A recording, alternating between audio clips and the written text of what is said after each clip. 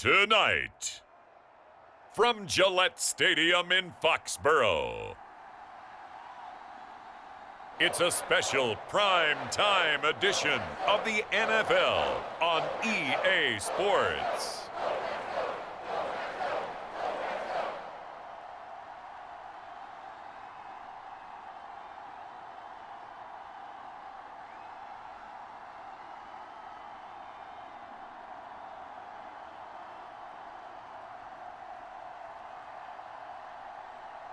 We'll see Jarrett Stidham and the New England Patriots taking on Zach Wilson and the New York Jets. EA Sports coverage of the NFL has us roughly midway between Boston and Providence. Everybody knows it as Gillette Stadium in Foxborough. All the success in New England over the last few decades, and this crowd has never been more enthusiastic. A moment ago, the Pats emerged from their locker room. They are set as they'll square off with the New York Jets.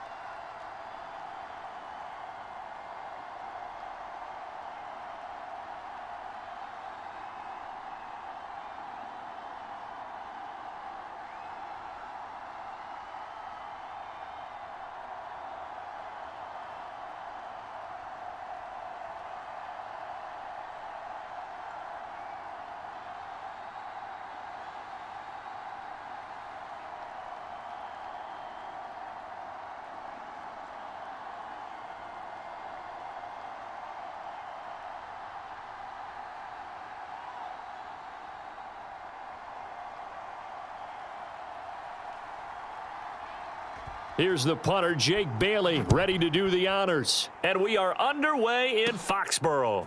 Here's Coleman now to return. And it's a pretty good return here as he'll get this up to the 29. So now here comes the Jet offense as they get ready to take over. They're led out by a former number 2 overall pick in the draft from BYU at Zach Wilson. And what was really attractive about Zach Wilson coming out of college, coming out of BYU, his ability to create and make plays when many people thought they didn't exist. But what's been even better is why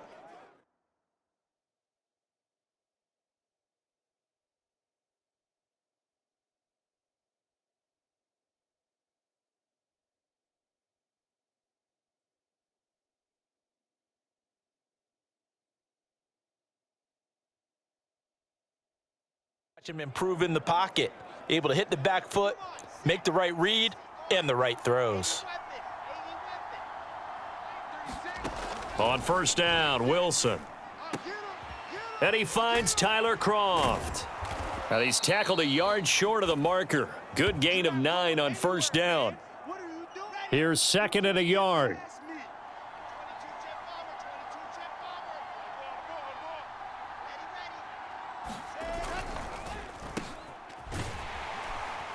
And he'll lose yardage on the play back at the 37-yard line. He winds up giving a yard back there, and now it's 3rd and 2.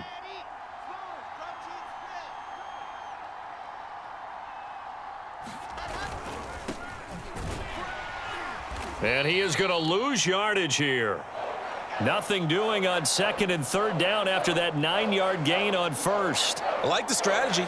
Extra tight ends, extra beef. They want to run the football, but that means they probably want to run it inside. If you get strung out on the perimeter, you're in peril. Yeah, we saw the result, negative yardage.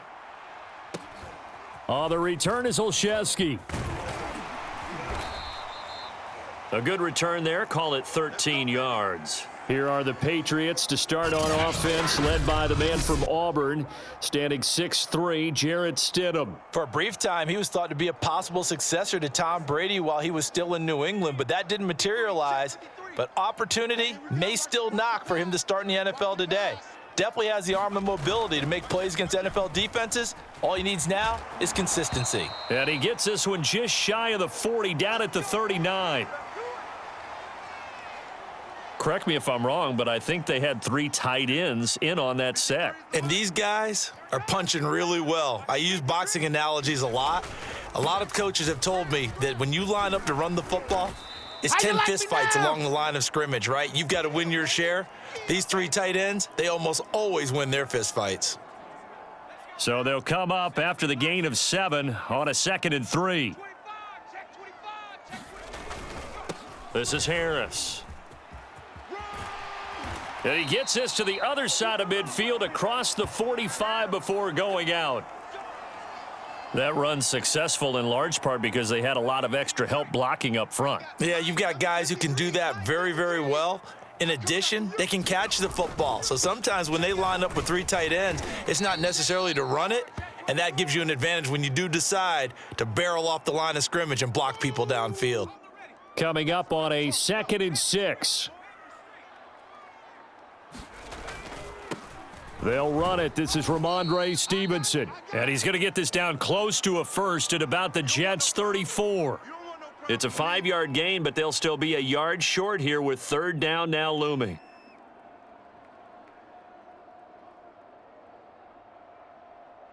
Let's go. Hawk 70, Hawk 70. Let's go. Stidham. He's got it to James White. And he will have a Patriots first down as they're able to get the 3rd down conversion. Nice job keeping that opening drive alive, and they're in plus territory, that part of the field where you really want to convert on 3rd down. They did. Big-time pickup for them, and now I think the aggressive play callers think to themselves, this part of the field, I take my shot at the end zone, because the closer you get to the end zone, the field gets condensed. Makes it a lot tougher to run those routes. You still got a chance to actually run past people right now. Take your shot at the end zone early in the down and distance count. And he's going to be brought down on what will be the final play of this first quarter. No score after 1 on EA Sports.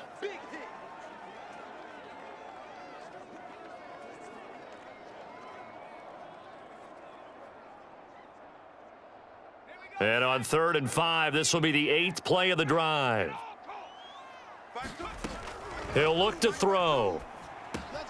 Open man is Jacoby Myers. He's got it. And the Patriots are going to have 1st and goal as they try to finish off this drive with 6 points. And Brandon, from our time in college football, where receivers weren't running the traditional NFL route tree, one thing they did learn, find open areas, find soft spots, and set up and catch the ball. And I think we just saw that there. Yeah, we saw that indeed, picking up the first. A pickup of 4 on 1st down. It'll be 2nd and goal.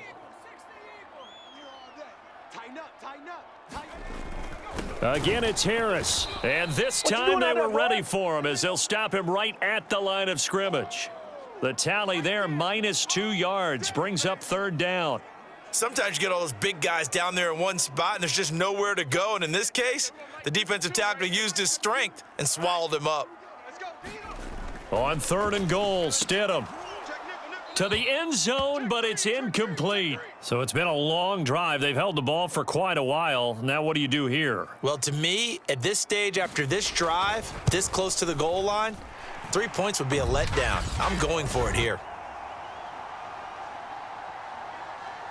So a long drive gets them down inside the 5, but ultimately they settle for just the field goal. And I have to think that if maybe they were a yard closer, That would have made their decision tougher, and I think they likely would have gone for it. But in this situation, they just decided to take the 3, and I think it was a smart move. And out a little across the 25 to the 27. Jets offense coming up now to start their next drive. This one a little slow to get cooking. Just a 3-0 scoreline as they begin with a 1st and 10. Throwing here to start the drive as they connect left side. And down he goes, but he takes it up to the 40.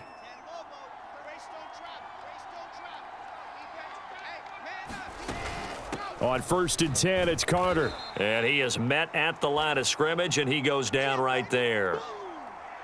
So after the run for no gain, here's 2nd and 10. Here's Wilson into heavy traffic, and it's intercepted. Picked off by Juwan Bentley. And the return here is stopped at the 35-yard line. They brought the house that time on the young rookie, maybe a little rattled through the pick. And you have to be prepared for a lot of pressure as a rookie quarterback because most defensive coordinators are going to test you that way. So when you see that, the ball's got to get out of your hands quickly, and that means your receivers have to understand they have to break off their routes quickly as well.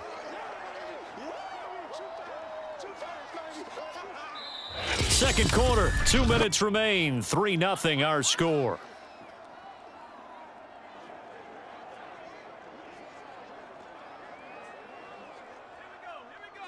We remind you that coming up at halftime, we'll take you to Orlando and Jonathan Coachman. Coach will have highlights and analysis of this first half, one that's featured no touchdowns as of yet on either side. So his job's a little bit easier for this halftime report. Need to give the coach some highlights here. Yes, we do. So the ball down to the 16 here for 1st and 10. He'll look to throw. Looking for Aguilar, and it's intercepted. Picked off inside the 10. And a big turnover there as his guys will get the football back.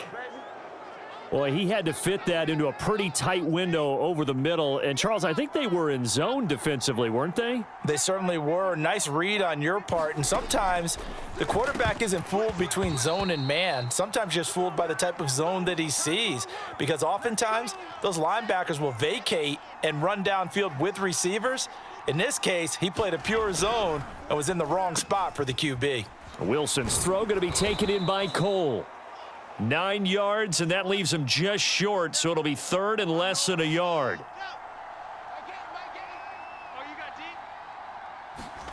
Here's Wilson. And he's got a man, Corey Davis. The Jets are going to use the first of their timeouts as they'll stop it with just over a minute to go before halftime. Now Wilson on 1st down. Into the secondary past the 40. Now the Jets going to use the second of their 3 timeouts as the stoppage will come with a little under a minute to go in this first half. Play action. Now Wilson. Man open, here is Crowder. And they'll get this well past midfield before being stopped just before the 35. This offense finding its legs now. Here's another 1st and 10. A throw to the flat for Carter. And they'll have it in the red zone before he crosses over out of bounds. Well, they've certainly done a nice job spreading the ball around on this drive. This time he gets it out to his back, and it's another nice play and another 1st down. They've got the defense on their heels a little bit. They're reacting instead of being aggressive and making plays. And that's good for a pickup of 10 yards. And that'll make it 2nd and a foot or so. Now a timeout signaled for, and they'll get it with 10 seconds to go before halftime. So not quite a 1st and goal just yet as they come up now 2nd and inches. Wilson. Being chased out, and he's in. Touchdown, Jets. Zach Wilson.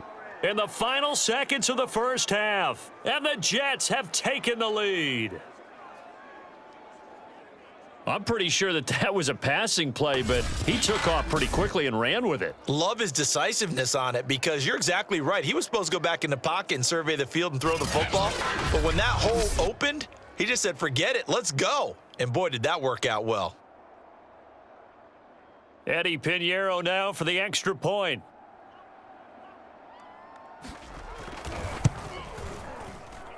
And this is up and good to make it 7-3. So that drive in total 8 plays. And it was Zach Wilson who took it in himself on the touchdown run to cap it off.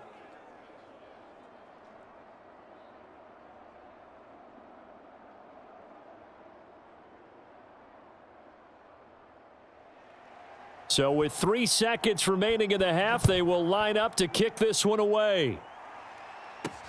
Taylor now to return it.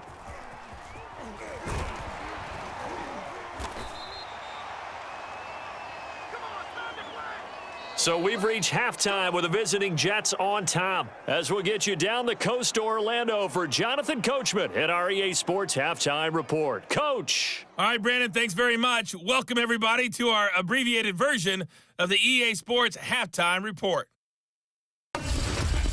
Okay, Brandon, thanks very much. And welcome in, everyone, to an abbreviated version of the EA Sports Halftime Report. This game's had a little bit of everything thus far, and certainly plenty to look forward to, as the teams are right back out there for the second half. So we'll get right back out there as well, as we'll turn it back over to Brandon Godden. Okay, Coach. Yeah, adjustments likely going to play a big role in this third quarter in what's been a tight contest so far.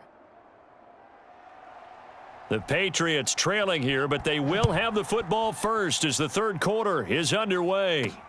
On the return, it's Taylor. And able to get this out to the 25.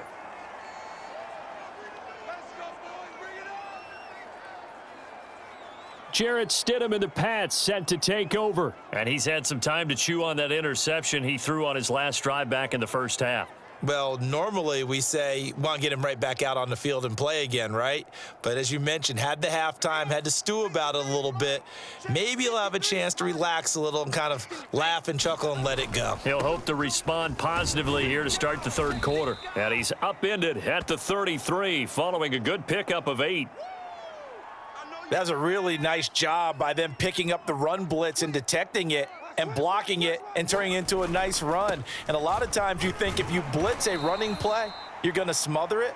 But a lot of the blitzers, they come in a little bit high. They don't have great leverage, and they're easily blocked and turned to the side. So from the 36 now, 1st and 10. They hand this off to Harris, and he'll work this forward for about 3 at 2nd down. Well, from an offensive perspective, that was a tough run because he only picked up 3 yards. But let's flip it over to the defensive side. They now have the advantage. 3 3-yard gains, that means they're punting the ball likely on 4th down. That's what you're looking for when you're playing defense. 65 yards rushing on 12 carries for him now. Offensive linemen are famous for doing their job no matter who's carrying the ball. But when they have the confidence that the person carrying it can break off big-time runs, that makes them block just a little bit harder. And he'll work this forward for about 3 at 2nd down. This drive is pretty clear. Almost feels like old school fundamentals, doesn't it? Want to impose their will on the defense. What's that, 5 straight runs? Yeah, 5 straight carries to start this drive. And like you said, the way it's working, they may just stick with it. When we talk about defenders, specifically linebackers, keeping their eyes in the right spot, he had that eye down the entire time. And you know that's not easily done because they throw a lot of misdirection at you. They try and fool you and get your eyes in the wrong place. But you're right about that one. He correctly figured that one out and made a really nice play. That ball nearly intercepted, but he could not hang on. Oh, pick there certainly would have been nice. Instead, at least it'll be 4th down. A field goal gets them the lead, but they'll risk it here on 4th and goal. 4th down, here's Stidham.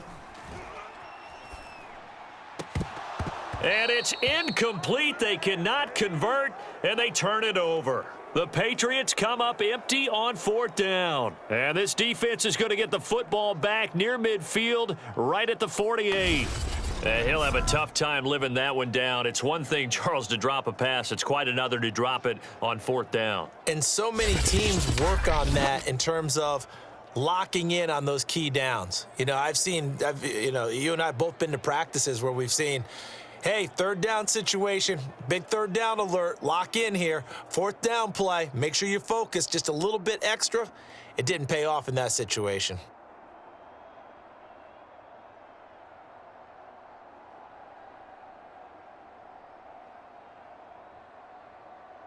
They've got good starting field position as they come up here 1st and 10, just shy of midfield at the 48. Wilson. And the grab by Croft. And the result here, a pickup of 8. Leaves him with 2 to go on 2nd down. Nice rhythm throw there on 1st down. He located his tight end, made it a nice easy pitch and catch. Hoping he can break a tackle or two. Wasn't able to do that there, but still good yardage. They go play action with Wilson. That's caught by his tight end, Trevon Wesco. And he's corralled, but not before getting it inside the 35. Under a minute to go in this third quarter as they come up 1st and 10. Play action. It's Wilson. That's complete. It's Elijah Moore. And that's good for a pickup of 10 yards. And that'll bring up a 2nd and just about a few inches here.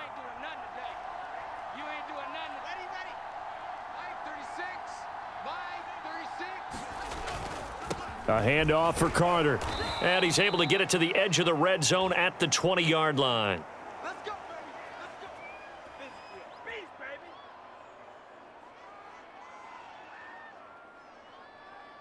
Set, ready.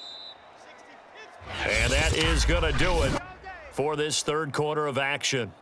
We'll return with more after this break. You're watching the NFL on EA Sports.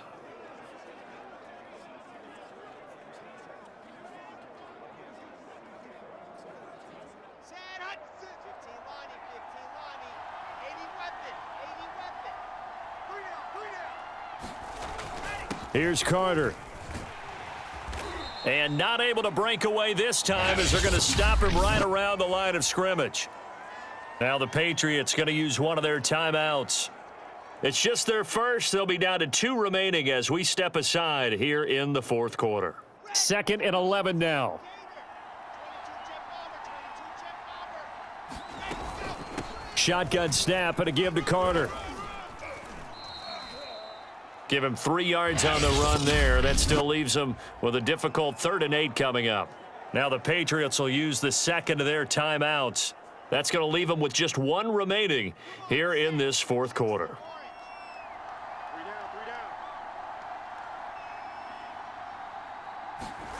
down. On 3rd down, Wilson. On the slant, he's got Davis. And the Jets are going to have 1st and goal as they try to finish off this drive with 6 points. And that certainly appears to be a critical conversion right there, because not only do they keep the drive going, they take valuable time off the clock as well. They have to feel really good about that last completion. The quick slant caught. That'll bring up 2nd and goal after the gain of 5. That's a staple of this offense. Drag route to the tight end. Yeah, he was unable to use his size to break off much more yardage after the catch, but still an effective gain nonetheless. Carter. And he is met in his tracks behind the line of scrimmage. Officially, it will go as a 1-yard loss, and that's going to lead to a 3rd down. Watch 36 to Mike. Now it's Wilson. And he's going to take it in for a Jets touchdown. Zach Wilson, his 2nd touchdown of the night, and the Jets are going to add on to their lead. We've seen this already from him in this game. 2nd time he's into the end zone with a rushing touchdown. So the head coach is going to have a meeting with the owner this week. You know why? He's got to let the owner know, I know you wrote the check for his arm, but we're going to make him a part of our running game too. This guy can do it all. Let's see where he takes us.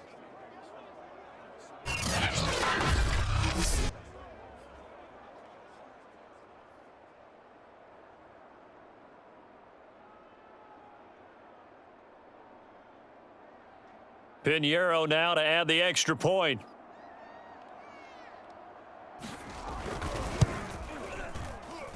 And this one's right through to make it a 14-3 ball game.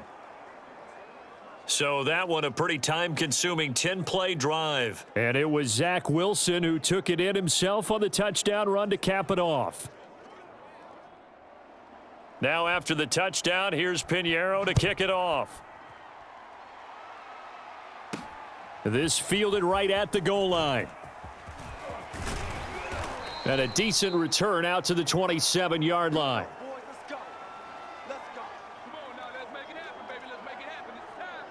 Out comes the New England offense to see what they can do this time. And the script really is flipped for them. The momentum on the other sideline, and now they have to try and battle back from a 2-score deficit. Stidham sets to throw on first. He's got it complete to Aguilar. And he'll take this to the other side of midfield before going out of bounds. Clock management, definitely critical here if they want to get back in this game. Absolutely agreed. They have to up the tempo in this case, down a couple of scores. Want to make sure they have a chance to win this ball game. On first down, Stidham rolling to his right. That ball's caught. Aguilar right side. And he is out of bounds, but not before he's inside the 30. Well, every drive from here out is definitely crucial and critical. They know that they need to get at least 3 here to get it back to a 1-score game. But I can't imagine that in their huddle that they're thinking at all about getting a field goal. They want to get into the end zone and then try and get the ball back again. And I think that one might have been intercepted, but he will be ruled out of bounds. So this will go only as incomplete. So after the incompletion on first, now 2nd and 10. To throw is Stidham. And this is intercepted, and that should do it. Picked off by Ashton Davis. And the Jets are going to get the football here at their own 23. If they had designs of kind of wiggling their way back into this one, that hurts their chances right there. Yeah, to put it mildly, we look at the lead, look at the deficit, trying to make a play downfield. Everyone seeking to be somewhat the hero. Didn't turn out that way at all, and you're exactly right. It's going to take a lot for them to have a chance to win this one now. Another drive coming up for New York's offense. They have to like the position that they are in. 4th quarter, 2-score lead, and now the ball back after the INT. Watch 30 seconds. Let's go, defense. Let's get out the field, defense. Now Carter to start the drive. And he's able to plow forward up to about the 29, just shy of the 30. Clock continuing to run. They'll probably wind this all the way before snapping it on 2nd down. You remember me. Let's go, baby. Another tote for Carter.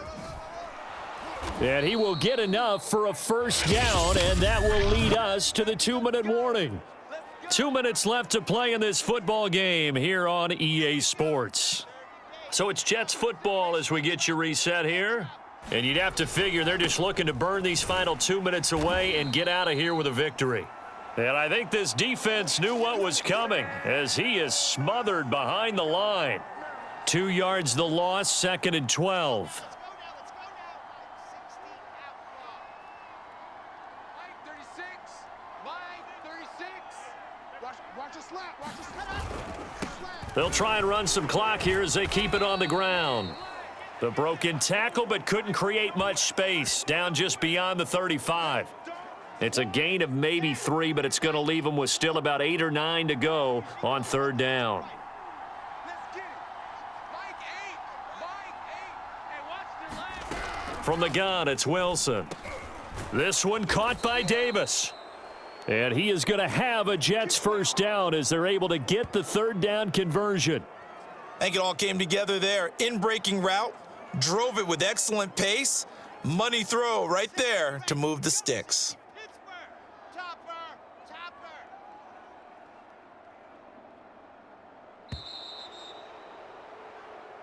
So it's a victory here for the New York Jets. And it was their defense that really made the statement after the break. They pitched the second-half shutout. Yeah, think about the team that just got vanquished. They did score in the 2nd quarter. Do you think they thought at all that that would be their last points of the game? No, but what a second half. The adjustment, whatever they did in the locker room, it certainly worked. It certainly did, and you're exactly right. Whether it was an adjustment, whether it was just more focus on what they planned to do going in, whether they just played better, whatever it was, it all came together in the second half, and no points were allowed. That's a great way to close them out.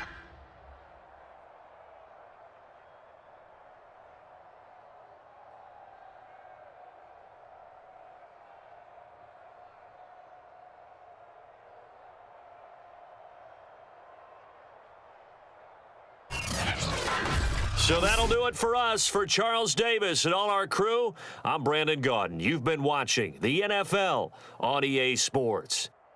From Foxborough, good night, everybody.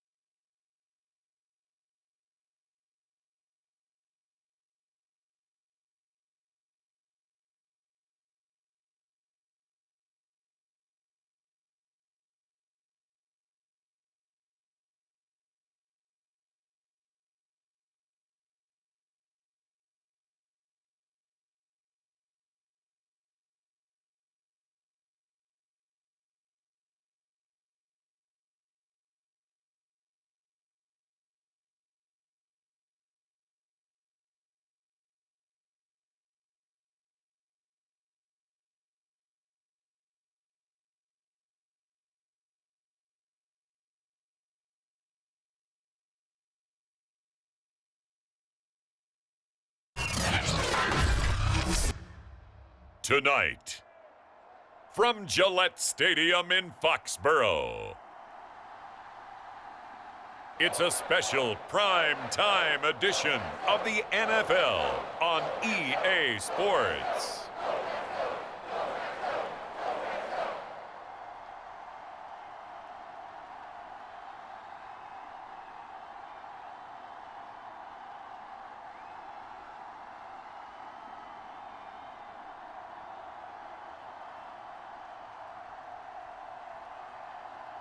We'll see Jarrett Stidham and the New England Patriots taking on Sam Darnold and the Carolina Panthers. From the area known as Patriot Place, EA Sports set for football at Gillette Stadium in Foxborough. A moment ago, the pride of Massachusetts, the Patriots, introduced to this, as always, sold-out crowd as they get set to go head-to-head with the Carolina Panthers.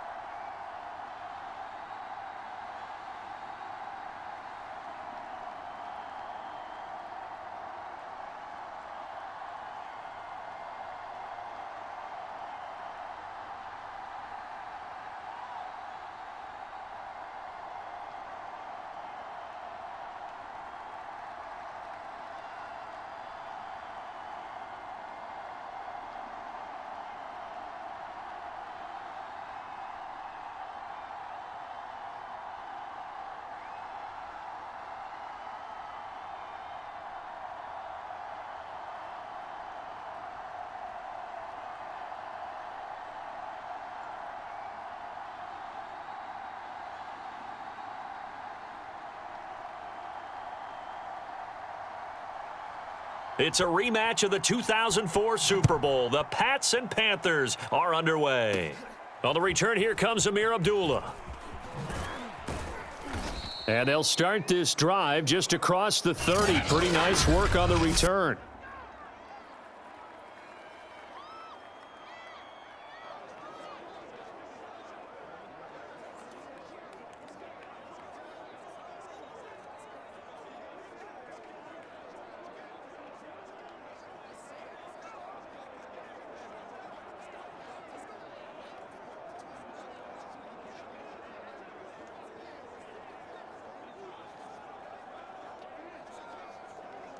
Line of scrimmage, the 31 now on 1st and 10. To throw is Darnold. Over the middle, it's Thomas. And he'll have a gain of 3 to the 33. They gave up the completion there, but this is what zone defenses count on. Catching the ball and not much run after the catch.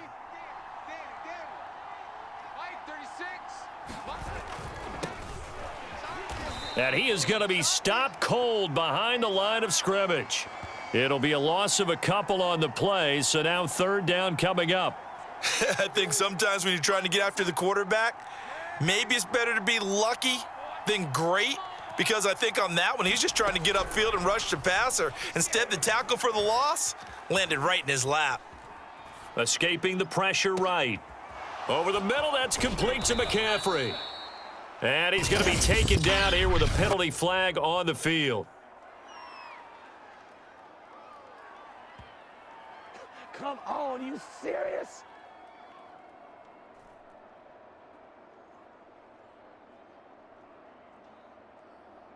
So the big play nullified, a legal forward pass. And maybe we know why they were able to get such a good chunk of yardage on that play. That pass was illegal. Now Edwards to kick as he sends it away. Fielded just inside the 20. It'll be a 51-yard punt that time.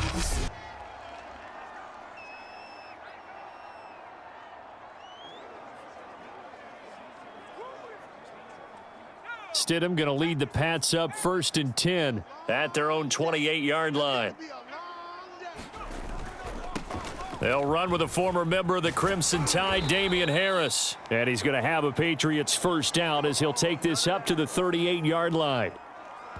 They had 3 tight ends in on that set, and they were really good at blocking for their running back. And give them a lot of credit, because in football nowadays, tight ends coming out of college often don't block very often. These guys have really developed into superior blockers, and that's why they use them in this formation so often.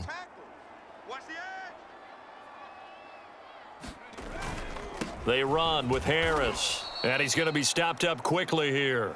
Just a yard up to the 39. You know, it's not just all athleticism from defensive linemen. Let's give them a little credit for their football intelligence as well. Read and react by them, understood the play call, and stacked it up and stuffed the run. And he'll be brought down just shy of the 45. Yeah, baby, yeah. Here we go. Cowboy 80. Smash. On 3rd down, here's Harris. And he's going to be taken down here still a couple yards short of the 1st. Just a gain of 2 there, and it's going to bring up a 4th down. You know, we might start getting some props here in the booth. You know, that one that says the D and then the fence that you put up next to it? How about that? They brought out the jumbo package and still couldn't move them off the line of scrimmage enough to pick up that first down. Impressive. They were ready defensively for that jumbo set. Oh, a big decision here early. Look at this. They're going to go for it on their own side of the field. They're going to try and throw. That's going to be caught. It's Jacoby Myers. And they're well past midfield, just a yard or 2 shy of the 40. I know they got the first down, but Brandon, I still don't like the call going for it there. Yeah, they got it, but I would have punted the ball there, played some field position. I mean, it's okay to end drives and kicks, right? You know, we've heard that from different guys before. Remember, a kick's either a punt, right, field goal, or a point after touchdown. It's okay to end it in a kick. And he gets it down to the 32. A good position to be in here, 2nd and inches. And that's the kind of run that gets everyone excited on offense. And, you know, oftentimes the guys who carry the ball are the ones in the huddle doing the chirping. Right now, I think it's the offensive line telling them, run it again. We are right there about to break a big one. And this play will be blown up. He'll lose yardage back at the 38. It goes as a loss of 6. And now 3rd down. That's a really alert defense there, because they saw the heavy look come in from the offense, countered it with extra linebackers who brought a little bit of speed and heft, and able to really make a big-time play for their defense. Let's go one more. Here's Stidham. That's complete into the hands of Myers. And he will have a Patriots first down as they're able to get the third down conversion. We're scoreless after one.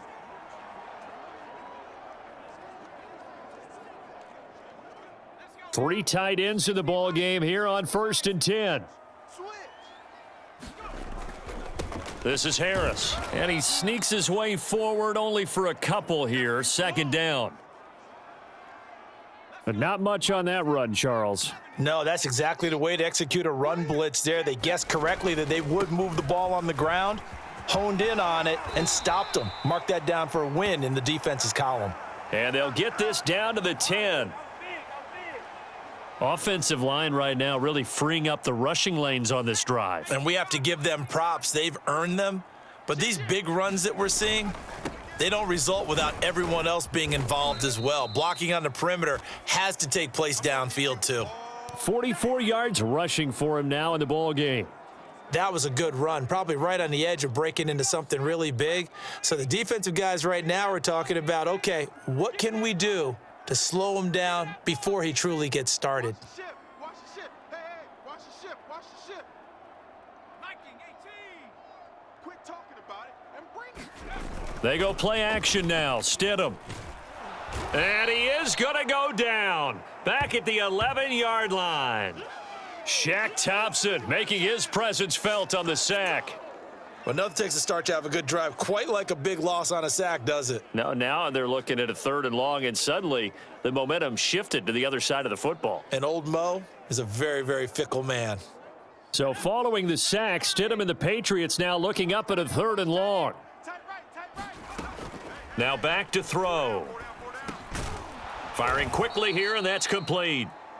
And they'll get him down about 3 yards short of the first. They get 7 there, but it brings up 4th. One hallmark of good defenses is understanding the game, understanding positioning, and tackling immediately in the secondary after catches. I think we just saw that on display right there. Got to him before he ever had a chance to think about turning it up. That's to Aguilar. Touchdown, Patriots. A 3-yard touchdown pass. And the Patriots' decision to go for it pays off with 6 points. 4th and goal, and they found a way to throw it in the end zone for a touchdown. And these defenses, they just like 3 downs, get off the field. But here they had to go 4, couldn't get it done. A lot of the time, you're looking up and saying, okay, if I hold them for 3, at worst, I give up a field goal attempt.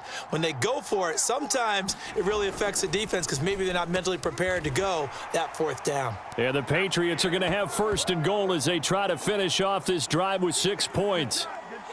So they go with a pass, and it works there on the 2-point try. Charles, just in general, what are your thoughts passing versus running on 2-point conversion? Situational? It is situational, and you have to know your team. What is your strength? Because so many people think you have to throw the ball in a 2-point conversion, but the stats will tell you that running it is about as proficient. So know your team and go to your strength.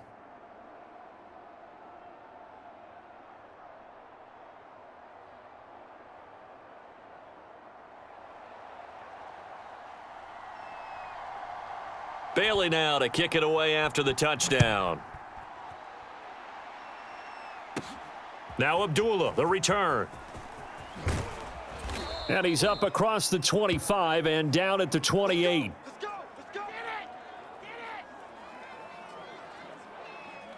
The Panthers coming back out onto the field for their 2nd drive. They'll be searching to dent the scoreboard for the first time, now down 8-0 as they begin with a 1st and 10. Back to throw, Darnold. Throw left side, McCaffrey's got it. And he gets this one just shy of the 40. They'll mark him down at the 39. That's a pretty play there coming out of the backfield, but as that back, you've got to be conscious of making sure you're securing the football. When you get out in open field, sometimes you get a little loose with it as you're trying to get up ahead of steam. Make sure you keep it close to your body because those defenders are trying to punch it free. He does a nice job there protecting the ball and picking up a 1st down. On 1st down, it's Darnold. Nowhere to go here. He lost the football. And the Patriots have it. The defense, they were swarming that time and ultimately got to him before he could get rid of the football and knocked it free. And don't you feel just a little bit of sympathy for him back there, though? So much going on, so much swirling around. He's trying to find someone downfield. He's trying to move around to find an open target. Sometimes you forget the number one thing, take care of the football. 1st and 10, and kind of tipping their hand at running the ball. 3 tight ends are out there. They'll run. Here's Harris. The former LSU Tiger Dante Jackson on the stop. And that's exactly what you want on a first down run. Pick up 5 yards, bring up 2nd and 5. The defensive line, though, they've got to figure out a way to out-leverage the guys up front because the offensive line is winning at the point of attack. 55 rushing yards rushing for him now as he's run it 11 times. Let's face it, when you have a guy who can pick up those types of runs and keep the chains moving or stay ahead of the chains, you're making everyone else on offense happy because you're opening things up to allow for a whole lot of different play calls. Stidham's throw there complete to Myers. And down inside the 15, shy of the 10. Now a 1st and 10 at the 11. Stidham from the shotgun. Fires quickly to White. So the completion results there in 9 yards. And it'll be 2nd and about a yard to go for the first. Out of the gun, Stidham. That's to Aguilar. Touchdown, Patriots. Nelson Aguilar. 2 catches, 2 touchdowns here so far. And the Patriots, they add on to their lead. And that's certainly an important score right there because they gave themselves a 2-score cushion heading towards halftime. Now you got to force the other team out of their comfort zone, and it changes the way you approach the second half as well. How you want to do things on offense, and your defense feels much better too, having that lead. Nick Folk for the point after. And it's 15-0. So that drive spanned 5 plays, and it's finished off by a Pats touchdown.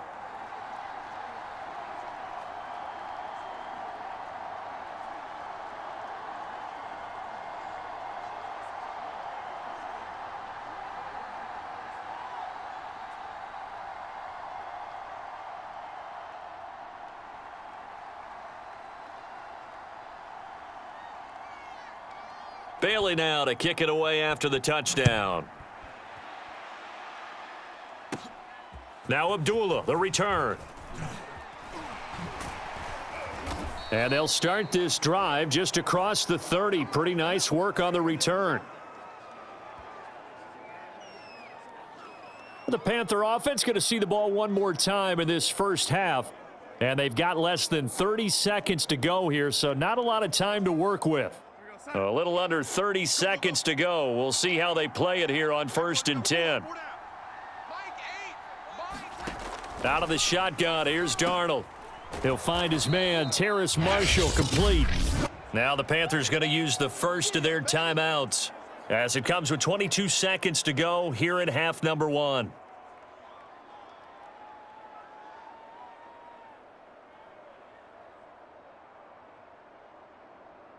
A good gain on first has him set up with 2nd and just a couple of inches now from the 29. A shotgun snap for Darnold. Got a man right side. It's McCaffrey. Yeah, he will go out right near the 35-yard line. A big play there on the catch and run. Well, these guys have definitely been outplayed in the first half. I like their countenance. I like the way that they haven't panicked out there, the way they're carrying themselves. They're starting to move the ball, and what you have to do, maintain your poise and start to put together some drives. And he'll go down at the 28. Now a timeout signaled for, and they'll get it with 10 seconds to go before halftime.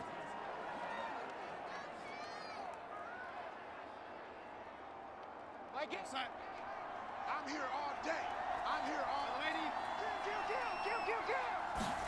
Throwing again is Darnold. He throws and he hits the slant route to Thomas. And finally down he goes as they work it inside the 10 to the 7.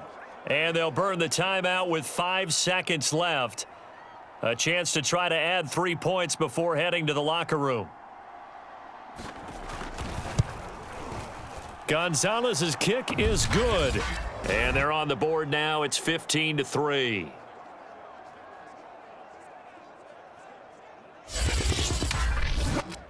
So 3 drives now for this offense, and that field goal gives them their first 3 points. So if you're an offensive coordinator and you're averaging a point a drive, you're in the wrong line of work, aren't you? You got to find a way to unlock the key to these defenses and put some big points on the board. And not wanting to risk anything here late in the half, he'll just take a knee, and they'll bring the football out to the 25.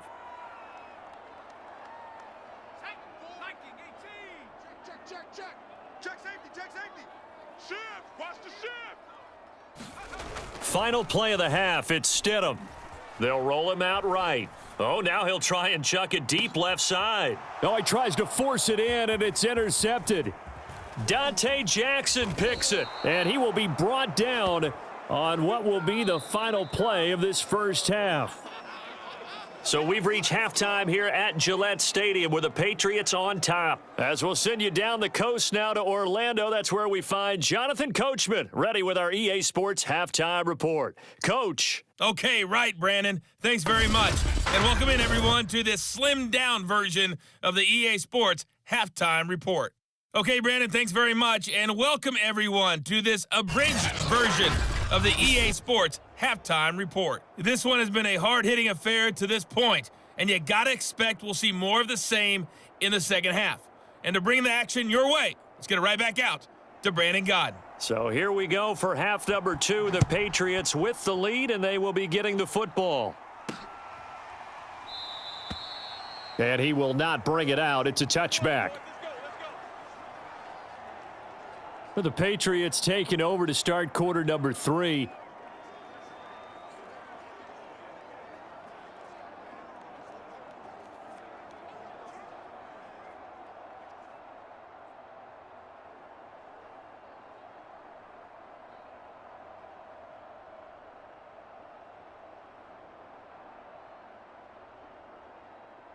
Stidham going to lead the Pats up 1st and 10 at their 25-yard line. They'll come out throwing here to start the drive. Over the middle, he's got Myers. And he gets this one just shy of the 40, down at the 39.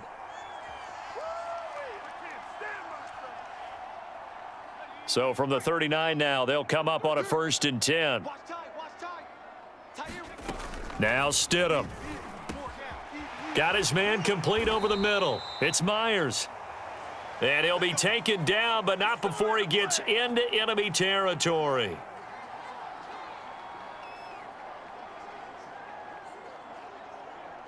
So from Panther territory now, it's 1st and 10 at the 46. 3 down. Hey, check. 3 down. Rush in. Check 50. 19, Tiger. Here's Stidham to throw. He'll buy some time right. Into double coverage, and it's intercepted. Jeremy Chin picks it off. And the Panthers are going to get the football here at their own 40-yard line. So an opening drive interception to begin this second half. And just think about the time you spent in the locker room going over what you expected to do in the second half. Not the way they saw it, not the way they drew it up. You find out this is something that you can't just edit, right? There's no rewrite here. This is live, and now they've got to find a way out of this hole. The Panthers offense now, they head back on the field for their first possession of the second half. And they just got a little help from their defense forcing the turnover. Now can they make that pay off in points? They need to, partner. They're down on the scoreboard. Need to take advantage of those opportunities, and this is a good one right in front of them. They'll try to get the running game going with McCaffrey. Just a yard on the first down carry, so it's 2nd and 9. Well, they're hoping that the second half is better for him than the first half. They've got to find a way to get him going. He's a big part of their offense. The run only got a yard. Here's 2nd and 9. Here's Darnold. He'll get this out wide here to McCaffrey. And taking it across midfield and inside the 45. Well, they certainly had success throughout this contest, getting him the ball in the passing game, and there he picks up another first down. Whatever they saw going into this one, they've been able to capitalize on it, and no adjustment has been made to take it away. And that's good for a pickup of 10 yards. And it'll be second and very short. Well, it certainly feels like there are more stars at the tight end position than there were even 10 years ago. And I think it's become more of a glamour position because of the ways it can hurt a defense, and guys want to be involved. They can be in line, close to the line of scrimmage. They can split out like receivers. But hands, route running, speed, and some toughness to go across the middle, you put it all together, you got a heck of a tight end candidate. And he'll go down right on the edge of the red zone following a pickup of about 7 or 8. 8 yards the gain on that last run. Here's second and a couple. They stay on the ground. McCaffrey again. And they'll bring him down at the 13-yard line. Not too many more ideal situations in 2nd and 2 in order to try and pick up a first down. They ran it and picked it up. On first down, Darnold. They'll set up the screen to McCaffrey. And they're going to lose some on this play. Being knocked back to the 18. So it goes as a completed pass, but they lose a full 5 yards. So after a rare misstep on this drive, they'll try to make amends on 2nd and 15. Darnold's throw is caught here by Anderson. That catch good for 5. It's 3rd down. 1 quarter remains here as we wrap up the week on a Monday night. We'll return with more after this. This is the NFL, and it's on EA Sports.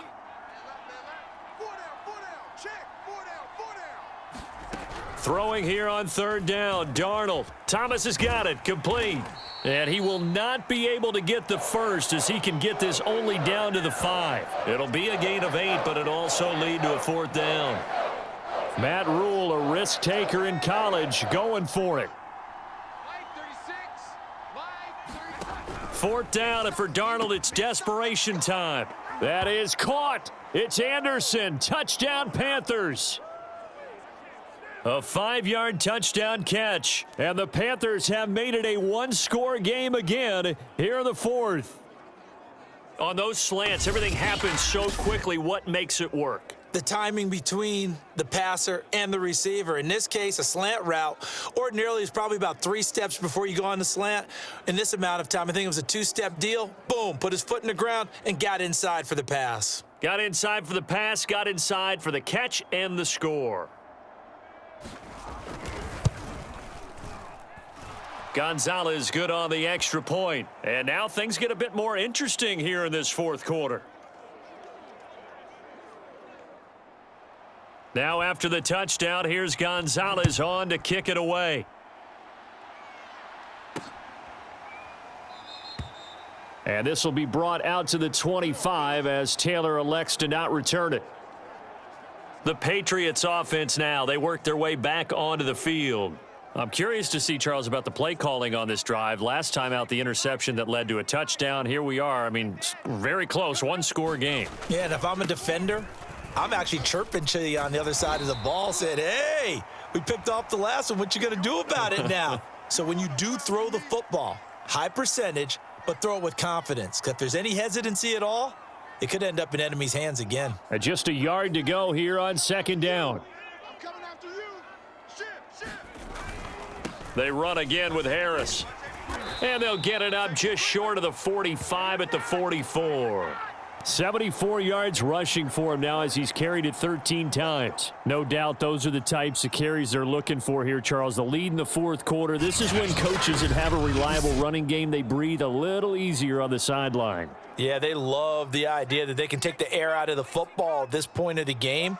That means they're really counting on that offensive line, counting on the runners, taking care of the football. Because you're going to tell your quarterback, hey, no time to be a hero. We're not going to throw it here. Just eat up that clock. And if you have the ball, they can't score. A good run got 7 on first. Here's 2nd and 3. They'll try and run some clock here as they keep it on the ground. And this won't be enough to pick up the first. A gain of 2, 3rd and 1. The battle in the trenches never more important than right now. This is 3rd and inches. Trying to pick it up on the ground with Harris. And he will have first down yardage as he's brought down at the 41.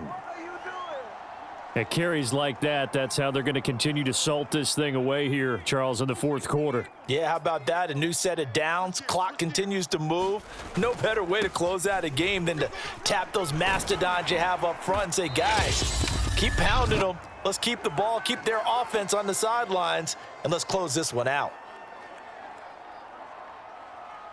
So the Patriots with the football as we get you reset. They've got a 1st and 10 as they look to try and finish this one off. And he'll work this forward for about 3 at 2nd down. And whistles, and we're going to have another stoppage of play as they call the timeout on defense with 1:53 left.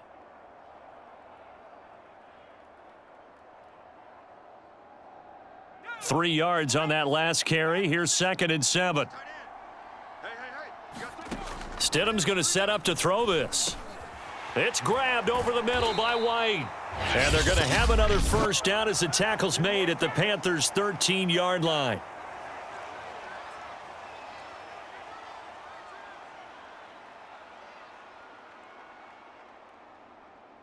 Let's go, D. It's going to be a long day, offense. It's going to be a long day. Here's Stidham. And he's got it. Touchdown, Patriots. Jacoby Myers from 13 yards out. And the Patriots add on to their lead. Well, it'd be real easy to say that they are firmly in control right now, but I'm looking at your face and I'm thinking I've got to be careful with that. Well, it's a 2-score game. You're inside of 2 minutes. I think you can breathe relatively easily now. Yeah, you can, but still, you got to stay vigilant. Can't give up anything cheap and easy. That could put you in some jeopardy. Folk connects on the extra point, and it gives his guys a 12-point advantage.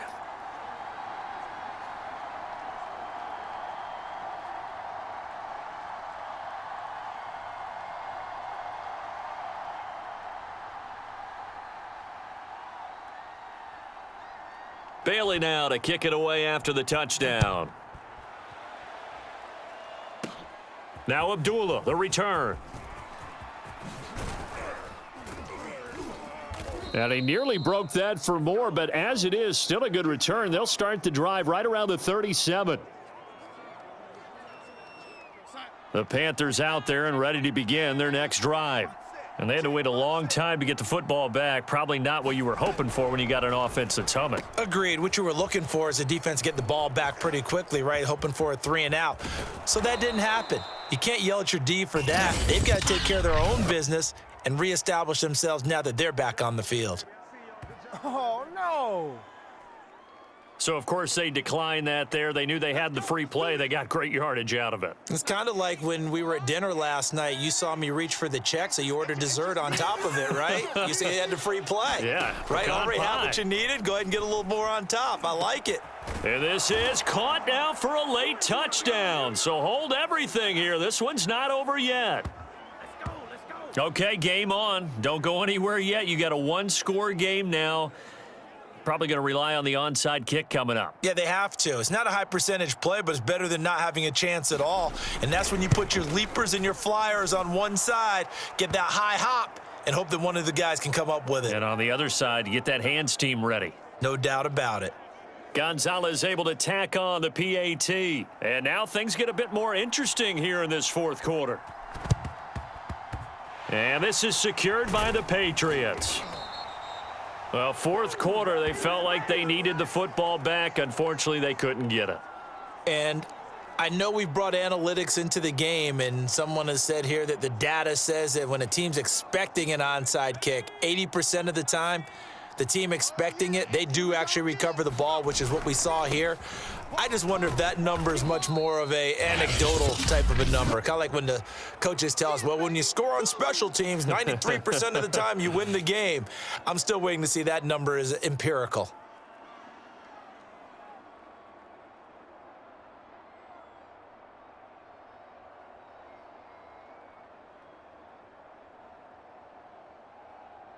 The last run got 3. Now here's 2nd and 7.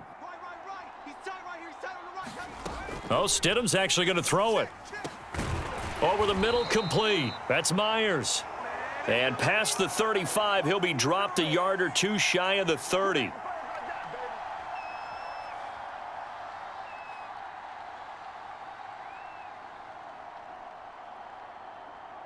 Not totally home free yet, but it's looking good as they come up 1st and 10. Now Stidham. Flushed out right. And look at this. They get the turnover they needed. It's intercepted. A.J. Boye with a pick.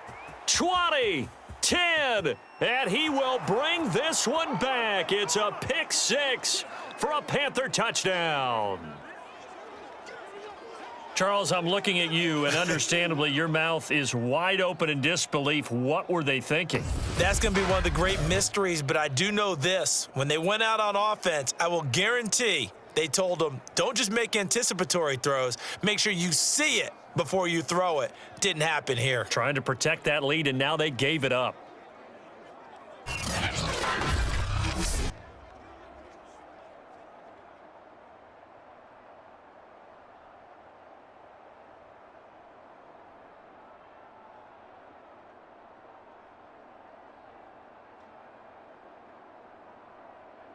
So now an extra point doesn't help much. They'll try to go for 2 to make the difference a field goal, and they can lead it by 3.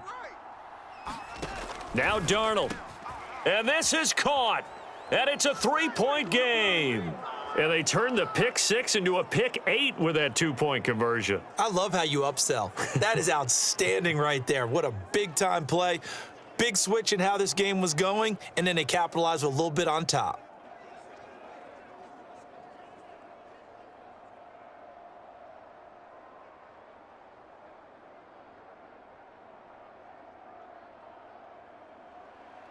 So they'll get another shot on offense following that pick 6, and now the kick is away.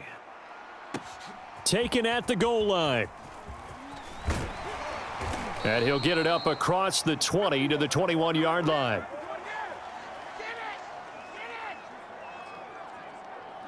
So here's Stidham and the Patriots. Down by a field goal, a little under 40 seconds to go. They've surrendered a double-digit lead but can rescue themselves late as they come up on 1st down. Eluding the pressure right. And for the 4th time tonight, it's an interception. Dante Jackson picks it, and he's going to return it to the 21-yard line. Boy, what a turnaround. They exited the lockers with a nice lead, and now all of this. What's happened? So when you start to write your novel, you'll start out with, it was a tale of 2 halves, won't you? Right, but I'm a bad writer. I don't know exactly what happened because sometimes teams can go in with a lead and get too comfortable, too relaxed, and a couple of things go wrong, and it's hard to get back that good feeling.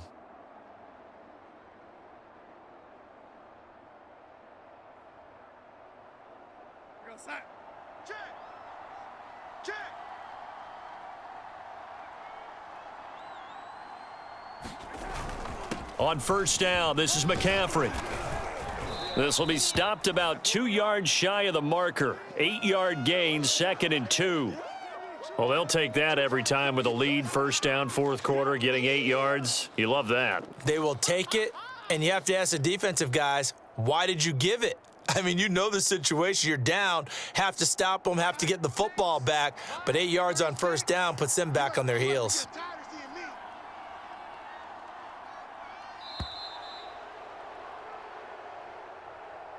A great come-from-behind victory in this one, Charles, and really the difference, obviously, was that 4th quarter. They dominated. And it has to start with believing that you can make that comeback. Because we've been in games before. We've done games where you can just look at one team and realize they have no chance of making it back. Not in the one we just saw here. They did it, and they did it well.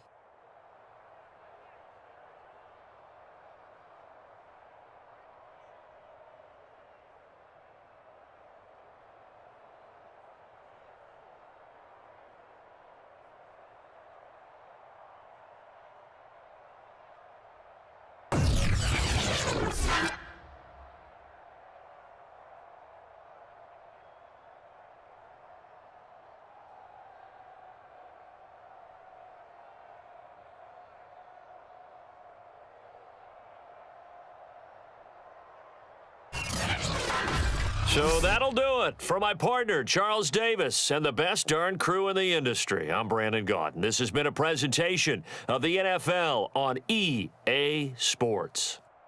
From Foxborough, good night, everybody.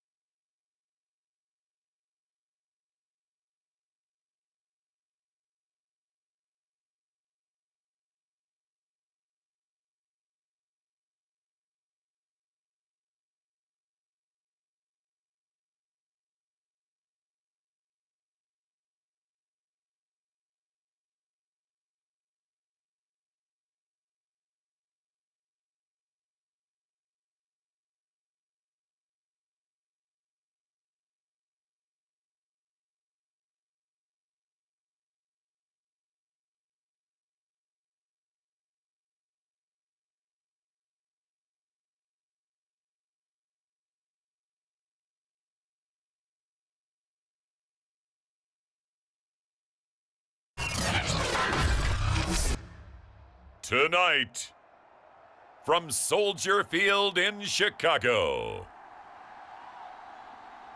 it's a special prime time edition of the NFL on EA Sports.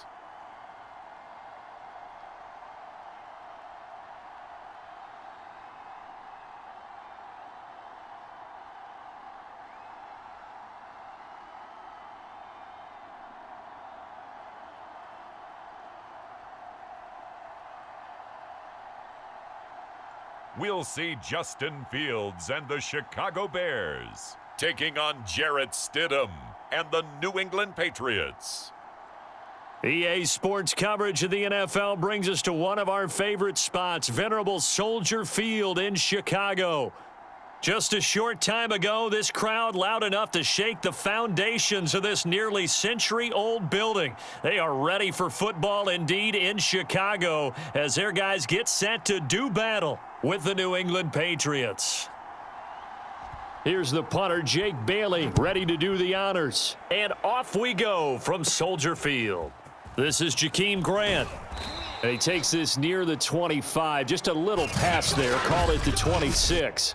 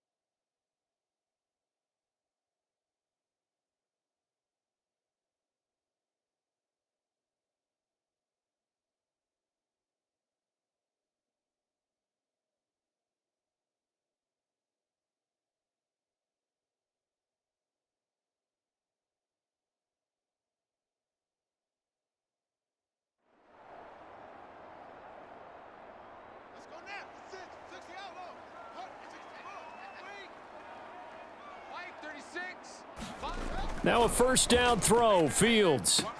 That's complete right side to Kmet. And Brandon, as you know, sometimes it's a lot tougher to run with these tight ends nowadays in the NFL. They're just bigger wide receivers. He lined up on the left side of the formation, ran a drag route across the field, and tried to work his way open. He was able to make the catch, but the defenders were there, couldn't do a whole lot with it afterwards. We use the word relentless a lot with guys who are aggressive on the field. In this case, it really fits, doesn't it? How about his ability to break tackles and his feet never stop moving? Now Montgomery. And he'll push his way up to about the 44 here. Credit him with a 1-yard gain there to make it 2nd and 9. I know the scouting report on him is that he doesn't possess the eye discipline to be an elite linebacker, and what that means is his ability to read, react, and make a play. But on that one, he looked like one of those guys. And he'll be taken down just shy of midfield. Call it a gain of 5 that time, and they'll be left with a 3rd and about 4.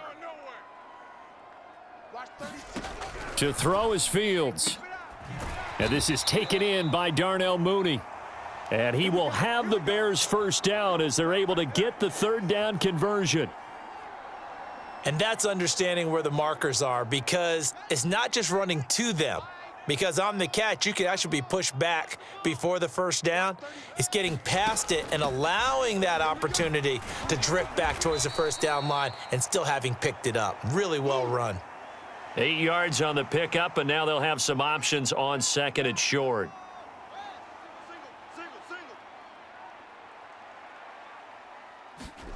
On second and a couple. Fields, a throw left side taken in by Kmet. Pretty solid start for the rookie here on this first drive, Charles. Able to have some confidence, stepping back into the pocket, move around a little bit, find open receivers, and deliver. That just means his confidence is going to continue to grow because he's getting more and more comfortable with each completed pass. He'll lose a yard there, and it's 2nd and 11. As a linebacker, you're taught to stay just slightly behind the ball carrier just in case he makes a cutback. But when you find the gap, shoot it. And he found it all right. Took it straight into the backfield and made the tackle for a loss. And he'll get it down inside the 20 to the 18-yard line. 8 yards there on the carry, and now they're left with a much more manageable 3rd and 3.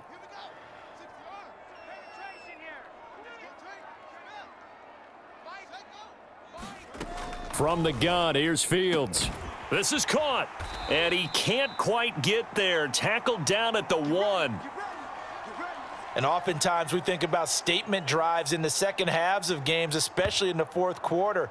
But here, it's happening early, a definite statement. They've held on to the ball for a healthy portion of this first quarter already. And now after that completion, they're set up 1st and goal.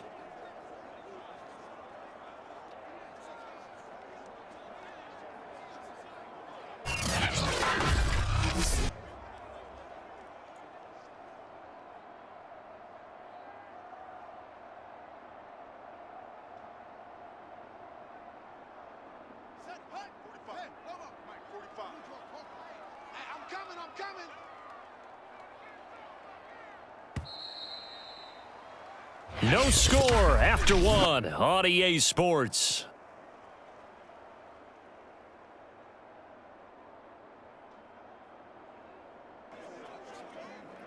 A terrific opening drive has them knocking on the door. 1st and goal.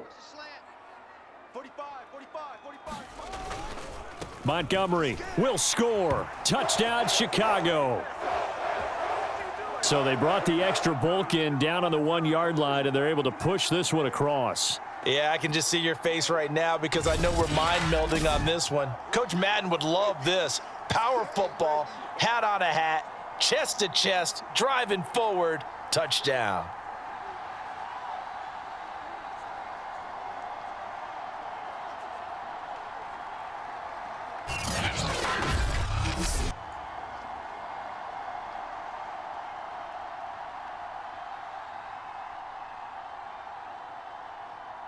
Cairo Santos on to try the extra point.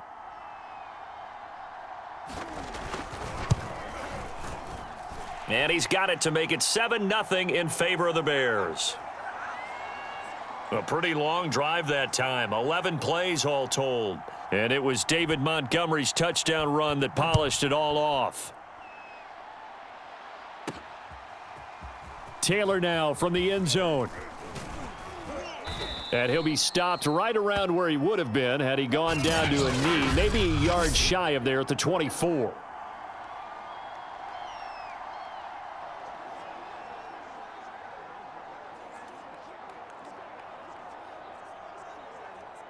Stidham going to lead the Pats up 1st and 10 at their own 24.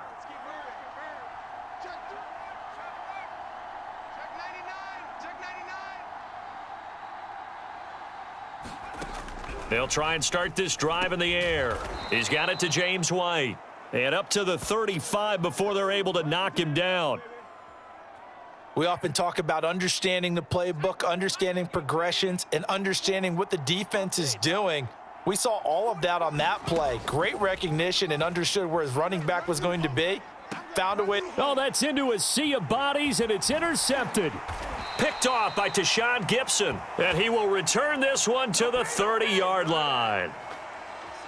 Certainly not his best throw that time, and not a good time to make it, Charles, when they were a nickel with 5 defensive backs on the field. And that's exactly why you have those 5 DBs out there. You want extra speed on the field, guys who have ball skills and understand what the passing game can do, and gives them a chance to react and make a play on the football, and they take one of those away. And he is going to lose yardage here. 2 yards the loss, 2nd and 12. I like the idea to mix it up from time to time because, let's face it, you can't be predictable. But the execution was a little lacking on this one, right? They might want to go back to the drawing board with that call. Now a throw here to his running back. And inside the 20 before he's brought down. And at his size, he's a smaller back. You can get him the football. He can kind of get lost, make someone miss. It's good for him. Yeah, it's great for him. I like what you said there. Sometimes he gets lost in the traffic a little bit, but get him out in the open field into some space. That plays to his strengths the best and keeps him out of it where all the big boys are, you know, make him make someone miss in the open field. Oh, he's got a man wide open, complete. And the Bears are going to have a 1st and goal coming up as the tackle made at the 3-yard line. Single. I got a single in the slot. Here's Fields. To the goal line, but it's incomplete. I think he had to unload that one before he wanted to. He was right up in his grill. I think he was a dentist there without a license, don't you? Just not enough time for the play to develop. Just lucky it wasn't a fumble, really. They'll go again from the 3 here on 2nd and goal. Let's set a tone, fellas. Let's set a tone. Watch 36.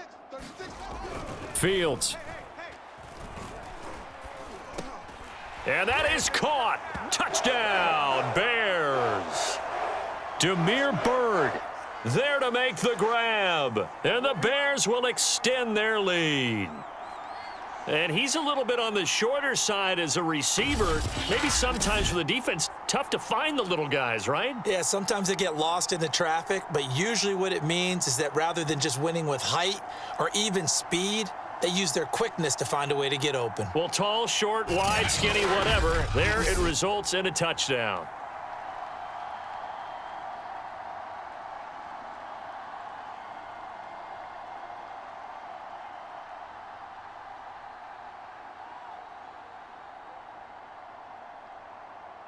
Now the point after try for Santos.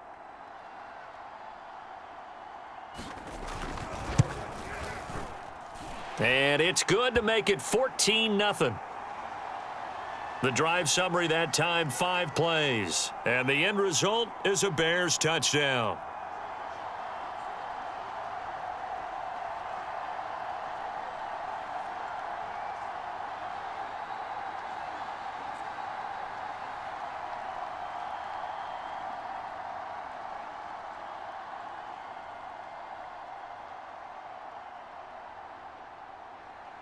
Now, after the touchdown, here's Santos to kick this one away.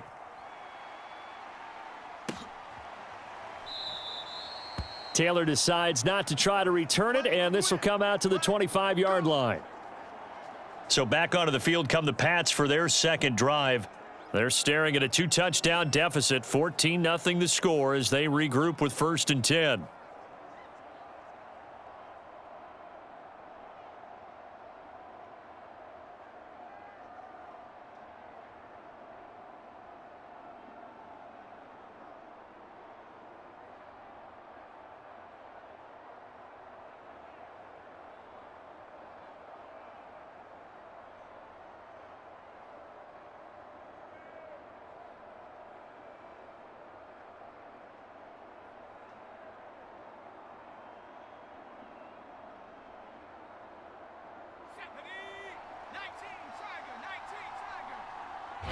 Now the Patriots going to use one of their timeouts.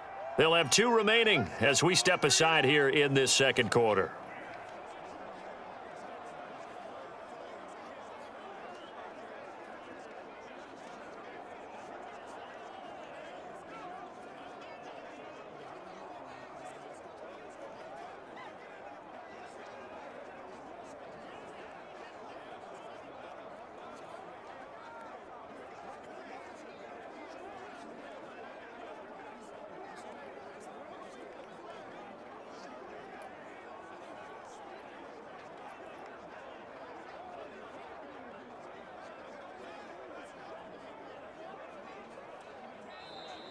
Play clock down to 0, and this is not the way to start a drive.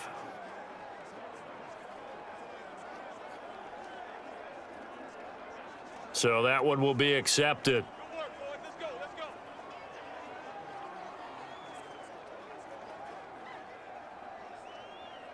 So a little bit of a stiffer challenge now. 1st and 15 following the delay of game. Let's go. Stidham. The connection here They with are Nelson not ready for Aguilar. us. Call it a gain of 12, but of course not a first down due to the previous penalty.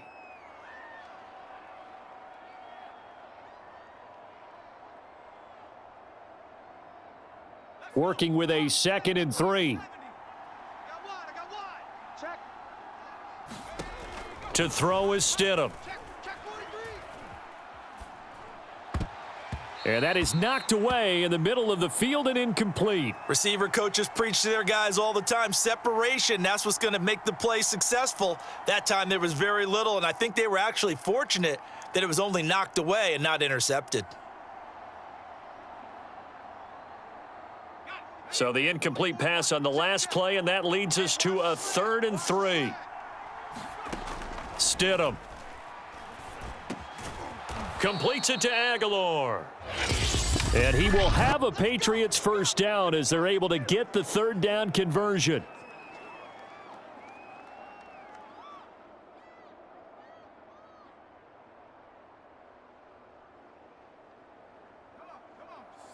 A reminder that when halftime rolls around, Jonathan Coachman will have all the highlights and analysis of this first half of play from our studios in Orlando. Stidham's throw pulled in by Aguilar. And they'll get him down as he's inside the 40. Now the Patriots will use the 2nd of their timeouts. So that means they're down to 1 remaining here as we head toward halftime.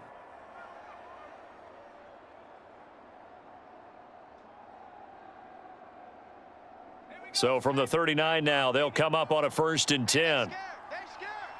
Switch. Check. Here's Stidham. And he rifles one incomplete. Let's face it, if you want to get back into the game, these are the kind of throws you got to hit. He's wide open right there. Got to be able to get it to him, don't you think? And those are the throws that haven't been available to them every time he's dropped a pass. Yeah, that's a big miss. The throw over the middle taken in. And he's going to have another first down as the tackle's made here at the Bears 14.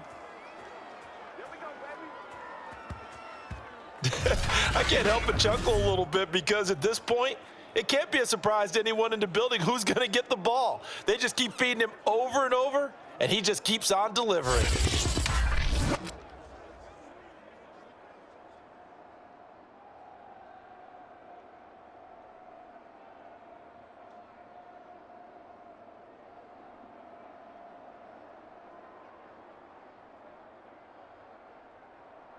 The Patriots into the red zone for the first time. It's 1st and 10 at the 14.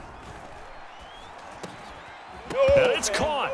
Now a loose football. The ball comes out, and this is picked up by the Bears. And he'll go down inside the 15 at his own 13-yard line.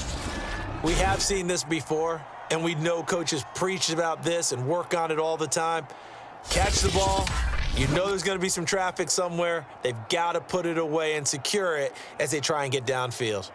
Here comes Justin Fields and the rest of the Bears offense. He's played a pretty clean first half, a touchdown, no interceptions. Frankly, that's what they expect out of him. They want to see the ball thrown and thrown well, and he's able to do that and put it in the end zone. They'd love to see more of that before this game finishes, but right now, he's got his team in a good spot. A good spot, maybe looking for touchdown pass number 2 here in the second quarter. Following the fumble recovery, Fields. Open man is Kmet, the tight end. And they'll get him down here at the 23. Well, that's always a good place to throw it just because he's one of the biggest targets not only on this team but in the National Football League. And you and I both know the quarterbacks love these large-bodied tight ends, and why not? Nowadays, they're really wide receivers who are just taller and have a little bit more weight. These guys catch the football, make big plays downfield. In the old days, we wanted them to block. Now coaches want them to catch the football first.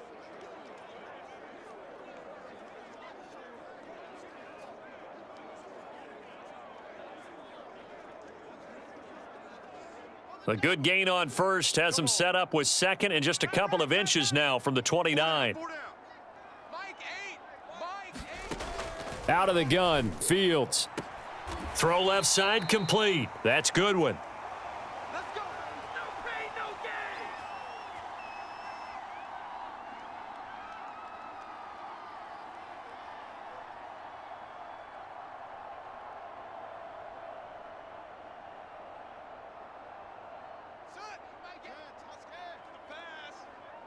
Tight end to the right, boys. Tight end to the right.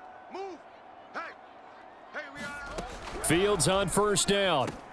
He'll get that complete to his tight end, Kmet. Now the Bears going to use the second of their timeouts as they get the stoppage with a little over 50 seconds to go in the first half.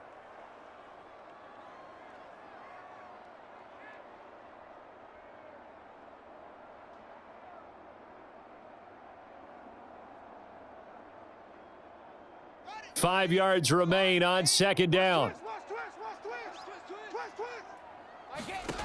A shotgun snap, Fields. Going for the deep ball. Oh, this is taken in. It's complete.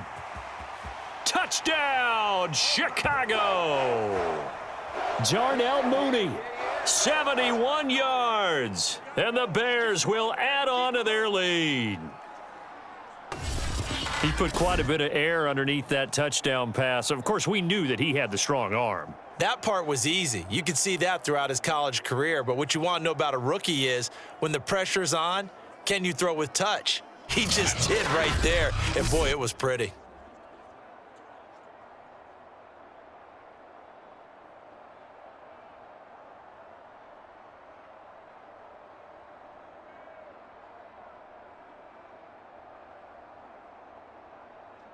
Santos now to add the PAT.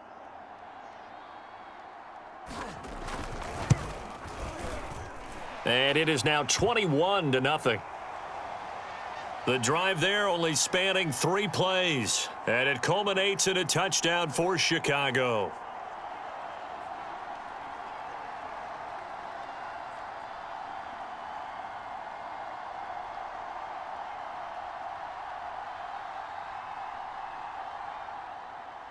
Now after the touchdown, here's Santos to kick this one away. This taken in at the goal line. And up to about the 26-yard line, just across the 25. The Patriots with the football here late in this first half. And with a 3-score deficit staring them in the face, they might have to press the issue here and try to get points out of this drive.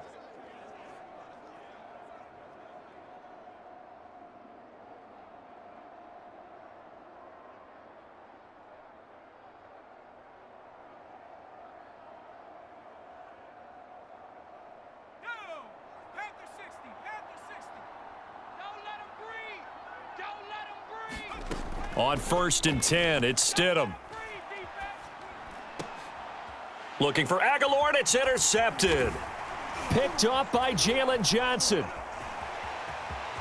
And they will score a pick 6 for a Bears touchdown. That pick 6.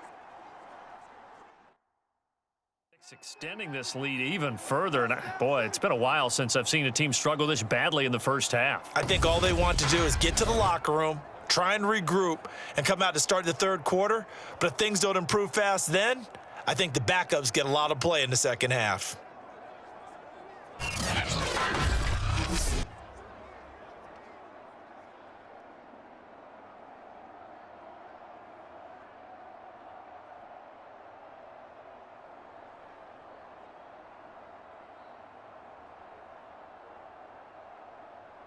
Now the point after try for Santos.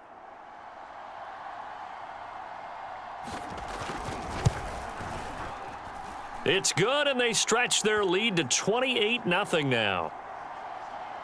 A heck of a play there defensively, getting the interception, navigating his way into the end zone for the touchdown.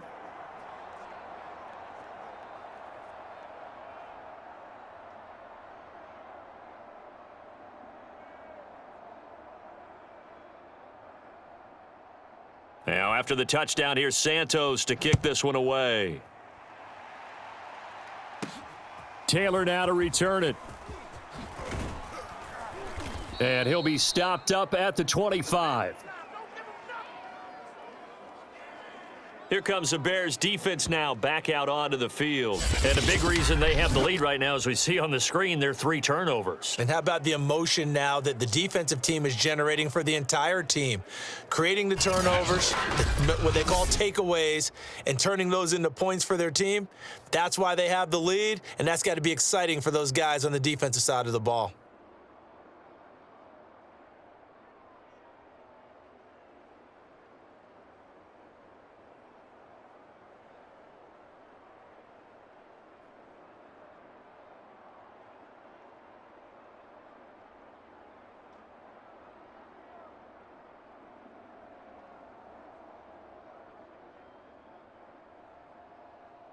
The Pats at the line, ready to go. And we'll see how they want to play this. Just a little over 20 seconds to go. And they're just going to run it here up the middle. And he'll just push his way forward for a few as the clock will run. Big Eddie Goldman there on the tackle.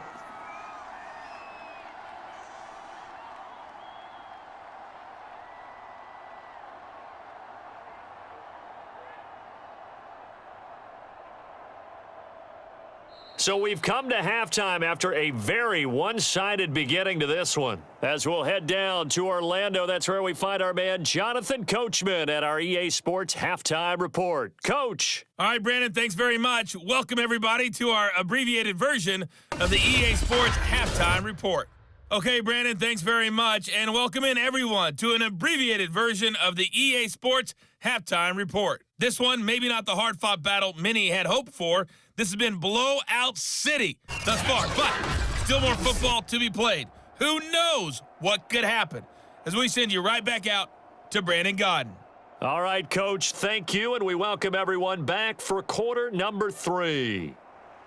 The Patriots trailing here, but they will have the football first as the third quarter is underway. On the return, it's Taylor. And he won't quite make it to the 25. Good work, boys. Let's go.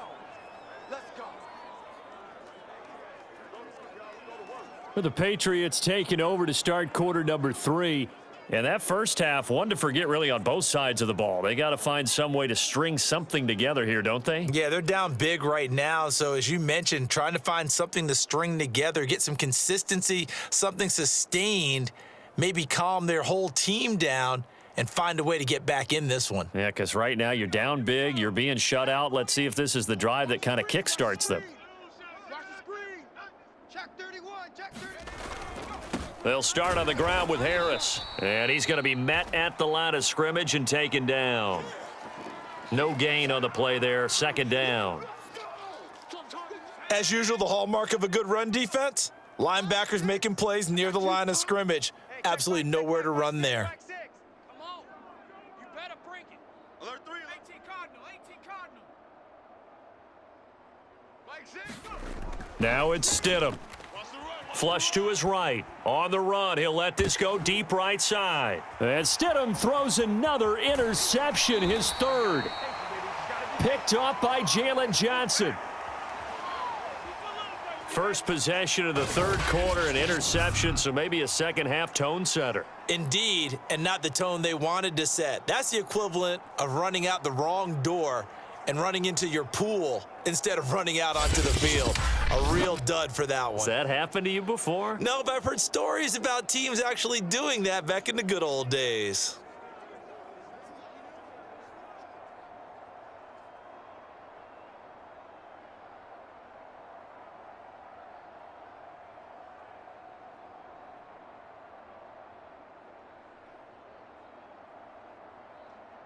So 1st and 10, and if they score on this drive, might have to start digging in our second half blowout material.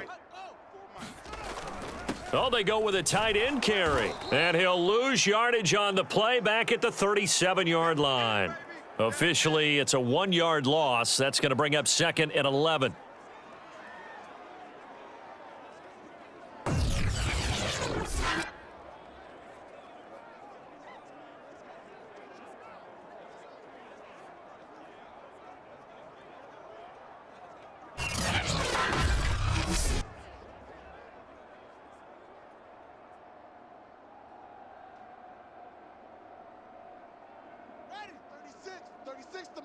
Watch run.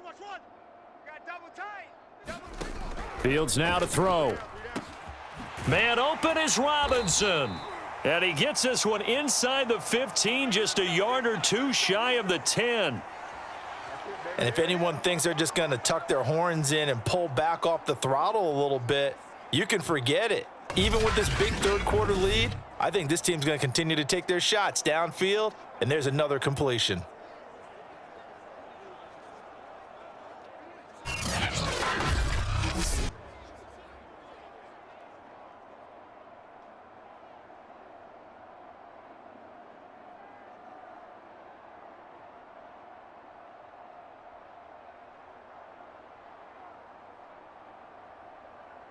From down at the 12, it's 1st and 10. Tighten up.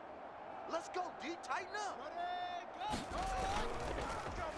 Handoff comes to Montgomery. And they'll go backwards here, losing yardage to the 14.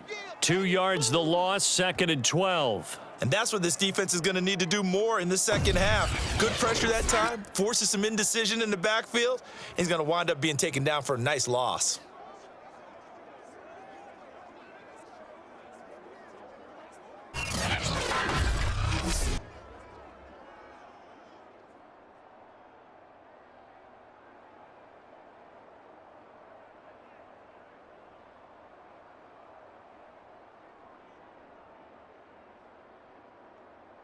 Second and 12. 36. I'm coming, baby. Whoa. Now it's Fields. And quickly into the hands of Robinson. They'll get 9 there as that sets them up better for 3rd down.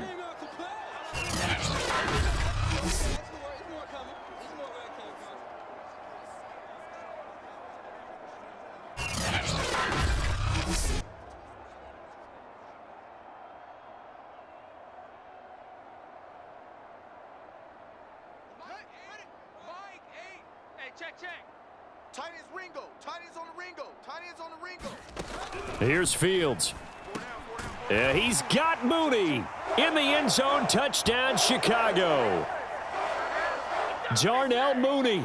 His 2nd touchdown of the night. And the Bears open the lead up to 34-0. And remember, partner, that's a rookie quarterback back there. Apparently, he's getting the hang of this NFL thing pretty quickly. Had 3 touchdown passes.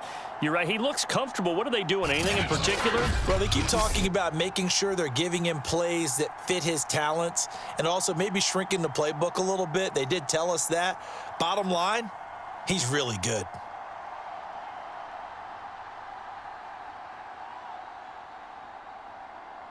Santos now to add the PAT.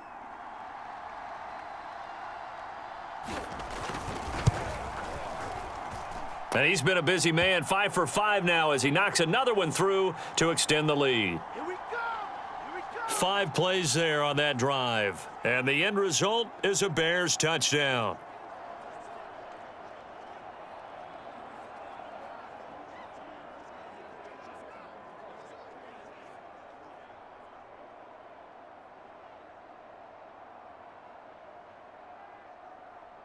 Now, after the touchdown, here's Santos to kick this one away.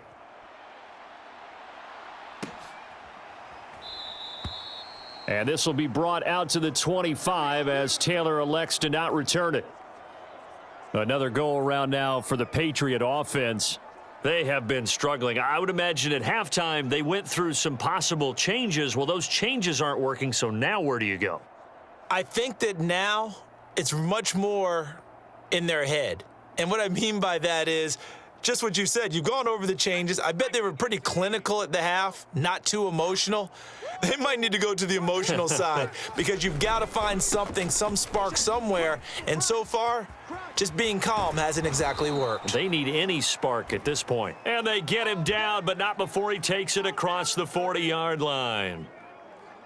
Those are the types of runs they told us they want to see more of. Look, they'd love the 60 to 70-yard runs, but those 10 to 20-yarders, they can help you win a ball game. And that means everyone's invested because you know the big guys up front, that's what they do. They try and move people. But when you get your perimeter guys involved downfield, that means that they care about the running game and they know it helps their team. Coming up on 2nd and 7. On the give, this is Harris. And he's going to have a Patriots first down as good running gets him to about the 44. When he runs, he seems to do a nice job of knowing when to be patient and find the hole, and then when the hole is there, he goes quickly. You're exactly right. He knows how to just take off, but you know what else? He brings a little thump with him, doesn't he? He does. He packs the boom at the end of the run and finishes it going forward. That's what you want to see out of your backs.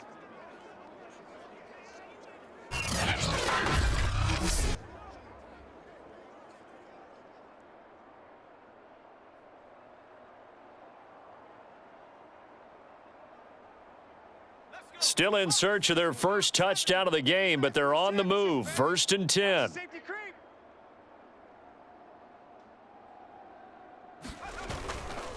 They hand this off to Harris, and he sneaks his way forward only for a couple here. 2nd down. That's a good play by the guys on the defensive side of the ball. Held him to a gain of 2, and that changes the playbook a little bit now for the guy calling plays. 2nd and 8. Now he's got to probably think about going to the air instead of maybe staying with the ground game.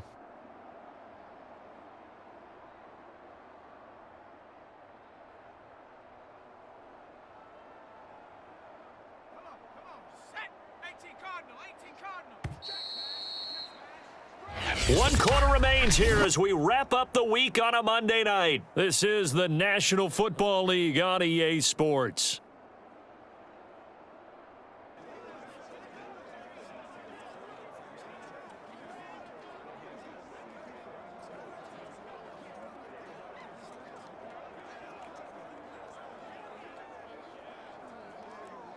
Second and 8. Hey, let's get that ball, D. Let's get that ball.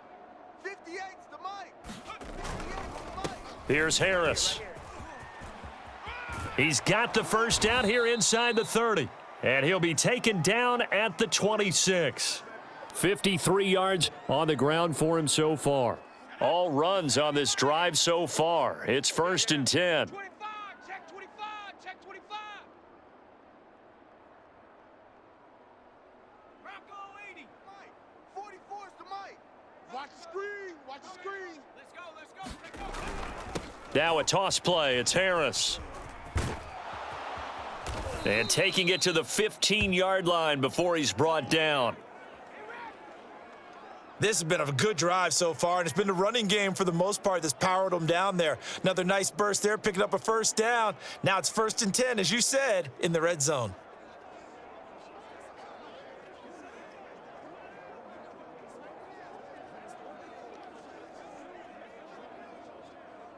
Line of scrimmage, the 15. It's 1st and 10. Get ready. Mike 6. They'll run with Harris. And they get to him quickly here as he's stopped right around the 13. The All-Pro in 2 positions. Khalil Mack there to make the stop. 8 yards to go on 2nd down. They run with Harris. Looking to find a lane, but he can't. Reined in at the line of scrimmage. Officially no gain on the play, and they're left with a 3rd and 8. Looked like he was trying to bounce it outside, but no success. Yeah, sometimes you got to just figure out where you're going to go, and sometimes you just have to take it to another spot. In trying to get it outside, the defensive pursuit was there and just ran him down. Stidham, 3rd down from the gun. He's got it. And the Patriots are going to have 1st and goal as they try to finish off this drive with 6 points.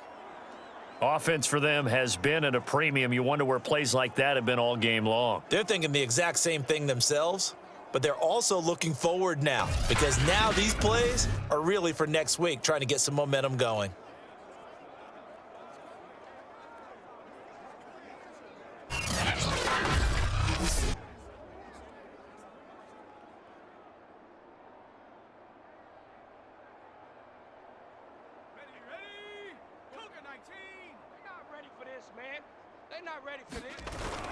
Harris. And the D not yielding much there. He's only going to get a yard to about the 2. Just 2 minutes remaining here in the 4th quarter of what has been a one-sided affair. They don't want it. Keep playing hard, fellas. All day. Whoa! Let's get it.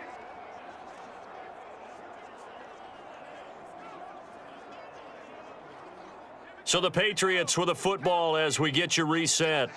They've got it 2nd and goal as they look for a late touchdown. And this is caught. Well, they get one back, picking up the late touchdown here, but still down big. So they will get on the scoreboard here. Give them credit for that. Too little, too late, but no 0.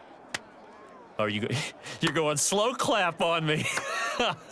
Not very nice, is it? No, but they haven't been very nice on offense. It's been a struggle.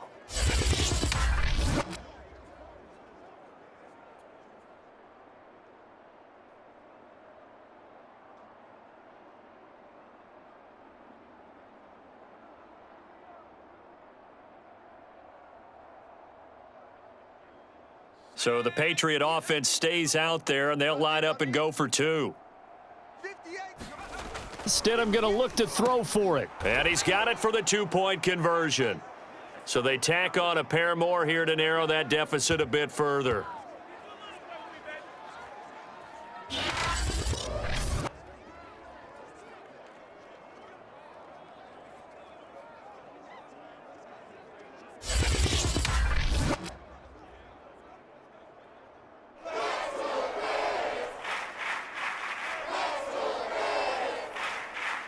Bailey now to kick it away after the touchdown. Jakeem Grant now to return. A solid return, pretty good field position. They'll start at the 32. The Chicago offense set to get started. And a few kneel downs should just about do it. Now, defensively, they do have all 3 timeouts, but very little reason to use them at this point. From the 32 now, here's 1st and 10. They'll go to Montgomery to try to wind some clock. Jonathan Jones there to make the stop. This defense starting to buckle down when they need to, and right now they're winning this 4th quarter, losing the game, but they're winning in the 4th quarter. And what a fine line it is about what they're trying to get done, because they're down, so they obviously need the football, need a score, but they can't be so aggressive as to give up their edge, their gaps, and have the offense hit them with a big play. Back to Montgomery on 2nd down. And he went nowhere. Well, he went backwards, back to the 33. It's a loss of a yard, so it's back to 3rd and 10. Part of the thinking when you bring in extra tight ends, you're hoping that each of your guys gets those one-on-one blocks and creates a crease for your runner. You know what the converse is, though? You've got to win those one-on-one blocks, and when you don't, that's the result you end up with. Hey, 4 down, 4 down. On 3rd down, they go Montgomery. And he'll get this only to about the 38 as they stop him a few yards shy of the line to gain. Now the Patriots going to use one of their timeouts as they get it with just 19 seconds left on the clock. Well, so far, this game has gone the way the defensive coordinator had hoped. They've dictated things. They've not let them run the ball very well at all. They gave up a nice game there. I doubt it'll back off their confidence. They've played so well throughout this entire game. It'll be 37 yards there on the punt. And control of the football switching hands here with very little time remaining in this contest. The Pats at the line ready to go. They've lost this one. Their offense has struggled. Do they try to put together something here at the end just to take into next week? Yeah, sometimes teams want to do that and coaches want to. I remember one time I was on a team and we were losing late in the game like this, and you knew it was lost. It was over, right? And the coach called a running play and pretty much said to everyone, I want to see something executed well before we get out of here. And that was the message to the team. Just something to build on. Just something to build on, get it done, and maybe we can look at that and say, we'll get better as we go forward.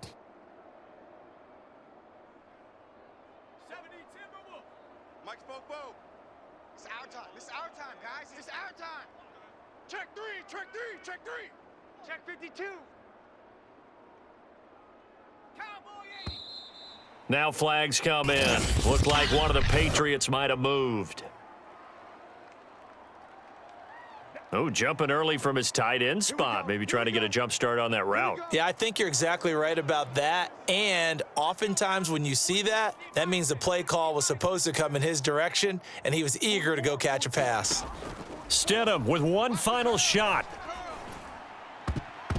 And that will be incomplete, as time has run out on this football game. So this one in the win column for the Chicago Bears. And I think the game balls need to be distributed on the defensive side of the football, and I bet that you would agree. Yeah, if you hold a team under 10 points, that's a job well done.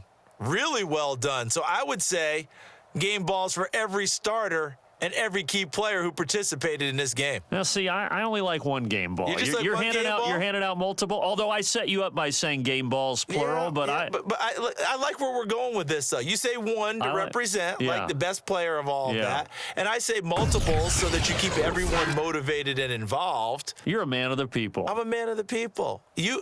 I thought I was the only child. You get a game ball, and you get a game ball. Game balls for everybody.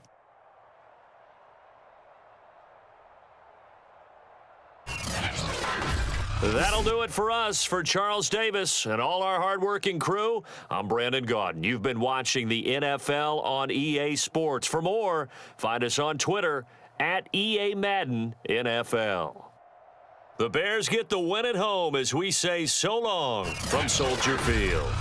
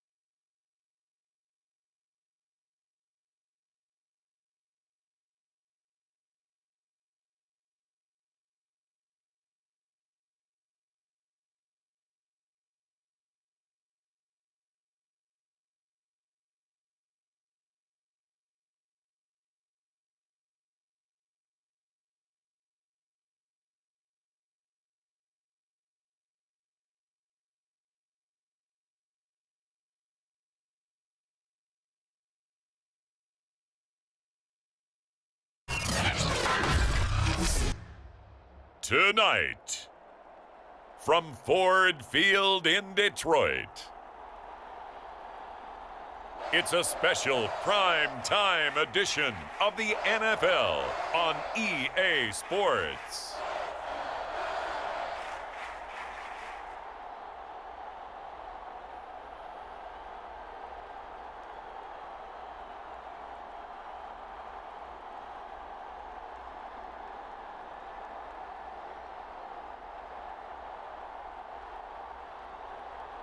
We'll see Jared Goff and the Detroit Lions taking on Jarrett Stidham and the New England Patriots. Downtown between Brush Street and I-375. That's where we're located in the heart of Detroit at Ford Field, which first opened back in 2002. Both teams emerging from the Ford Field tunnels just a short time ago. And, of course, the loudest cheers were reserved for the hometown Lions. They're set to go as they will match up with the New England Patriots.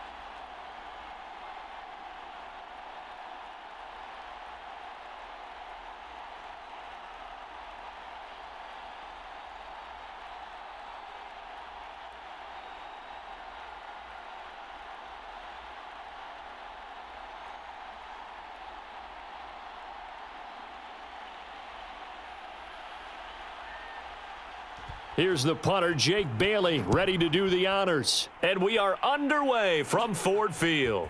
Here's Khalif Raymond to return. And a nice return sets him up pretty good here right at the 30-yard line.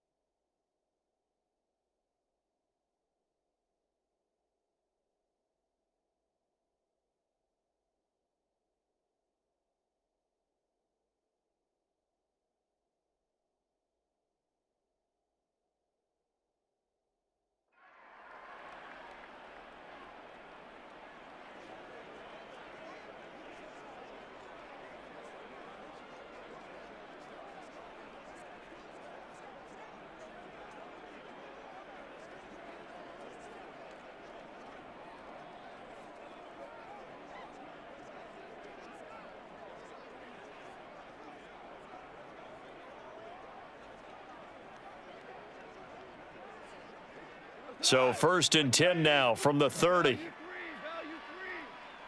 45. Mike, 45. Goff now looks to throw. That's caught by the big tight end, T.J. Hockenson. And they get him down, but not before he takes it across the 40-yard line. Coaches always harp on the quarterback reading the defense and getting it to the open man. That's good recognition there. And how about what he did after the catch? Yeah, hit your tight end, let him get some rack. Yeah, when he gets moving, not many guys want to come over and put a hit on him, do they? Henry Anderson there on the stop.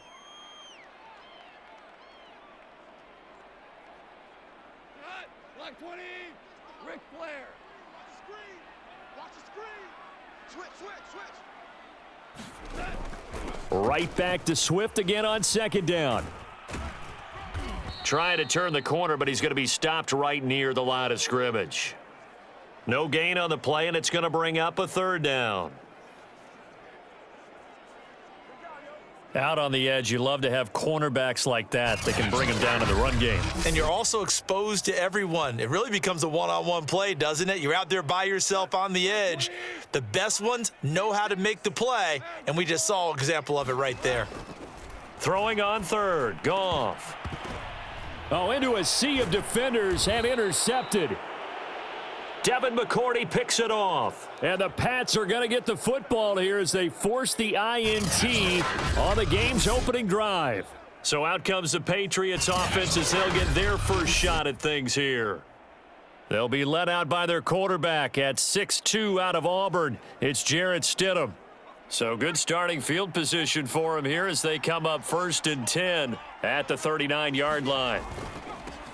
First carry for Damian Harris, the Alabama man. And he'll work this forward for about 3 at 2nd down.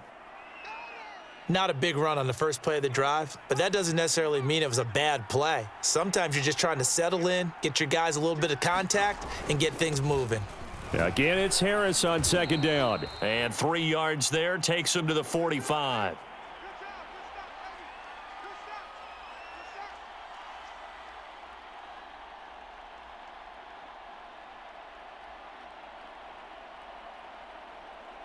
And the Lions going with an extra DB here on 3rd down. Stidham from the shotgun. That's going to be caught. It's Jacoby Myers. And he will have a Patriots first down as they're able to get the 3rd down conversion. 3rd and 4 is always a tough call. Maybe a little too long to run for it, but not too long to hit him on the quick slant. And that was well executed. Found the window and zipped it right in there.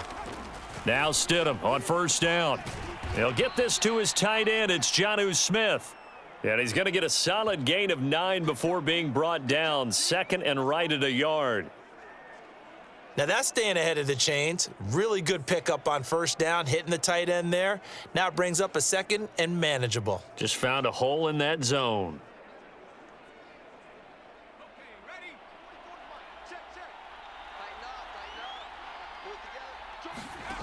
From the gun, it's Stidham. This one to Bourne, and he's got it. And it's going to be another first down as they'll get him to the ground at the Lions' 15-yard line. Really been an ideal start for them. They get the turnover on the opening possession. Now here they are moving the ball straight down the field on their first drive. And that feels good, but you know on their side of the field, all they're thinking is finish this drive off because they took it away, right? So now you've got them back on their heels a little bit. Now go down, put a touchdown on them. Look out. You've won the mental battle early in the game, and that may carry over for you. Clock running under a minute to go in a scoreless first quarter. Now a first down carry for Harris. And he stopped immediately there. Officially no gain on the play, and it's 2nd down. And as a defensive end, getting off the ball quickly, swarming to the football, making a tackle, that's what we saw right there. Yeah, that's what their job is. And really, a lot of the time, they have to throttle back a little bit in the run game because you know those defensive ends, they're like in a sprinter stance. They're just headed straight for the quarterback. That was good recognition on that play to hold them to no gain. Quick slant here to Smith. Touchdown! Jonnu Smith, a 15-yard touchdown grab. And the Pats have taken the early lead.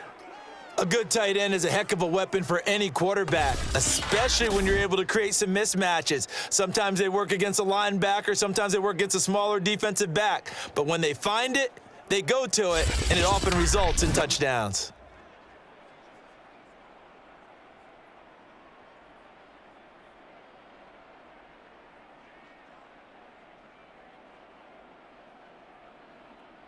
Nick Folk for the point after.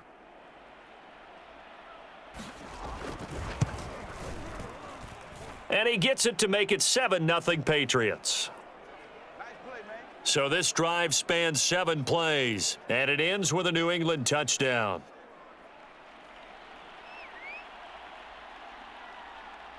Bailey now to kick it away after the touchdown. Khalif Raymond now. And the tackle going to be made right there at the 25-yard line.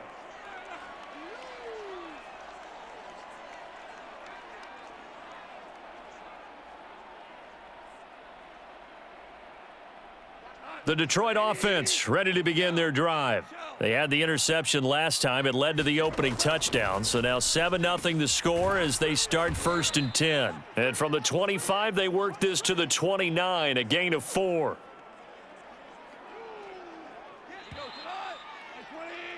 After one, 7-0 on EA Sports.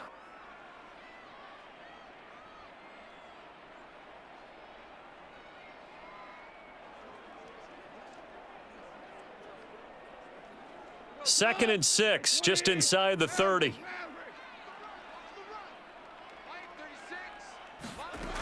Now it's Goff. And that's to Amon-Ra St. Brown. And they get him down, but not before he takes it across the 40-yard line.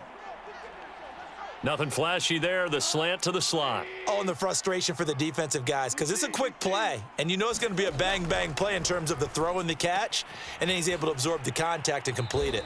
And he goes out of bounds. It looks like right at the 50. What I love about watching the passing game nowadays is that the one-dimensional receiver is really starting to leave the game. You've got to be able to do it all. Of course, you got to run fast. Of course, you got to catch the ball. But route running savvy and toughness, there's a premium for all of that now. And this time he's able to take it down to the 42. 2nd and 1, and people want to run the football. This is where every back in the league is supposed to do exactly what we just saw there. Pick up the first down.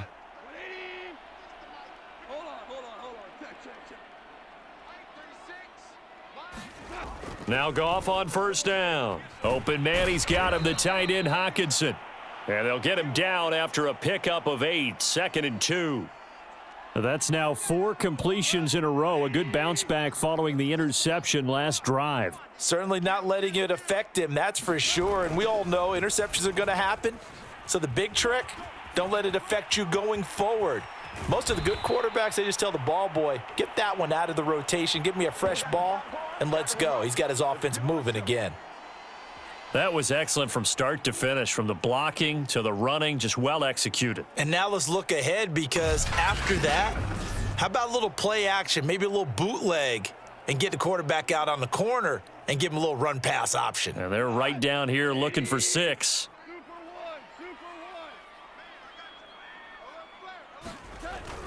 They'll try and run. This is Williams.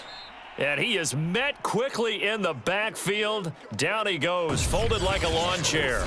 That's going to go as a loss of 2, and it'll be 2nd down.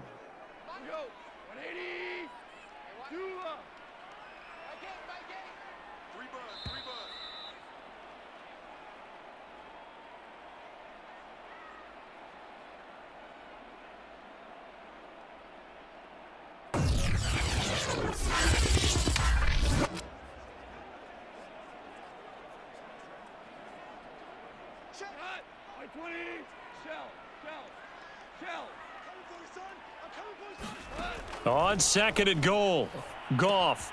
And that's out to the flat for Swift. And he'll be brought down here at the 3-yard line. That time the completion goes for 4 yards, and we're set up with a 3rd and goal. He's already proven to be a factor in the running game on this drive. Now he gets involved in the passing game. I think what we're seeing here is the modern version of workhorse in the NFL, being able to run it and catch it with equal proficiency. Now Goff on 3rd and goal. And in for the Lions, touchdown. Amon-Ra St. Brown from 3 yards out. And the Lions are an extra point away from tying this thing up. Certainly there are good things about quick strike offenses that score fast, but a long drive can also work to your advantage as well. In so many ways, Brandon, because number one, you get them tired, but the big one is mentally. They can't figure out how to slow you down, how to get off the field, how to get the ball back. They go to the bench wondering, what are we going to do next time in order to stop those guys? Austin Seibert on for the extra point.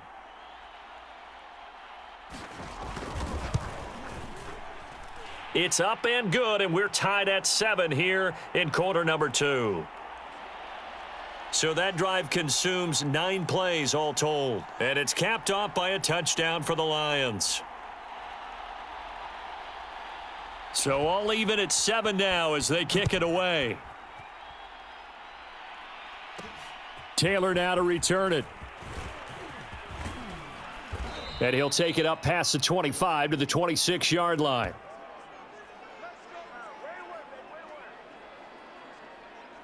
Jarrett Stidham ready to pilot this offense again. And he had the touchdown on the last drive, also 4 for 4. Very, very effective. What does he need to do to translate that forward into this drive? Not think that what he saw in coverages last time is exactly what he's going to get again. He's got to play ahead and start thinking to himself, okay, we just did that. What are they going to take away now? What do we go to as a counter? And continue to encourage his offensive line to continue to give him time. They were really good on the last drive.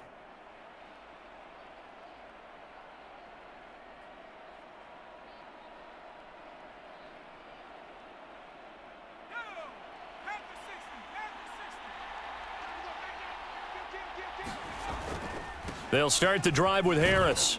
And the result here, a pickup of 8. Leaves him with 2 to go on 2nd down.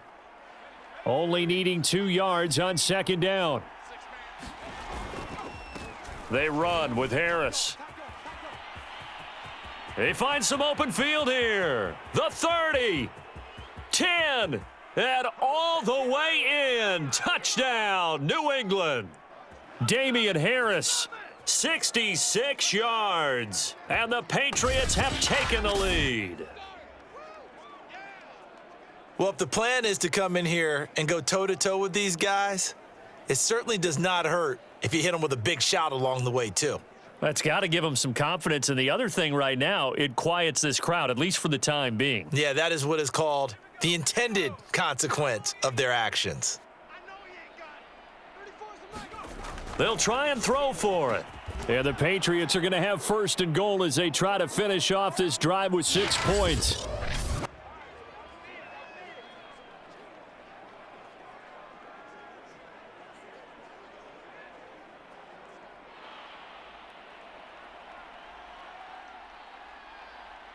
Bailey now to kick it away after the touchdown. Raymond now on the return. Running room at the 50. Look out. And how about that return? Inside the 20-yard line. And that's the type of return that puts a tremendous amount of pressure on the defense now. They've got to go out on the field almost like it's a sudden change, almost like it's a turnover. They've got to go out there and try and stop them. But, boy, what a tough spot they're in. Now a 1st down throw. Goff. Right side, it's the tight end, Hockenson. The Lions will use the first of their timeouts as they get the stoppage with just under 50 seconds remaining in half number 1. We go tonight. 180. 4 now.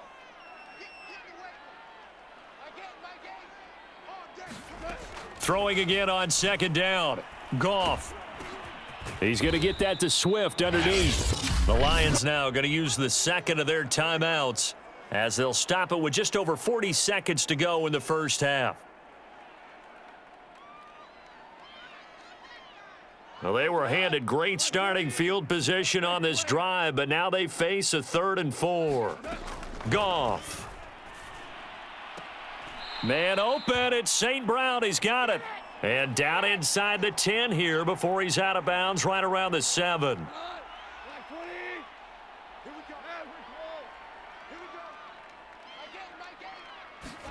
Goff now to throw. And a quick throw here, that's complete. They'll contain him to just 4. Second down.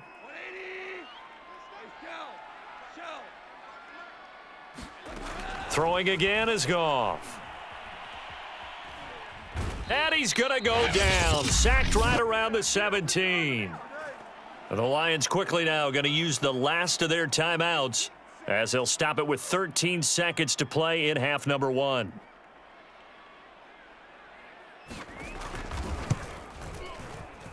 Seibert's kick is good. And the lead slims to 5 now at 15-10.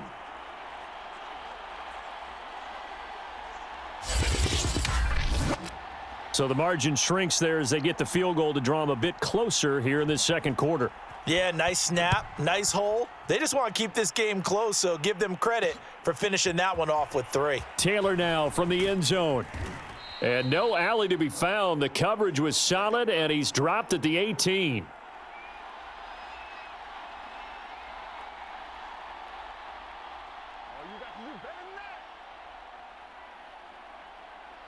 The Pats at the line, ready to go. And with 7 seconds remaining, not much time to really do anything. And they'll indeed start on the ground to run that clock. And an anxious moment or two there, but they do get him down. And with just 1 second remaining in the first half, they'll call the timeout.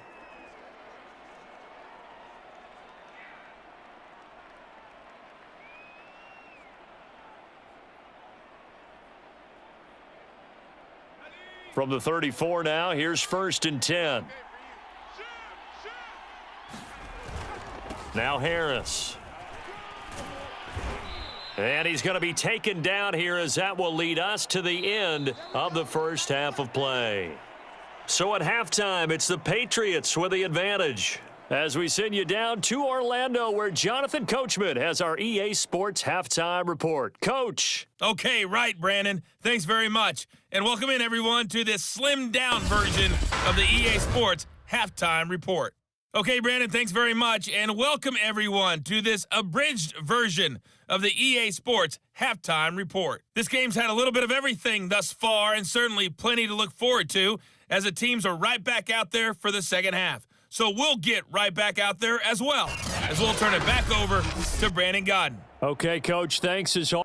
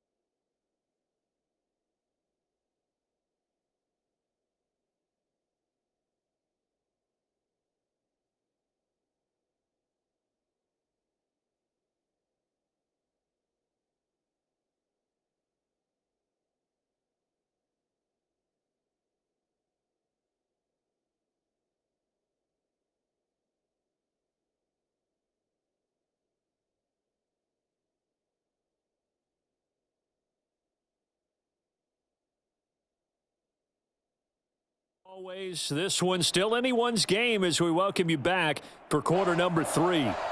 So here we go for half number 2. The Patriots with the lead, and they will be getting the football. Taylor decides not to try to return it, and this will come out to the 25-yard line. The Patriots taking over to start quarter number 3, and they've got the lead, CD. What do you expect from them in this second half? Well, I liked what they were able to do on the ground in the first half because they had a lot of success running the ball, and I certainly think we'll see more of that. But I'd keep an eye on that defense, and I think their coaches up in the box will do the exact same thing. If they start to see one or two guys start to creep towards the line of scrimmage, that'll be licensed to take some shots downfield. 110 yards for him on the ground now. He has been a tough man to bring down all night.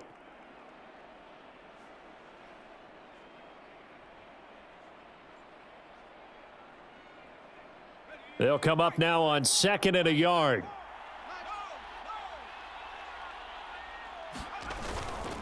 Now here's another carry for Harris. And he'll get up to the 43-yard line. For a lot of guys playing this game, there's no better feeling than running right through a tackle. He's able to lower his center of gravity and churn his legs for a really nice pickup.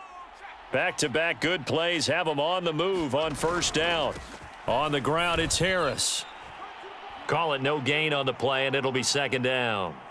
That time they're able to bottle him up, but he's having a really nice game. I agree with that. Let's just go big picture, right? Every back that's in the Hall of Fame had carries where they didn't gain yardage or they lost yardage, but you stick with them, don't you? When they're having a good game, keep feeding them.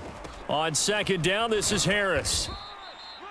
He'll get only 3 there, so it leaves him with a 3rd and 7 ahead. Well, that's not a run that's going to make any of the highlight tapes, but they've been moving it well all game on the ground. This is another one that keeps them moving forward.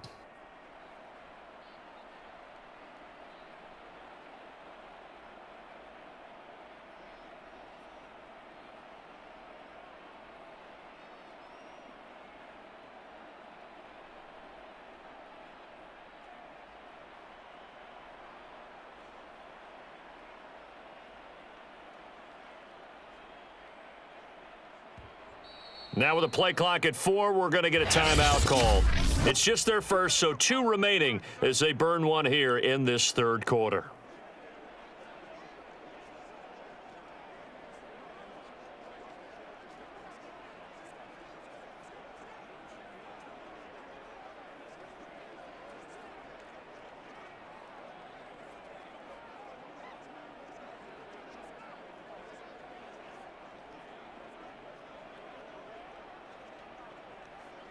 So now at 3rd and 7, and defensively, it's a dime look. 6 DBs. Out of the gun, Stidham. And that is incomplete. Oh, he had a defender right there with him to force that to the ground. And 4th down now coming up. So it would appear they will not be able to add to their lead on this opening drive of the second half. Yeah, if another touchdown was scored there, now we're talking about a 2-score game, and they're probably on their way of creating an excellent gap between them and their pursuers. But how about the defense there, able to step up and keep themselves in this one? So it looks like the offense isn't going anywhere. They're going to go for it on 4th and 7. They'll try and throw for it with Stidham. He finds Aguilar over the middle. And he is tackled inside the 40, not quite to the 35. We always hear about guys wanting to make plays that quiet a crowd. Yeah. After that one. Here in the 3rd quarter, they were hoping to get the stop, get the football back. Not the case. What a completion on a 4th down play.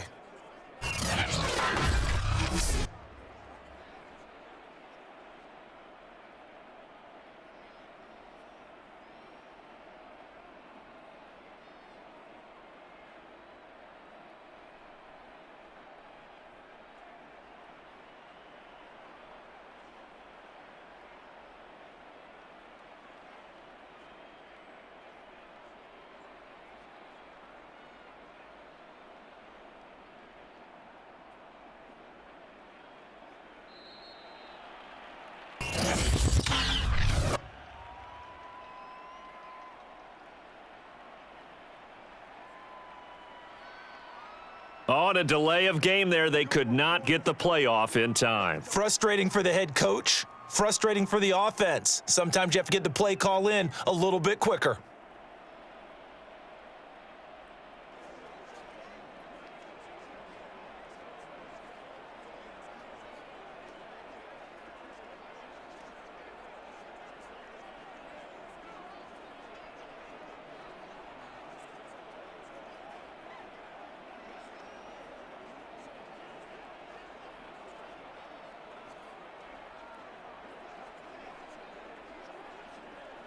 The delay of game backs him up 5, 1st and 15. Now Stidham a little unsure of things, so he's going to take a step back here and call timeout. And that's going to leave him with just one timeout remaining still in the third quarter. We'll see if that comes back to haunt him. We'll be back.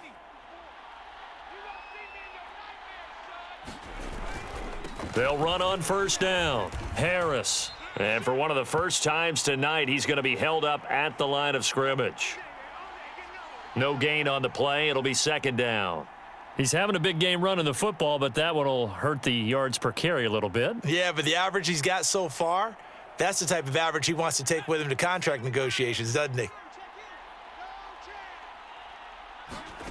Here's Stidham to throw. Over the middle, he's got Myers. A gain of 8 there on the 8th play of the drive.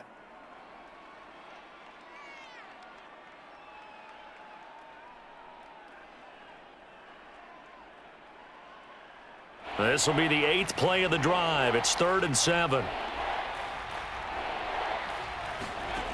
Now Stidham. Open man is Jacoby Myers. He's got it. And he will have a Patriots first down as they're able to get the 3rd down conversion. Whenever we talk about moving the sticks and controlling the football, there's a great example right there. Those are the 3rd downs you need to convert to win football games. We're in the 3rd quarter of this one, and this is a tight one. In order to maintain pace, keep the ball away from the other team, and put points on the board, those are the plays they need to continue to convert.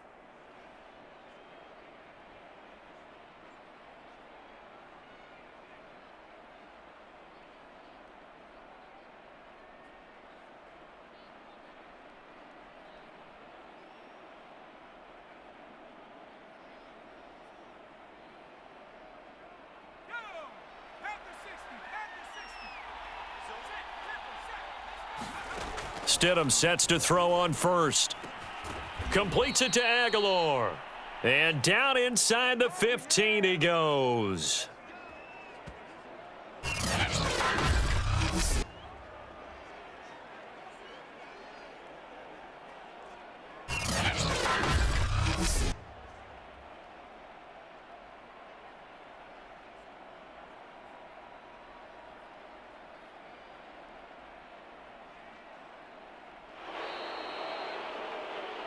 And they won't be able to run another play. Time has expired on this 3rd quarter. You're watching the NFL on EA Sports.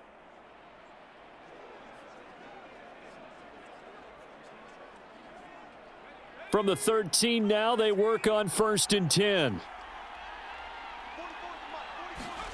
Inside the red zone here. They'll look to throw. Oh, not sure he saw the linebacker there as that's batted down and incomplete. Yes, sir. How about an attaboy there on first down? Got his hand in and knocked it away. Here's 2nd and 10. Stidham.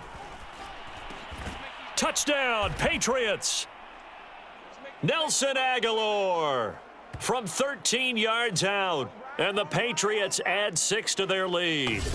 But that makes this a 2-score ball game. And, you know, the way this thing has been going, Charles, 2 scores kind of feels like 3 or 4 scores. Yeah, that's a great observation. It's been a heck of a battle, hasn't it? And points have been at a premium throughout this game. So you have to wonder, is this going to be too much for them to overcome? Extra point up and good by Folk. And it gives his guys a 12-point advantage. So that drive, 12 plays in length, and it's finished off by a Pats touchdown.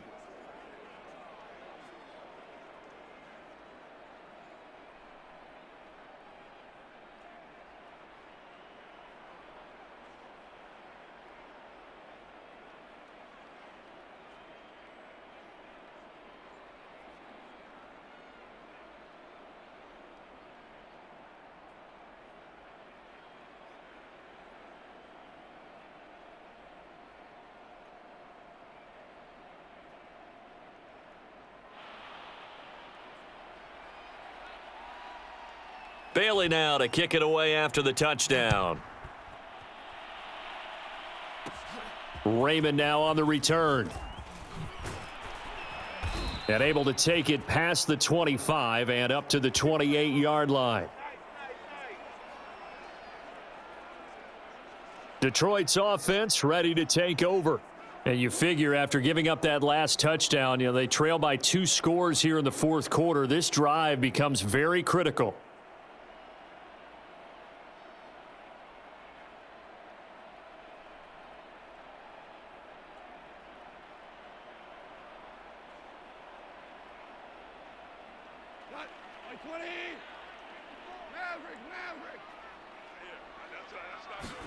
Goff on first down. Now that'll be caught by St. Brown. And he gets this one just shy of the 40. They'll mark him down at the 39. At this stage, this drive's got to be touchdown or bust because you need 2 of them. And if I'm the offensive play caller, I'm not just looking at my dagger plays downfield. I'm looking at some of my specials, something that can fool them. And he goes down. It's a Patriots sack. Jawan Bentley just would not be denied. That's a loss of 7. Well, when you time those screen passes perfectly, they can work perfectly, but that time it took a little too long to develop. And you zeroed in on exactly what makes that play go. Timing. Because if the timing's off at all, those unblocked defenders coming at the quarterback, they'll put him on the deck. Here's a throw to his running back. It's complete. And he'll get up to the 43-yard line.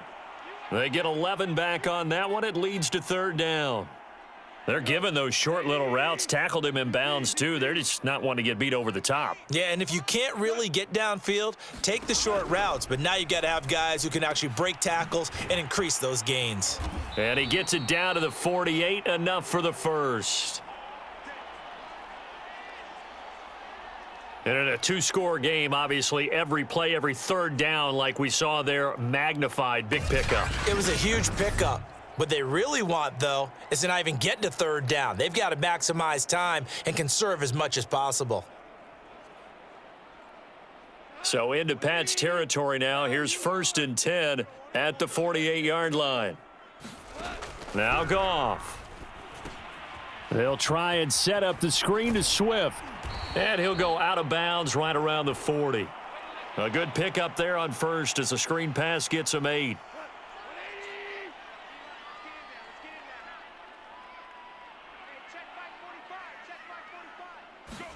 From the 40 now on 2nd down. Goff. And the tight end is certainly a position built to move the chains because they can control space underneath. If they've got good hands, then, of course, they're a dynamic target. But one other thing is they're right in the sight lines of a quarterback on just about every play, and that makes it easier for the quarterback to pick him out and deliver. So 8 yards on the completion there, and it'll be 2nd down.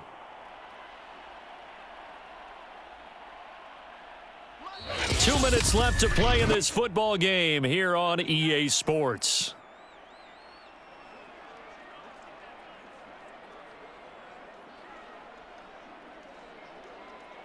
So the Lions in possession of the football as we welcome you back. And let's see what they've come up with offensively after having time to talk it over. Meanwhile, Goff's throw complete there to St. Brown. And he's got another 1st down as the tackle's going to be made at the Patriots 14. He'll get this off to Swift. And he's able to work it here to the 8-yard line. Call it a gain of 6 on the play, and that'll make it 2nd down. Out to the left there and complete to the tight end, Hockenson. They'll get to the line here, but remember, it's also 3rd down. Goff throwing again. And that is incomplete. Oh, he did everything but hold on to it. But a nice play defensively, and now it brings up 4th down. Late game situation, things seem to be unraveling just a little bit, and that's when you start forcing the football, mainly out of necessity. Fortunate that one wound up incomplete, nearly picked off. All right, they're going to try and keep hope alive here on 4th down. They're going for it. And this is intercepted, and that should do it.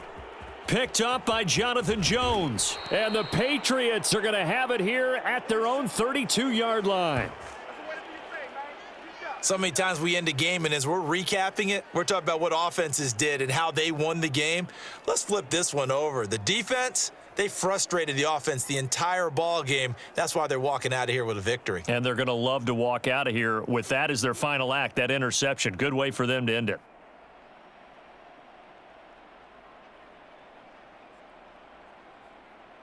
From the 32 now, here's 1st and 10. Stidham's going to set up to throw this. Escaping the pressure right.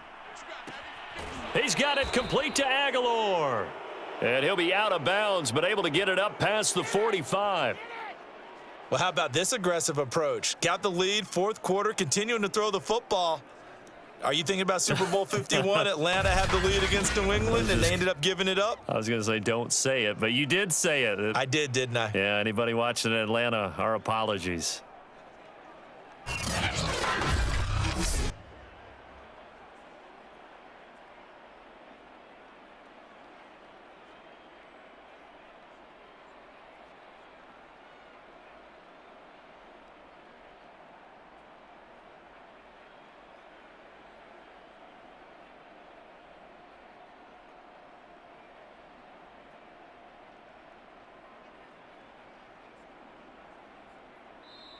The Patriots will take their 3rd and final timeout. And as the two teams talk it over on their respective sidelines, we take a break.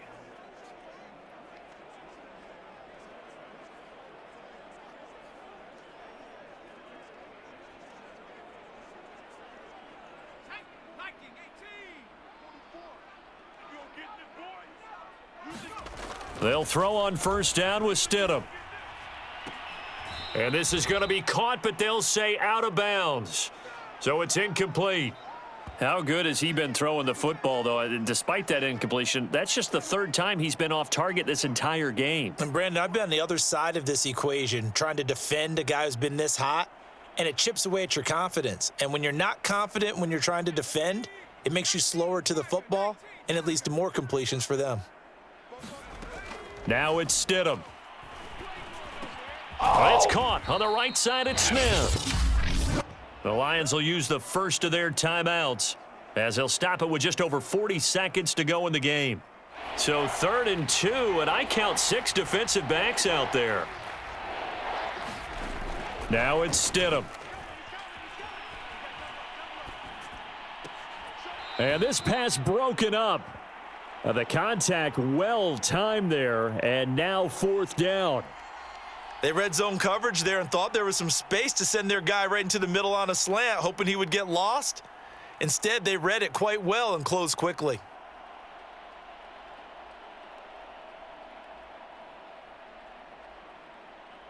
And with things looking pretty good on the scoreboard, they're going to keep the offense out there and go for it here on 4th. Again, Stidham. He's going to have his running back. It's complete. The Lions now going to use the 2nd of their timeouts as the clock will stop with 33 seconds remaining.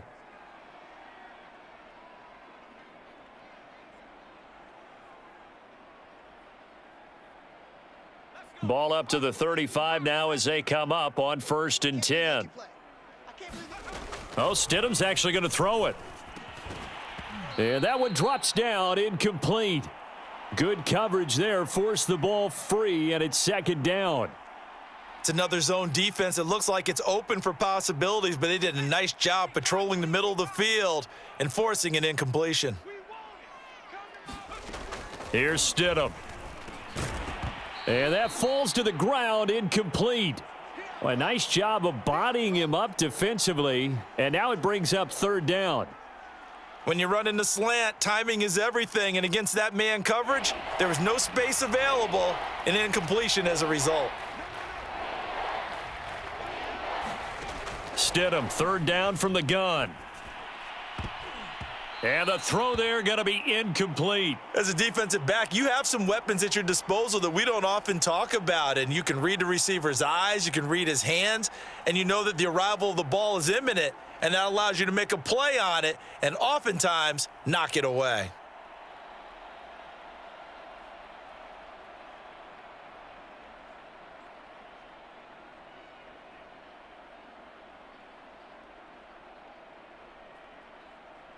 The 3 straight incompletions, they don't care. That hasn't dissuaded them. They're going to go for it on 4th.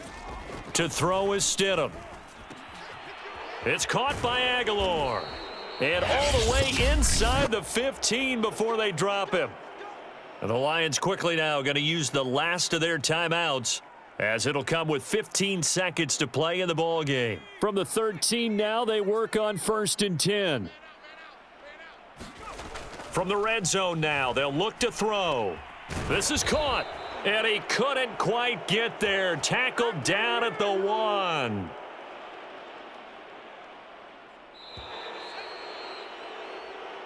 So this will wind up a victory for the New England Patriots. And it was their defense that really made the statement after the break. They pitched the second half shutout. Yeah, think about the team that just got vanquished. They did score in the second quarter. Do you think they thought at all that that would be their last points of the game? No, but what a second half. The adjustment, whatever they did in the locker room, it certainly worked. It certainly did, and you're exactly right. Whether it was an adjustment, whether it was just more focus on what they planned to do going in, whether they just played better, whatever it was, it all came together in the second half, and no points were allowed. That's a great way to close them out.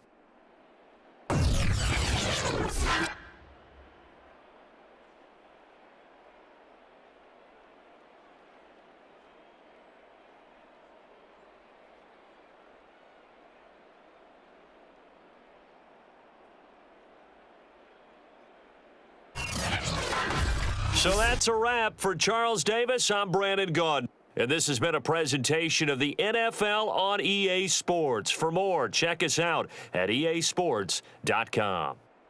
With that, we say good night from Detroit.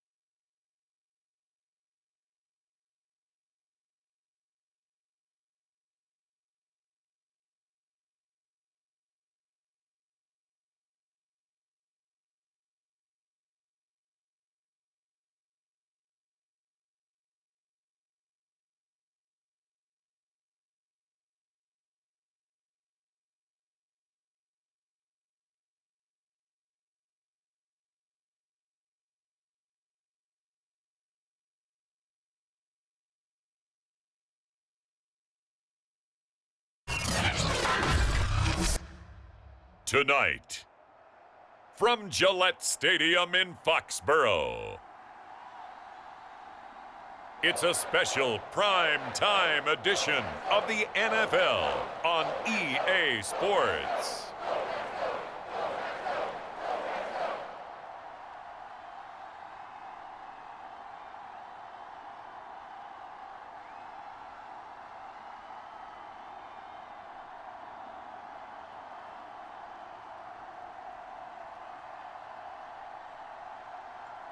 We'll see Jarrett Stidham and the New England Patriots taking on Teddy Bridgewater and the Denver Broncos. From a venue that's been sold out since it opened back in 2002, there's a look at the home of the Patriots, Gillette Stadium in Foxborough, Mass. All the success in New England over the last few decades, and this crowd has never been more enthusiastic. A moment ago, the Pats emerged from their locker room. They are set as they'll square off with the Denver Broncos.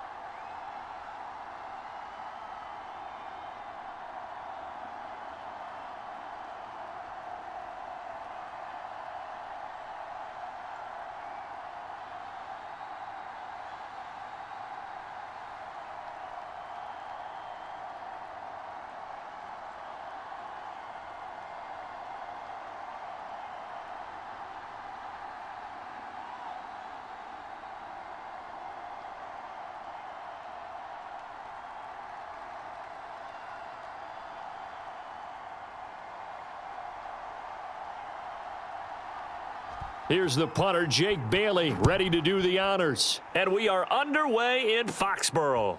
To return it, here's Deontay Spencer. And he brings us out past the 20 to the 24. So here are the Broncos now for their opening drive. They'll be taken out by the product of the University of Louisville, the talented Teddy Bridgewater. I've always loved Teddy Bridgewater. A lot of people have underrated him throughout his career. Remember, this is a guy who's battled back from a horrendous knee injury to find his way back as a starter in this league. More than capable right arm, tremendous leader. This guy knows how to make plays in the clutch.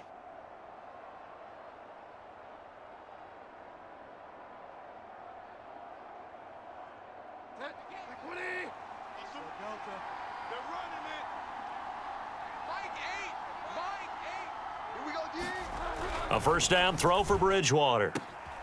This one complete to Jerry Jeudy. And he's able to get this one up to his 30 before he's out of bounds. The game's first play produces 6 yards, brings up second down.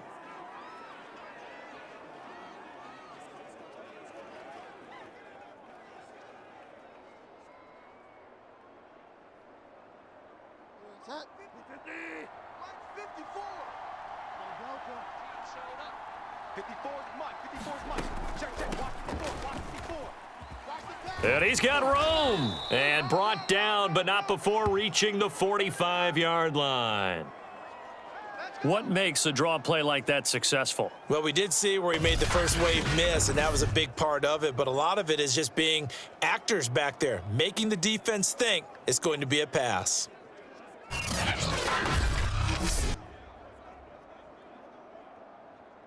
So following the run by Gordon, here's 1st and 10. And he'll give it here to his running back. And he sneaks his way forward only for a couple here. Second down. Second down and 8.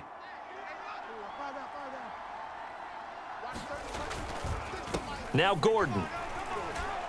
And he'll fight his way forward to about the 48-yard line. They follow up the gain of 2 with a gain of 1 that time. Defensively, we always know that he is tough in run support, and I think the way that he gets there is he understands what an offense is going to do before the ball's even snapped. A great job of scouting prior to the game, then reading, reacting, and taking the right path to the ball carrier. On third down, Bridgewater. And that is incomplete. That's what you're going to need to do against those big receivers. You got to get in there and get physical with them. That time he got in close, got in tight, and knocked the ball away. So they're forced to punt on 4th as this one's away. And no return here. Where will they spot it? They say just outside the 20-yard line.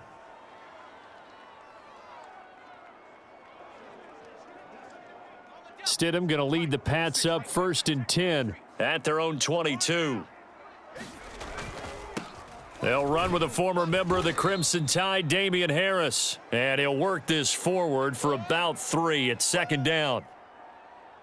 Yeah, that wasn't a big run, just a short one there. But guess what? Sometimes you treat it like boxing. You throw that jab out there, and you throw it again, then you come with a big punch later. Maybe they're just trying to set him up. Harris going to get it again on second down. And this will be a gain of 5 as he gets it to the 30.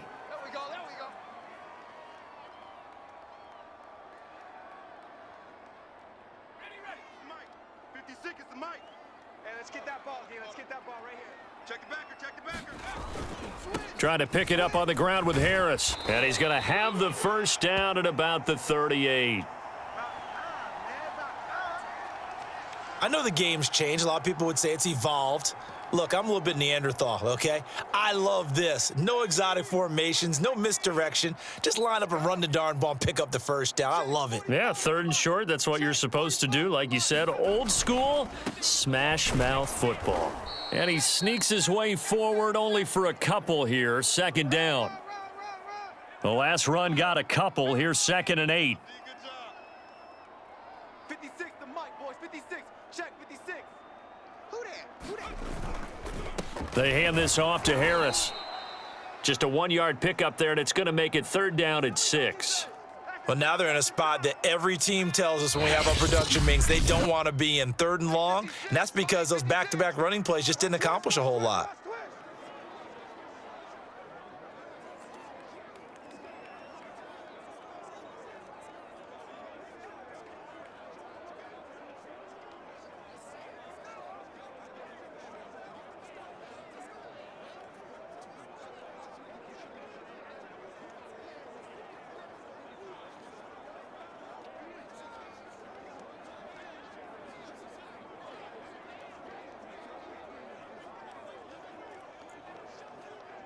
A nickel set defensively for the Broncos here on third down. Wild Bill, Wild Bill.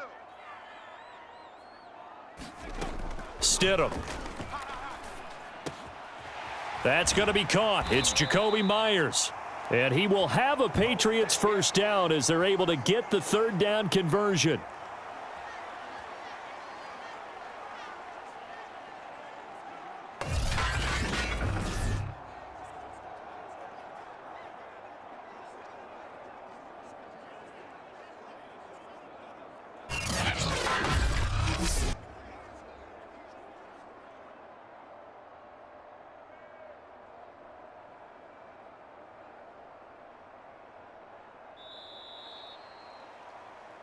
We're scoreless after one. Start of the second quarter from Foxborough. It's the homestanding Patriots with the football. So a 1st and 10 now in Denver territory at the 44-yard line. He'll look to throw. He gets it to James White. And he gets it inside the 35 and just shy of the 30.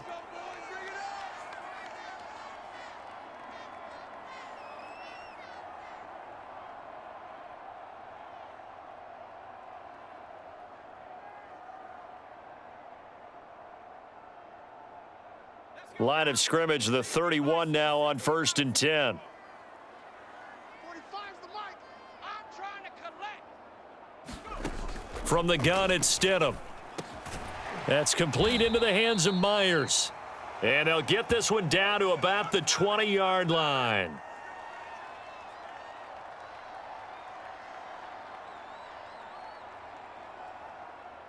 Ready up, 56. Mike's 56. Hey, here we go. Watch the pass. Watch the pass. On 1st down, Harris. Give him a couple on the carry there. 2nd and 8. Let's go. Hawk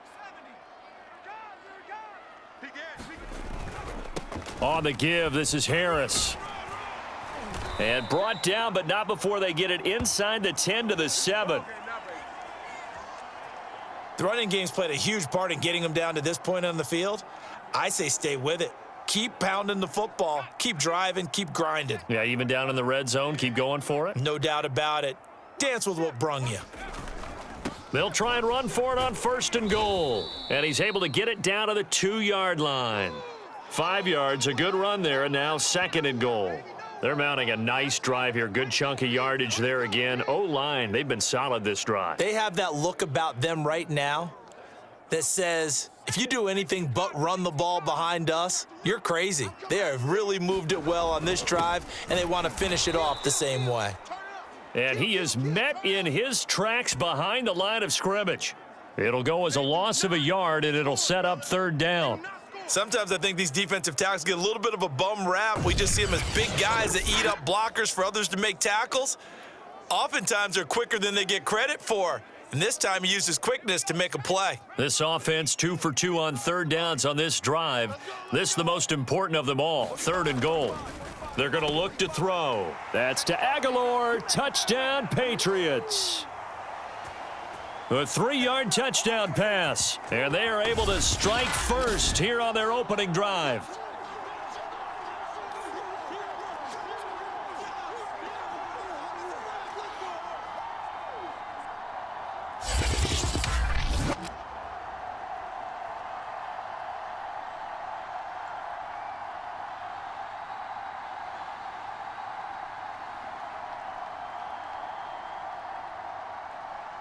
So the Patriot offense stays out there, and they'll line up and go for 2. 45's the mic. Stidham going to look to throw for it. And the Patriots are going to have 1st and goal as they try to finish off this drive with 6 points.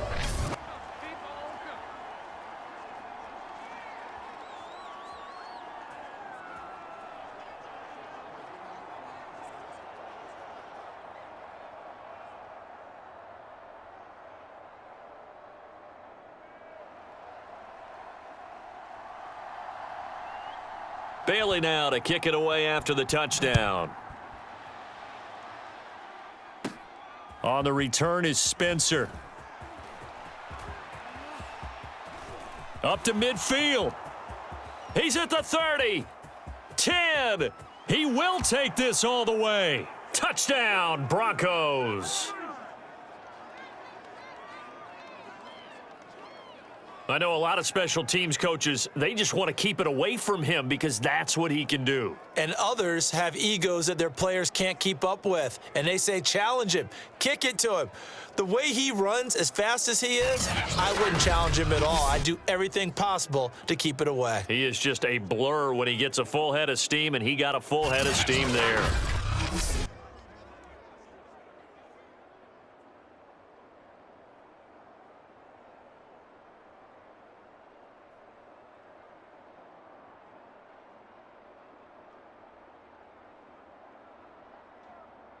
On here, Brandon McManus for the point after.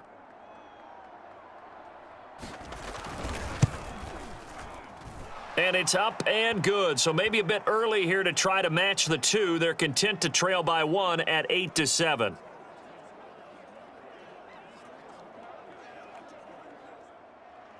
So now the other return teams out there as they'll try to duplicate what they just saw. This fielded right at the goal line. And able to get this across the 20, but not much further as he's dropped at the 23-yard line. So back onto the field come the Pats for their second drive. A good balance attack for that last touchdown drive they had. Now it's time to see if they can do that again. And it really becomes a tale of two play callers, doesn't it? The offensive guy, he's in sync. Everything is working pretty well. For the defensive what's guy, going on the defensive sideline? That's a tough one because he's prepped all week as well, and he can't get a bead on exactly what they're doing right now. What he needs is one of his guys just to make a big play and disrupt things. He rifles one that's intercepted. Picked up by Alexander Johnson. Then he's going to get this on down to the 13-yard line. Oh, timing is everything on a route like this. He tried to drive that football into a tight spot. And if you're a little early or a little late, chances are there's going to be someone there. And sure enough, this one's going the other way. So now the second drive offensively coming up for the Denver.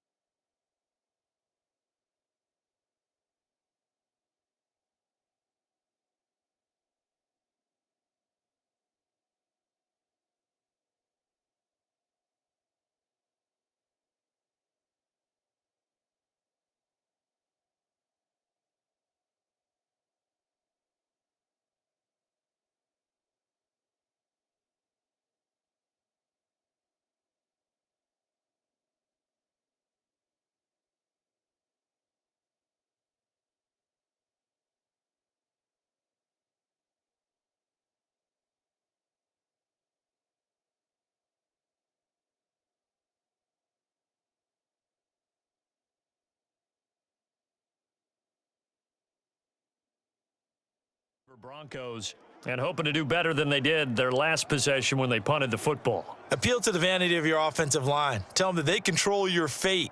Leverage guys. Win the line of scrimmage. If you do that, you start to win first down. You win second down. And guess what? You start accumulating first downs. And that's what they need in order to not punt the ball again. From the 13 now, they work on 1st and 10.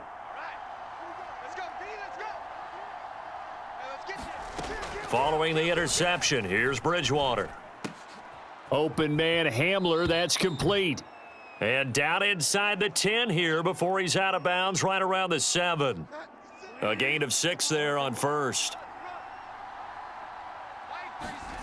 Looking to throw again on 2nd down. Bridgewater looking left sideline, incomplete.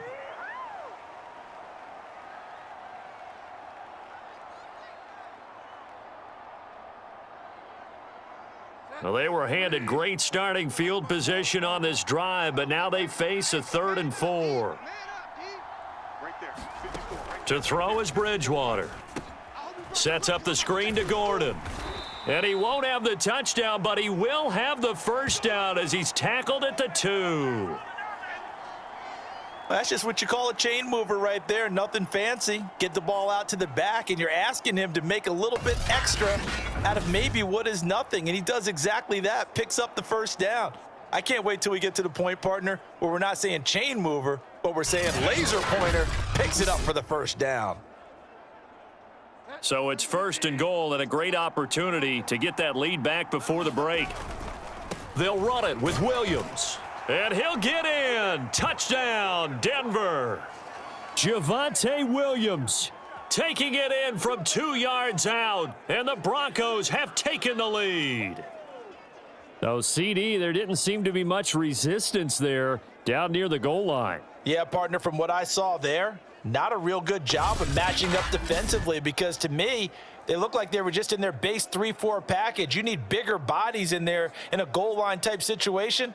The 3-4, fine between the 20s, but not down here when you're guarding your end zone.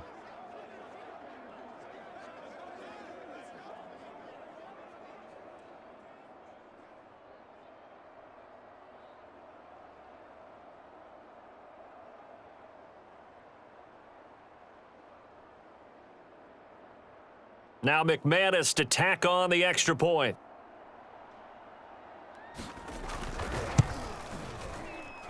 And it's up and good to make this now a 14-8 ball game. A drive there of just 4 plays. And it was capped off by a Javonte Williams touchdown.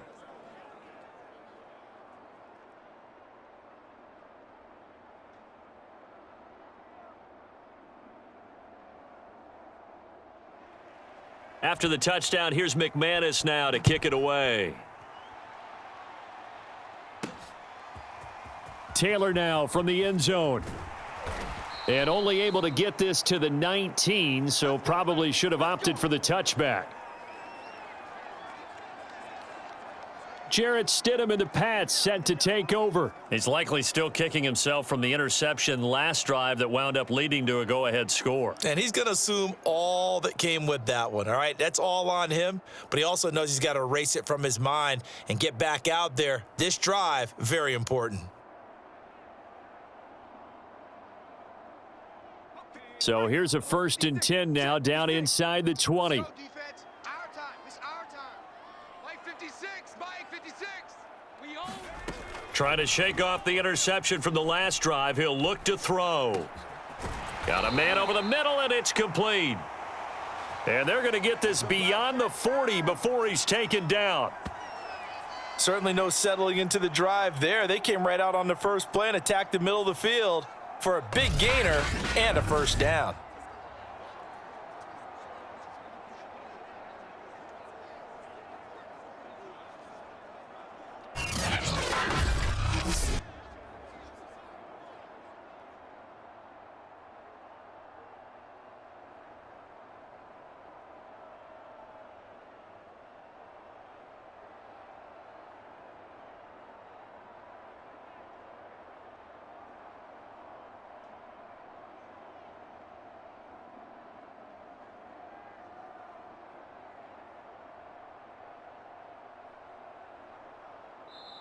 Now the Patriots will use the second of their timeouts as the clock will stop with 21 seconds to go here in the first half.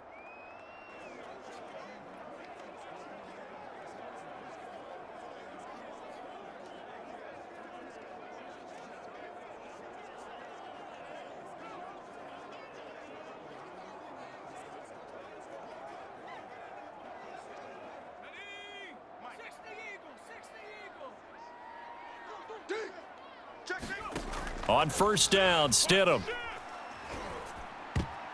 And that is incomplete. 16 seconds now on the clock. When I watched that play, I thought about what my coaches had told me in the past. The biggest teaching point, get your head around. Locate the football so you can make a play on it while it's in the air. That's exactly what he did there. That was nice.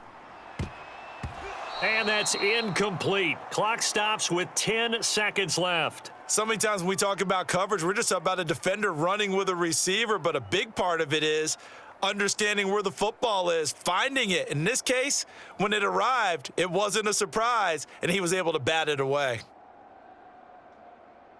So now 3rd and 10. They had the big play to start the drive, but 2 incompletions since.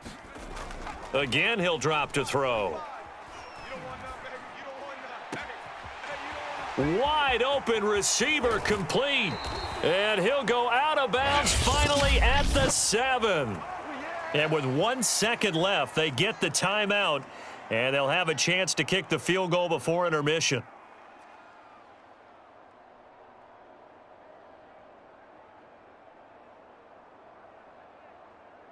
Okay, ready? 56 is the mic. Know your job. 56 the mic, boys. 56. Final play of the half, it's Stidham. And it's intercepted at the goal line. Picked off by Ronald Darby. And now look at him go. Past the 20. And he takes this one back into the end zone. And the Bronco defense has a touchdown. They were in a very good position to come up with a go-ahead score there. A really good drive. Instead, it turns into 6 points going the other way. Psychologically, I don't know what that's going to do to them. So as a coach, you're looking at that as at least a 10-point swing, right? Because they had the field goal in their back pocket. They certainly did, and you're right. At least a 10-point swing, maybe more. Extra point from McManus is good. And that will take us to the end of the first half of play. So we come upon halftime with the visiting Broncos taking the lead to the locker room. As we'll get you down the coast to Orlando for Jonathan Coachman at our EA Sports Halftime Report. Coach. All right, Brandon, thanks very much. Welcome, everybody, to our abbreviated version of the EA Sports Halftime Report. Okay, Brandon, thanks very much. And welcome in, everyone, to an abbreviated version of the EA Sports Halftime Report. This one has been a hard-hitting affair to this point, and you got to expect we'll see more of the same in the second half. And to bring the action your way, let's get it right back out to Brandon Godden. Okay, Coach, thanks as always to you and the gang in Orlando as we welcome everyone back in for quarter number 3.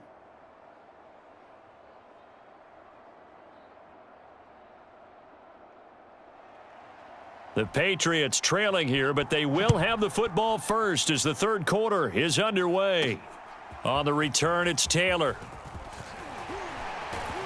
And they will wrangle him down a couple yards shy of the 30. Nelson Aguilar and company getting set to go again on offense now.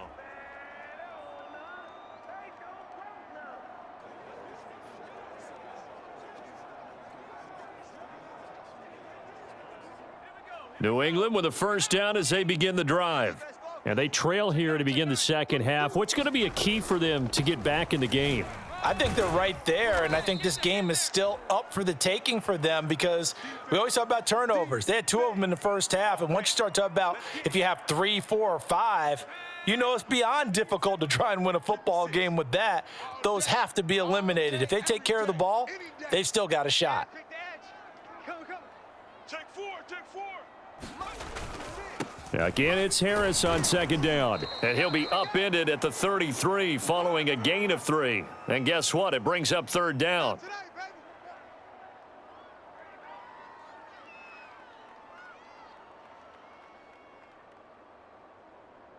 This offense in desperate need of a conversion as they come up on third down. 56. Stidham from the shotgun. Got his man complete over the middle. It's Myers. And he will have a Patriots first down as they're able to get the third down conversion.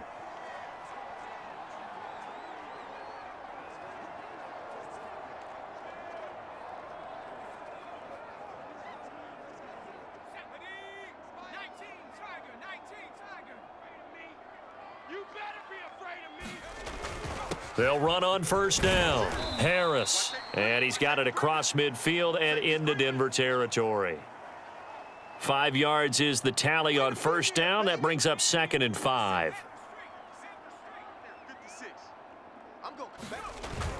They'll run again with Harris. Still a couple yards short of the first as the 3-yard gain brings up a third down. They cannot block us. Mike 56. Mike's 56. Watch the pass. Watch the pass. Here's Stidham to throw. Fires quickly to White. And he will have a Patriots first down. It's a gain of 6 that time on 3rd and 2. Got to say, I was a little surprised to see him, Charles, come out in the shotgun on 3rd and less than a yard. Yeah, but the way the NFL is nowadays, we hardly ever see anyone really run for it on short yardage. So they're going to throw the football more times than not. That was a nice, easy rhythm throw right there, and they pick up the first down.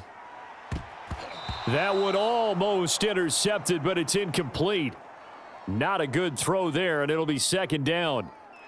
Well, he certainly did a nice job improvising there, extending the play, hoping someone would come open downfield, but they never did. Stidham again here on 2nd and 10. And his throw is incomplete. I think he's a little trigger happy right there, and it turned into an ill-advised throw into their zone. Well, we know he has confidence. He'll throw it any place, anytime, anywhere. That time it fell incomplete. Here comes the 8th play of the drive, and they need a full 10 yards on 3rd down. 56. Now Stidham. Over the middle, he's got Myers. And boy, he is very close to a first down, but from where they're spotting that football, he's going to be a foot or so short. They'll get 10 there, but it leaves them just short for 4th down. There's another example what defensive coaches constantly preach, not allowing any run after the catch. They give up a few more yards than they wanted to, but they were able to get him down quickly and force a 4th down. It's just me and you. Stidham going for it on 4th. Open man is Jacoby Myers. He's got it. And down inside the 15, shy of the 10. Well, the field goal attempt was well in hand. They had that, but they decided to go for it anyway. Extreme confidence, it looks like. Yeah, but I bet the defense is going to remember this one, right? They kind of rubbed their nose in it. Throwing again here, Stidham. And this will be incomplete. Physical play on the football there, and it's 2nd down. Well, I think that was good strategy there, trying to go right back to him after the last completion. But this time, the defense was all over him, and they got there to break that one up. 56. Stidham. And it's caught. Touchdown. Nelson Aguilar. His 2nd touchdown of the night. And the Patriots are able to cut into this deficit here in the final minute of the 3rd. Trying to make a comeback often appears daunting, but the only way to get there, start small, score, and worry about getting the next one after that.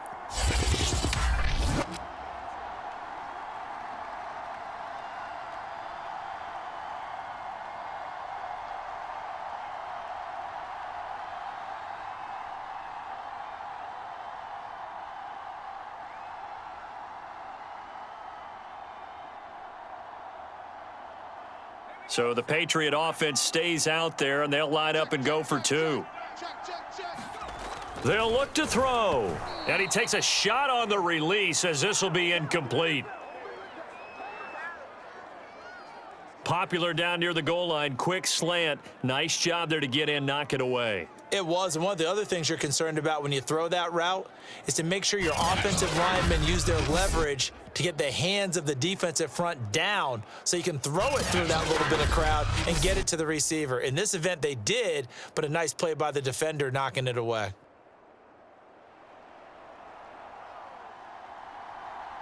Bailey now to kick it away after the touchdown.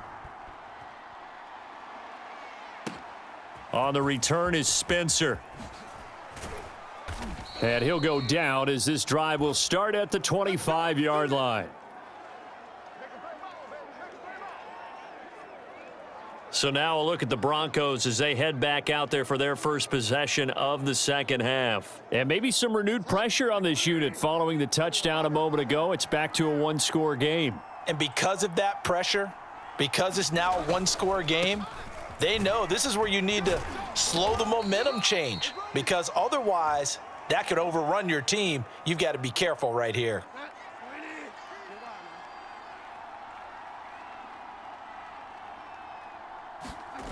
On second down, Gordon once more. And he'll be brought down on what's going to turn out to be the final play of this third quarter. One quarter remains here as we wrap up the week on a Monday night. You are watching the NFL on EA Sports.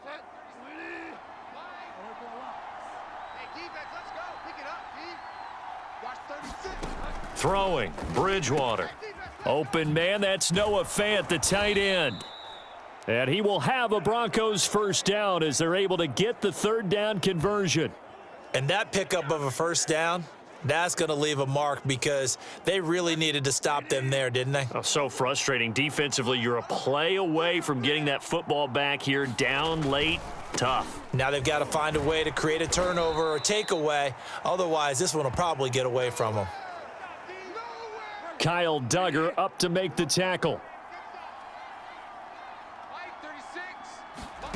To throw on 2nd and 6, Bridgewater. And he'll work it across midfield inside the 45. Well, that should be a reminder defensively, and I think it's a reminder to myself, because you just can't sell out to stop the run. There's still enough time that this offense can move the football through the air, even on 1st and 2nd downs, and they obviously picked the right spot to throw the ball there. And that is incomplete. Oh, the coverage a little too good there, and it's 2nd down. So now 2nd and 10 after the incompletion on 1st down. Watch the run, watch the run. Here's Bridgewater. The Pats are going to get there. Down he goes. Marching in for the sack, Matthew Judon. You know, on these types of plays, we're always looking to assess blame. Okay, where did it break down? Sometimes it's just a great play. 3rd and long now after the sack, and we'll see if Bridgewater has a response. Back to throw here. Under pressure, they got him again. Matt Judon, his 2nd sack of the night. Well, this is what happens when you get behind the chains, as people like to say. When you have obvious passing situations, hard to vary it up and fool a defense. And you hate those situations if you're an O-lineman, right? Oh, without a doubt, because you just know they're coming, and you never know exactly how. They can be exotic in their blitzes, or their athletic ability just takes over. Here's Sam Martin now, as he'll punt it away for the 2nd time.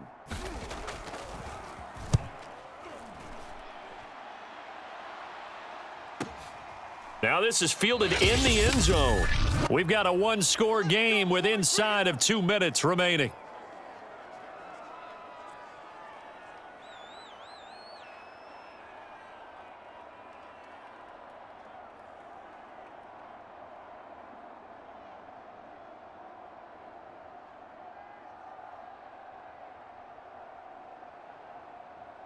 So the Patriots with the football as we get you reset. The Pats at the line ready to go.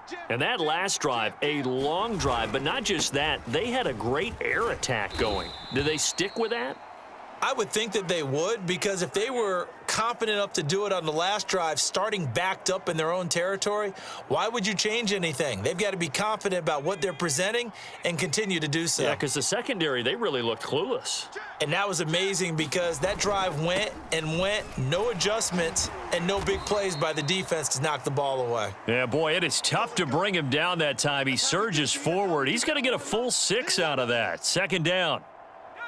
The last run got 6, now 2nd and 4. Let's go, defense. Let's get out the field, defense. This is Harris, and he's dropped right at the 40. Gain of 3. Short gain, last 2 plays. Who do you think's excited about that? Absolutely. This defense, they're saying go right ahead with those.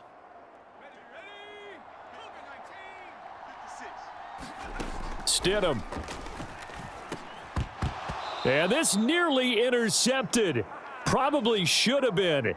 Had he caught it, it would have sealed it. Instead, one more chance coming up on 4th down. Down 7, and they've got to go for it here on 4th down. Now Stidham. Open man is Myers. And taking it across midfield and inside the 45. Now the Patriots going to use one of their timeouts as they'll stop it with just over 40 seconds to go in the game. The drive continues as they search for a tying touchdown. Here's 1st and 10. Throwing now is Stidham.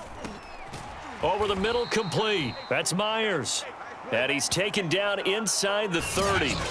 I tell you, it has not been his best day throwing the football. He really needs to piece something together here. All will be forgiven if he leads them into the end zone. Now the Patriots will use the second of their timeouts as the clock will stop with 33 seconds remaining.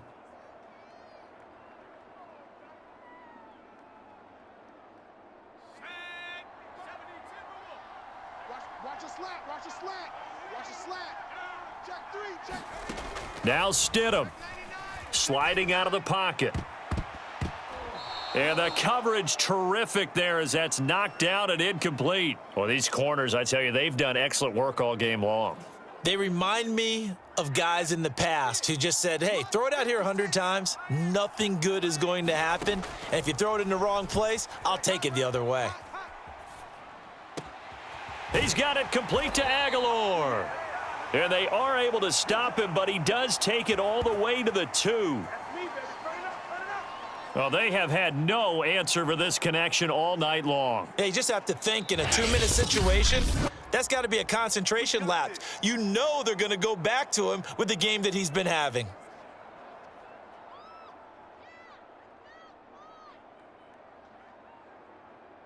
A looming decision to make on the conversion, down 7, but first things first, they need to score as they come up on 1st and goal. And this ball is caught. It's a touchdown. And now in the final seconds, they're a PAT away from likely getting this thing to overtime. Obviously, the excitement level here is almost a fever pitch. Down 1. It's tempting to go for 2. I say you go ahead and kick the extra point. You got the home crowd carried into overtime. I'm with you. I do see some fans, though, holding up 2 fingers. Easy now. Yeah, but they're not the ones who have to actually make that call, are they? Nick Folk for the point after. And we may very well be headed to overtime. That time, a 9-play drive. And the touchdown and PAT mean we are tied here in the final minute of play.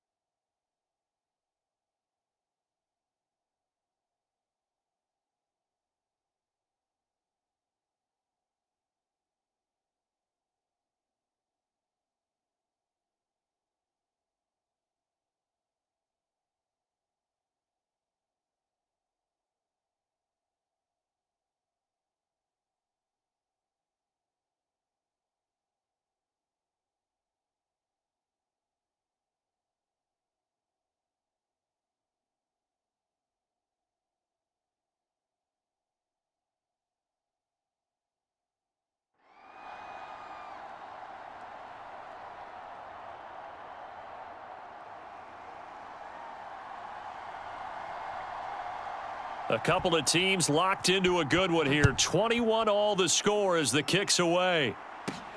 On the return is Spencer. And he returns this to the 22.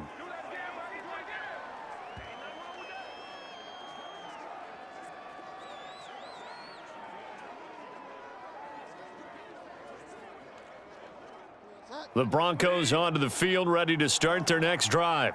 They have a little bit of time here to get into field goal range. Not much. In a tie game, you don't want to do anything crazy, right? I agree with you on that one. Risk reward, okay? If you go for it, what is the absolute reward on this? But the risk is probably greater.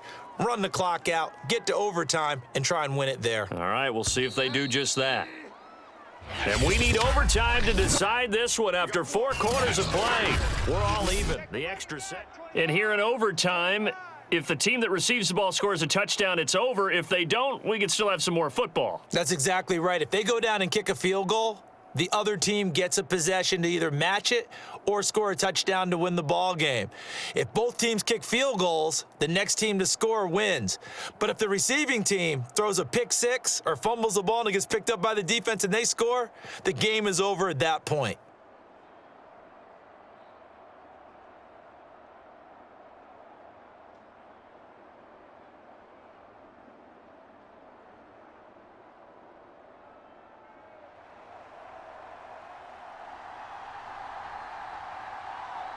So a tie ball game here as the kick's away. On the return is Spencer. And he'll be tackled just shy of the 25.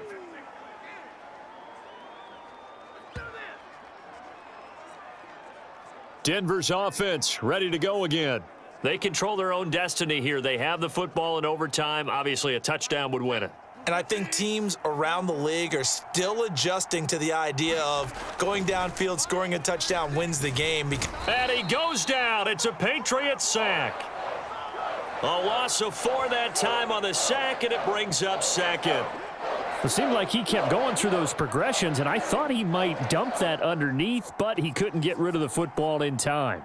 And I have to wonder if he was thinking while he was back there, I wish there were a lot less progressions on this play, just someone that I can dump the ball to and get it out of my hands.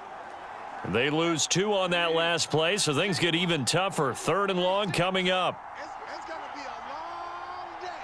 It's going to be a... To throw, Bridgewater. Gets it to Gordon. And he'll get this up past the 25 before he's out of bounds. That'll bring up 4th down. They wind up getting 8 yards, but they needed more than that. Here's Sam Martin now. On for a very important punt here in overtime.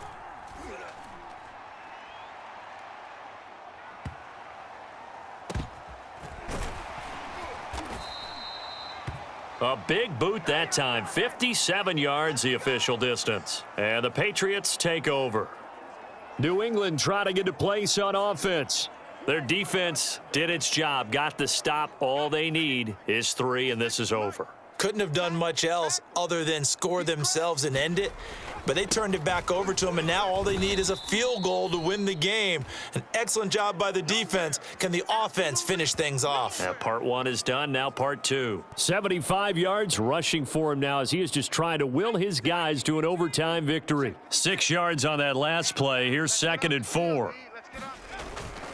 They run again with Harris, and he'll get about 3 as he takes this up near the 25. And that's some good tackling there to keep him short of that yellow line. Yeah, and defensively, all I'm thinking is that on that play, get me to 3rd down. Get me into a position where I can make one more play and get my defense off the field. On 3rd down, here's Harris. And he's taken down, but able to slip across the 35. Most of their damage has been done through the air. I mean, they've rung the bell 3 times with passing touchdowns, but guess what? Ground game has not been neglected. Nice little burst right there. On 1st down, Harris. It's a 6-yard pickup, and it gets him to 2nd and 4. And once again, leverage wins. The offensive line, lower than the defensive front. They moved them and found some good space for the guy carrying the ball. Check, check, check, check. Check 31, check 31. On 2nd down now. It's Harris. And he'll be brought down just shy of midfield at the 49-yard line. Sometimes I get almost mesmerized watching these runners who have great vision. You know, those eyes that carry their feet to open spaces, make people miss. I just love watching those guys go to work. Takes to midfield, but no further. Just a yard there. Alert three, alert three, alert three. The run only got a yard. Here's 2nd and 9. Again, it's Stevenson. And they'll get him down as he's inside the 40. Good push up front and that run in between the tackles. Let's play the leverage game here. Offensive line just got lower than the defensive front, and they were able to get their pads on them and move them backwards and create space for their running back to roam. And nothing much materializing there on the first down run. He'll get a couple, and that's it. They've had some success here in overtime on this opening drive running the football. Right back to that well. And why not? When you have that kind of success, make them stop you, and until they do, keep going back to that well you just spoke about. I think there's more water there and available to them. Now what can Stidham do here in overtime? He finds his man, complete. It's Myers. And this is going to be another first down as they'll make the tackle at the Broncos' 26.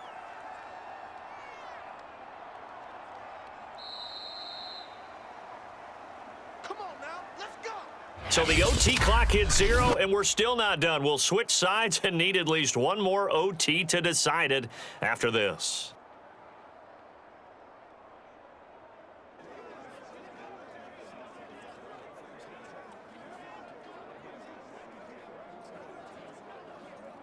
Ready? 6, Mike, 56. Let's go one more. 56. Stidham sets to throw on first.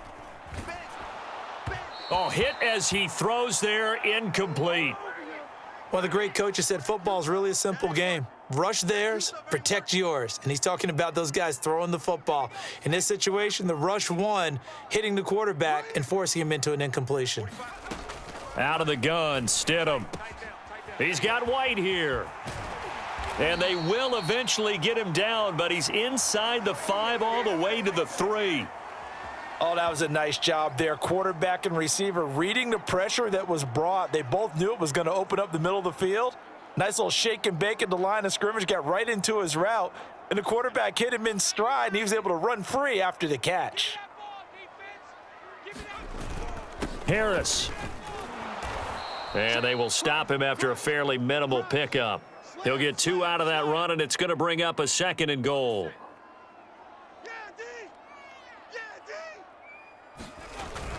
Again, it's Harris. And he's into the end zone for the touchdown and the game winner in OT. We needed extra time to decide this one. The rushing score in OT finishes it off, but all throughout, really just a great game to witness. I agree, and the whole time we were watching and working on this game, I had it in the back of my head. We could get to overtime. Just the way this game went, the ebb and flow of it all, and then to get there and finish it what I would call an old school way, a running play, because in today's NFL, we throw the ball to ring the bell, don't we? Not there. They ran it in. And again, just a great, great game that we bore witness to. And, Charles, I think when the schedule comes out, all teams, no matter where they're predicted to finish, talk about protecting your home turf. They were able to do that here in this one. Similar to a tennis match, right? Not letting them break your serve. That way you hold on to it. They got it done, and they feel very good about that victory. So that'll do it for us. For my partner, Charles Davis, and all the hard-working men and women on our crew, I'm Brandon Gaudin. You've been watching the NFL right here on EA Sports. The Patriots winners here at home as we say so long from Foxborough.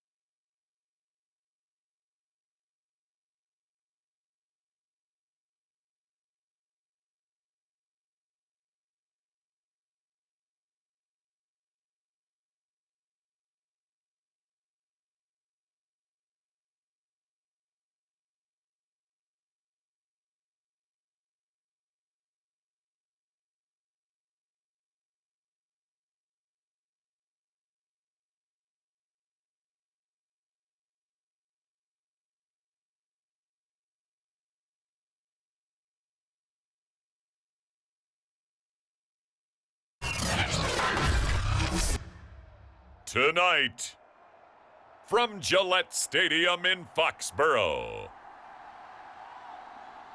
it's a special prime time edition of the NFL on EA Sports.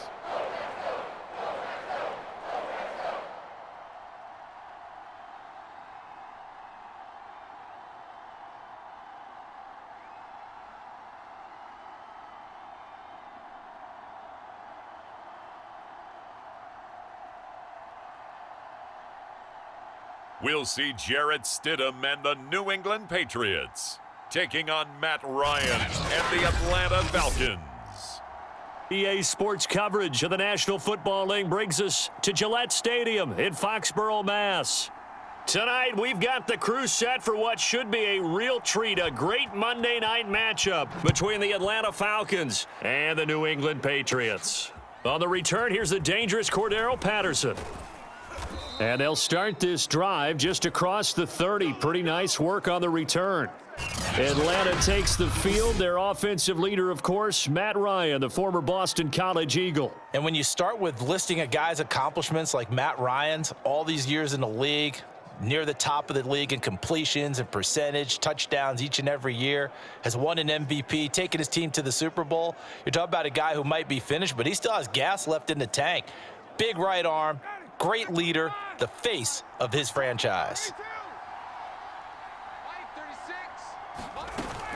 This is Cordero Patterson. Remember, he won a ring with the Pats. And he'll scratch out only about a yard up to the 32. If you're looking for glory, looking to get your name in the headlines, you do not want to play nose tackle. But how about what we just saw there? The ability to hold people up, take on extra blocks, and actually slip them and make a tackle on that play. That's big time. And he'll be tackled just past the 35 at the 36. Third play here, this opening drive, as they're up against a 3rd and 5. Now Ryan.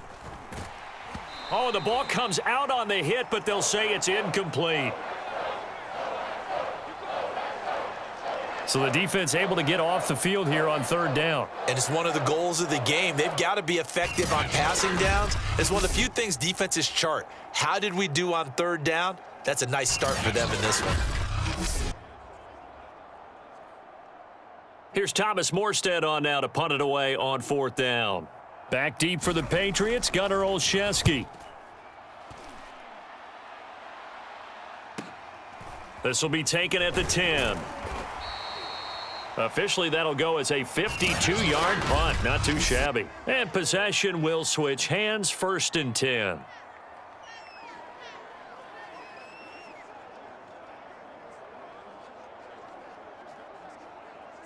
Stidham going to lead the Pats up 1st and 10. At their own 20-yard line. Watch out, watch out, watch out. First carry for Damian Harris, the Alabama man. And he'll go down at the 26 following a gain of 6. First play of the drive, let's give credit all around. Excellent blocking, but the guy carrying the ball, he was the finisher. A really nice run. Harris going to get it again on 2nd down. He takes this for 3 to the 29.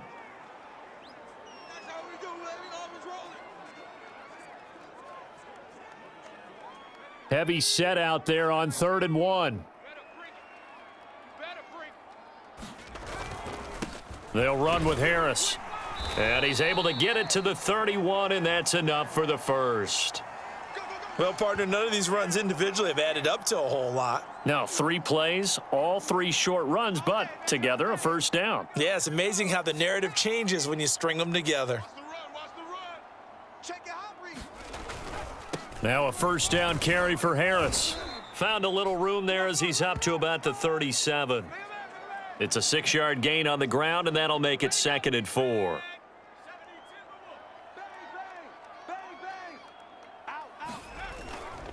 This is Harris, and they will only muster a yard here to the 38. And this is why aggressive defensive coordinators love to blitz. It wreaks havoc because they end up taking their attention to the blitzers, freed up the D lineman to make the play. Stidham now to throw on 3rd down. He's got it to James White. fighting through, and he's got space. And he takes this one down almost all the way to the 30. A big play there for the Patriots. On third down, it's very simple. Make sure you get beyond the sticks, make the catch, pick up the first down. But in this case, he turned it into bonus time and was off to the races for a monster play.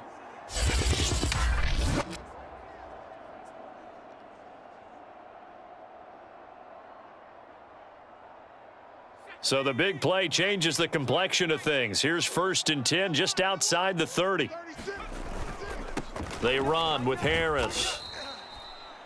5 yards on the carry. Good pickup on first down. Who needs out when you got D like this?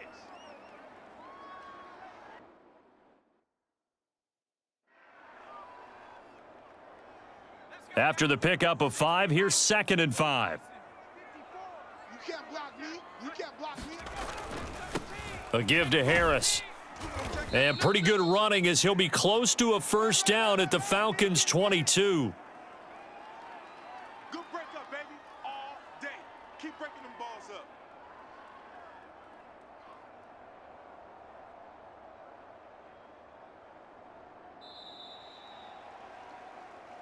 No score after 1 on EA Sports. Let's go. Hawk 70. Hawk 70. This will be the 8th play of the drive, and it's 3rd and inches. They'll run. Here's Harris. He's got the first down inside the 10, and he's all the way down to the 6-yard line. 44 yards rushing now on 8 carries for him so far. Blocking at the point of attack there was very strong. He had a couple of running lanes. And I never want to overlook the offensive line, but that's what they get paid to do. How about the quarterback? Everyone thinks. And he's in. Touchdown, Patriots. Damian Harris, a 6-yard touchdown run as his guys are on the board first here tonight. A solid blocking up front from the guys on the offensive line allowed him to get in for the touchdown. Yeah, some might say that the guys on the offensive line were in concert. I used to have a coach who called it marrying up, meaning when you get on a guy, you just stay right there, and each guy has his own assignment. That allowed the runner to make the big move towards the end zone. I don't know about you, but I can't wait for a few years of 2-point tries and see what the data tells us, because a lot of teams want to throw the ball in this situation, this time unsuccessfully. I just wonder if maybe running the ball might be the way to go. With it moved up from the 3 to the 2, you would think maybe a few more attempts at running. I think stats over time may bear out that running the ball will at least be the equal of throwing it in that situation. Now it's Patterson.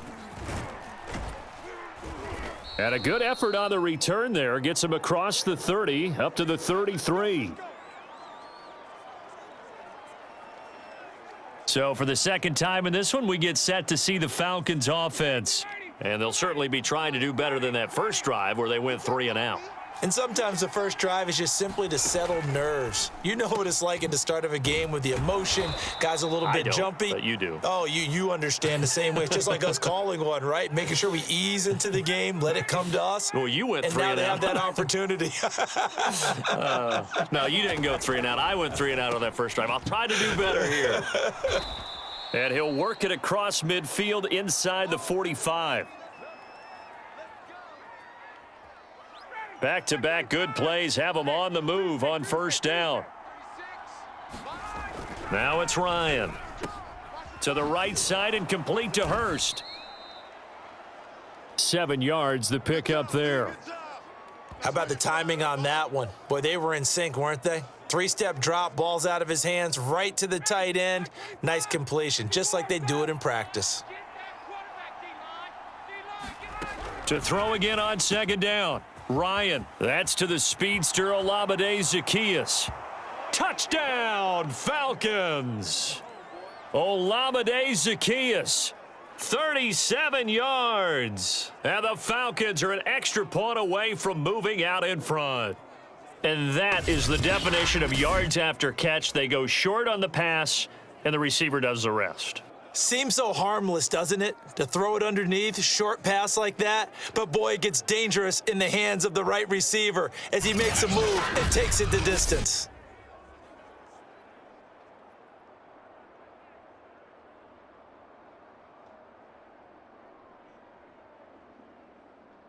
Extra point attempt here still to come.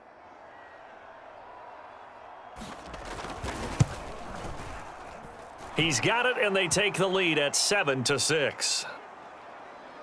So that drive, 4 plays. And the Falcons score to cap it off. Following the touchdown, here's Koo to kick off. Taylor now to return it. And they'll start this drive just across the 30. Pretty nice work on the return. Damian Harris of the Patriot offense ready to take over again. You see the numbers, all those carries. If you get that many carries in the drive, you better finish it with a touchdown, and he did. Yeah, and deservedly so, right? Because we've seen times like the Carolina Panthers, sometimes Jonathan Stewart to carry the ball all the way down, and then Cam, he's such a great goal line runner, he'll carry it in. But in this case, though, that didn't happen. The fellow lugging the load, he's the one who got to reap the reward. Yeah, there was no touchdown vulture here. First down, and they go back to Harris. And he takes it past the 45 and down at the 46. Give him 5 on the carry there, and it'll be second down. And we've hit the 2-minute mark in this first half of action.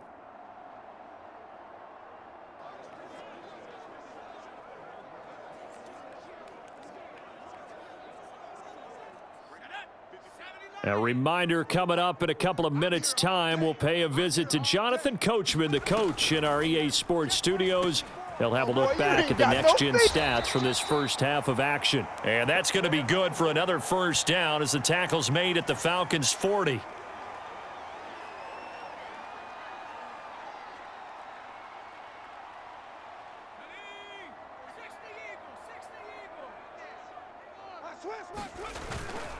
Now Harris. And he sneaks his way forward only for a couple here. Second down.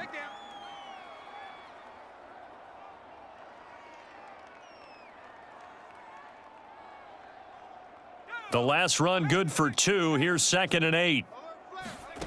Now it's Stidham. Got his man complete over the middle. It's Myers. And that's going to be good for another first down as the tackle's made at the Falcons' 21.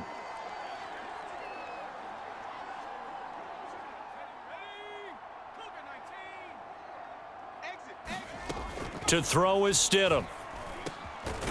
He finds his man complete. That's Myers. And this will leave him a yard short. Nice pickup of 9 yards on first down. This drive, it's been a good mix. 3 passing plays, 3 runs, hitting on all 3 of those passes, and the last one putting him in the red zone. So wouldn't you think play action right here? Because you've got the ability and had the ability to run it and throw it. Go play. Touchdown, Patriots! Jacoby Myers. A 12-yard touchdown grab. And once again, the Patriots are back out in front. Partner, remember that old film of Peyton Manning going through the route tree with his great receivers in Indianapolis? I think we're seeing the results of the same type of work here today. These guys know each other so well, they don't even have to call the play. They can just look each other and know the route that's going to be run, and usually the connection is perfect.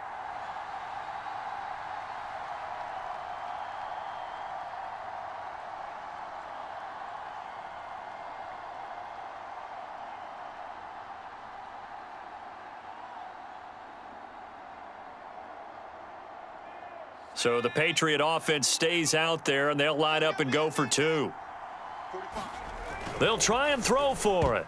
And that's going to be knocked away in the end zone. It's incomplete. So now, Charles, 2 touchdowns, 2 tries at 2-point conversions, and both fail. And you want to say, let's go ahead and run the kicker out there from now on. But the problem is you're chasing points at this stage. So now you've got to dial up more 2-point conversions and hope you're successful from here on out.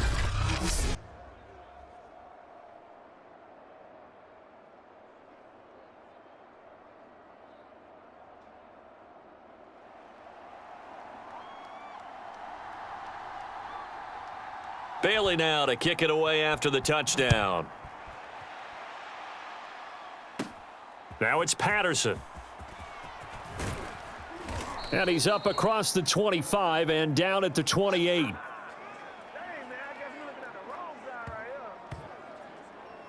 And the Falcons going to get one more drive here in this first half.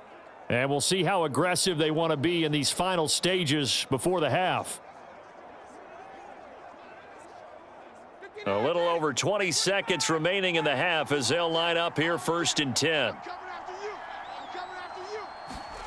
Now Ryan. He's got his man Sharp complete. And they're able to get this one across the 35. Now the Falcons going to use one of their timeouts as they stop it with 16 seconds to go in half number 1. On 1st and 10, it's Ryan. Complete to Zacchaeus. The Falcons going to use the second of their timeouts as they'll stop the clock with 12 seconds to go in this first half. They'll throw on 1st down with Ryan. And he'll complete this one to Patterson. And past the 35, he'll be dropped a yard or two shy of the 30. And with just 4 seconds left in this first half, a timeout call. So with 4 seconds to go in the half, here's the field goal unit onto the field. On the left hash, this from 48 yards. And this one is right down the middle. And that will do it for this first half. So we've reached halftime here at Gillette Stadium with the Patriots on top. As we'll send you down the coast now to Orlando, that's where we find Jonathan Coachman, ready with our EA Sports Halftime Report. Coach. Okay, right, Brandon. Thanks very much. And welcome in, everyone, to this slimmed-down version of the EA Sports Halftime Report. Okay, Brandon, thanks very much. And welcome, everyone, to this abridged version of the EA Sports Halftime Report. This game's had a little bit of everything thus far and certainly plenty to look forward to as the teams are right back out there for the second half. So we'll get right back out there as well as we'll turn it back over to Brandon Godden. So here we go for half number 2. The Patriots with the lead, and they will be getting the football. On the return, it's Taylor.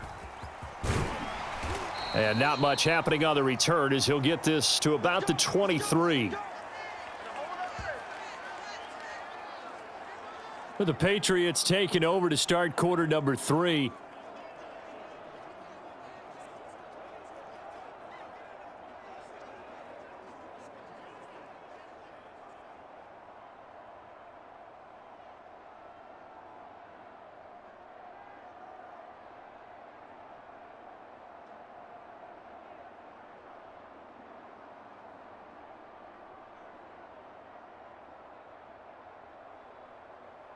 Stidham going to lead the Pats up 1st and 10 at their own 23.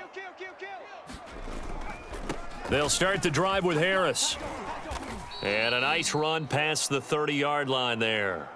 76 yards rushing for him now to this point. And after that type of a run, there's some talking going on down on the field, but it's not trash talking. The guy who just carried the ball, he's going back and telling his offensive line, great job, keep it up, and we'll break that one soon.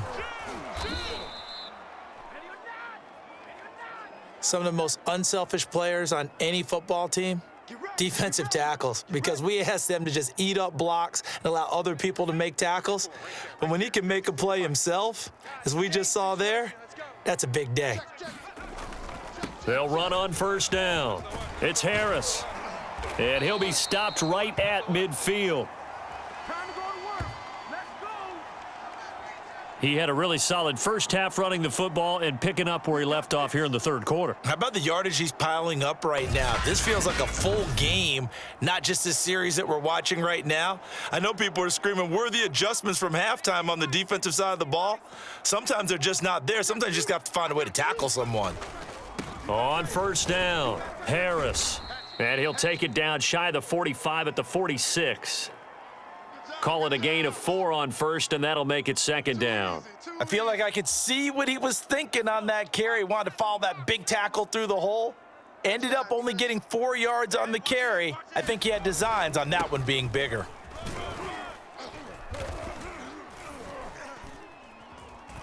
And he'll get it inside the 40 to the 39.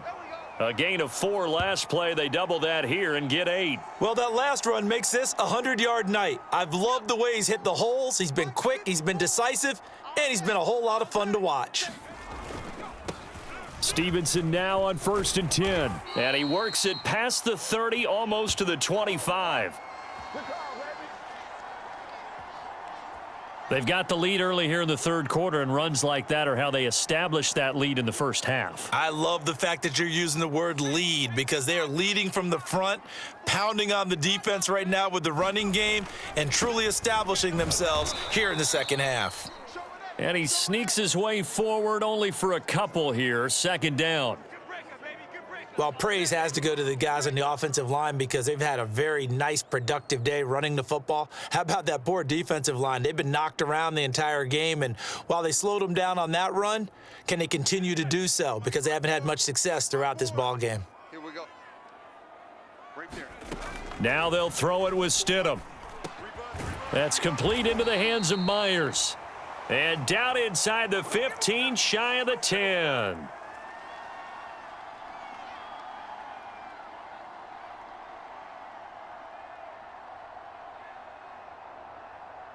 Now a 1st and 10 at the 11.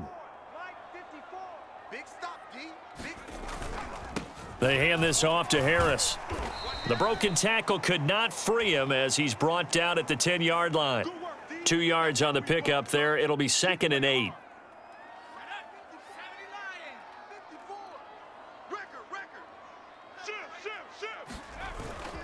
Now here's another carry for Harris. And a nice pickup there as he'll take it from the 10 down to the 5-yard line. Looks to me like maybe there's a little attrition setting in with this drive because when you see that type of a run, I get the feeling the defense getting a little bit tired. And that's the last thing they need, especially when they look up at the scoreboard.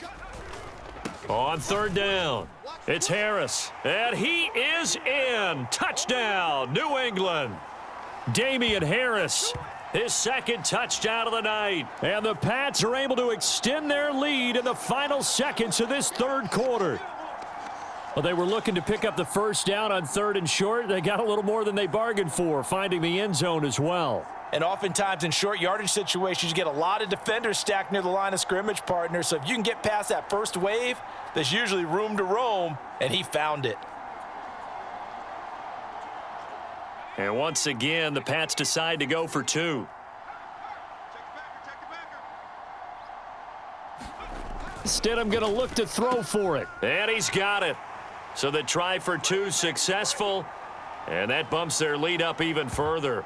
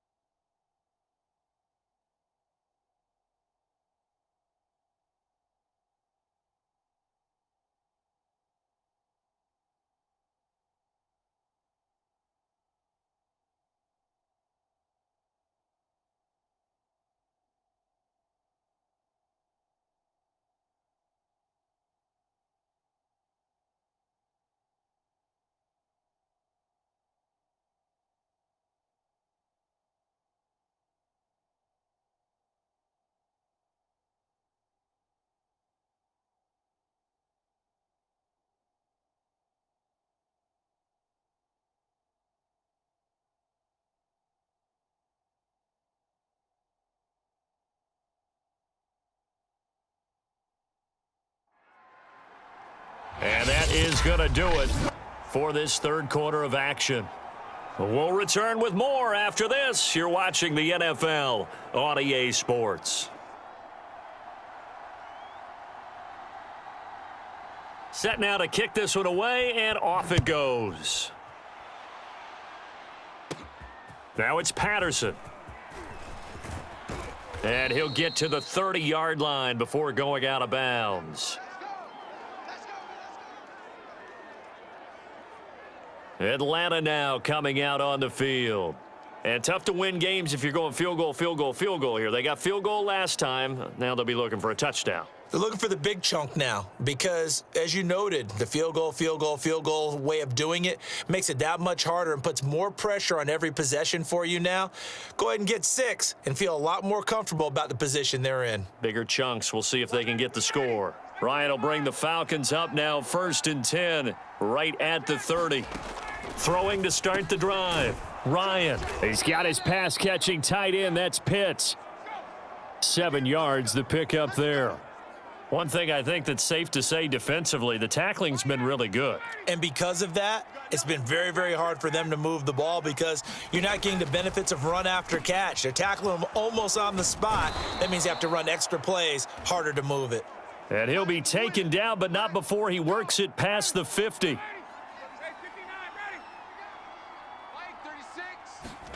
On 1st down, Ryan. That's into the hands of Pitts, the tight end. And he is tackled inside the 40, not quite to the 35. All right, this is the time of the game where they're down a couple of scores, and they've really got to get some yards in chunks, and they know the defense doesn't want to give those up, but they've got to find a way to take them anyway. Now the question is, can they string a few of those together? Throwing now, Ryan on 1st down. Right back to Pitts again. A good gain of 9 before he's brought down at the 28. I don't care what sport you're playing. Everyone likes to build up a little momentum, don't they? And look at this, back-to-back completions to the big target at tight end. That one not as profitable as the other, but still a decent gain. Now here's a throw that's taken in by Tajay Sharp. And inside the 20 before he's brought down. So 5 plays on this drive, Charles. All passes, all completions. And just like that, they're in the red zone. And don't you think the playbook opens up a little bit more now? Because all they've done is throw the football. If you want to run it now, you may very well have them fooled. Trying to bounce it outside, but he's only able to get it back to the line of scrimmage. No gain on the play there. 2nd down. I would think as a play caller, you want to look for some quick hitters to your tight end, any type of a route to replace where that linebacker was, because when you saw the speed with which he reacted and stuffed that play, maybe use that speed against him in the future.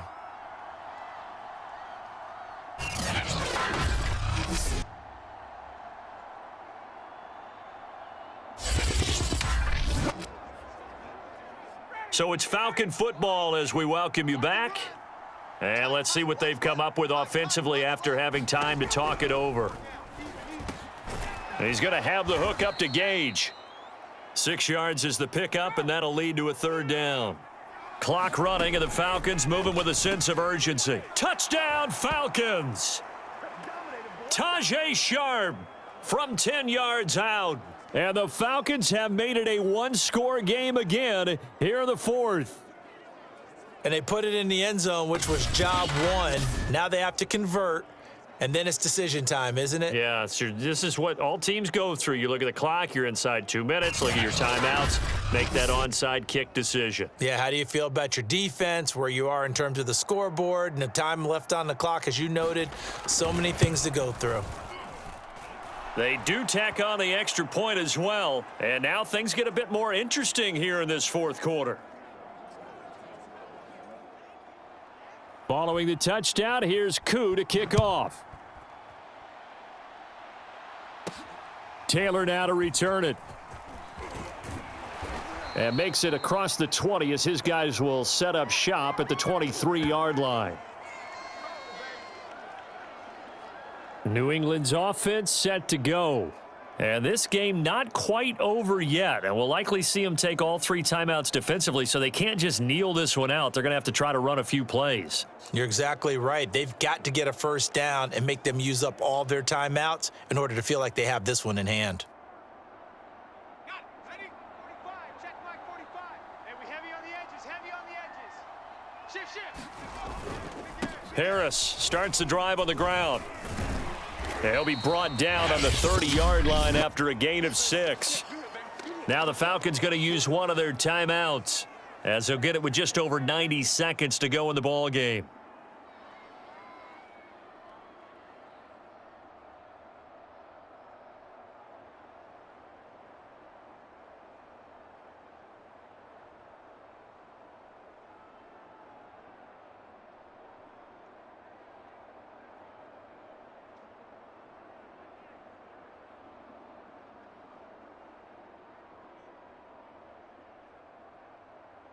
So they come up on 2nd down. If they can get another run like we just saw, would likely put an end to this thing.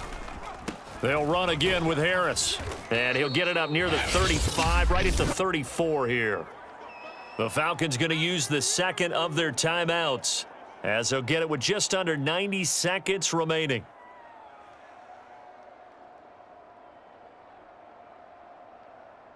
And not totally home free yet, but it's looking good as they come up 1st and 10.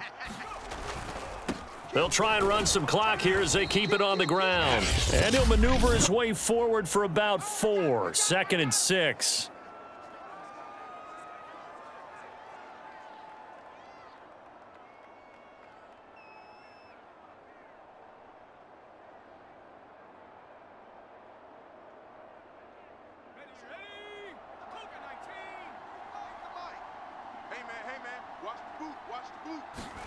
Here's Stidham. He finds his man, complete. That's Myers.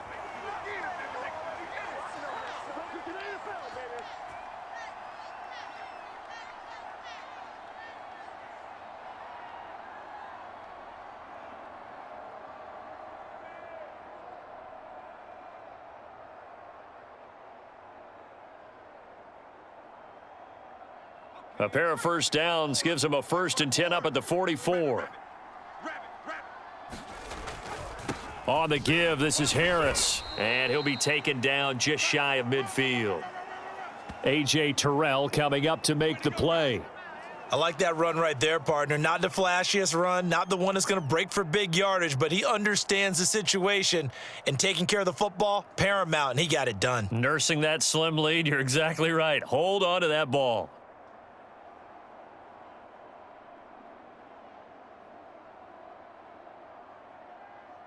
Second down at 5.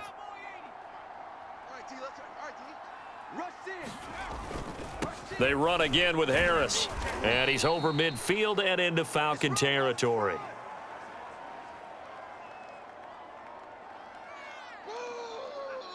what I'm talking about, baby.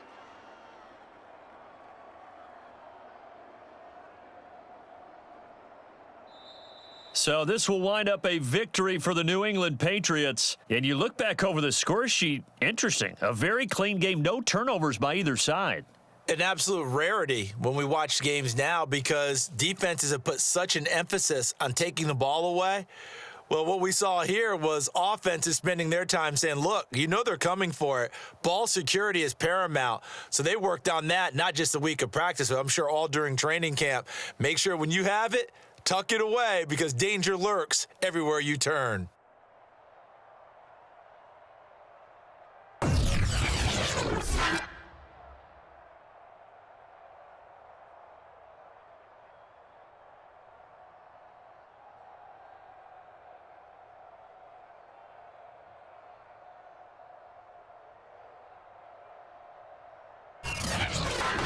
So that'll just about do it for Charles Davis. I'm Brandon Gaudin. You've been watching the NFL on EA Sports. For more, log on to easports.com.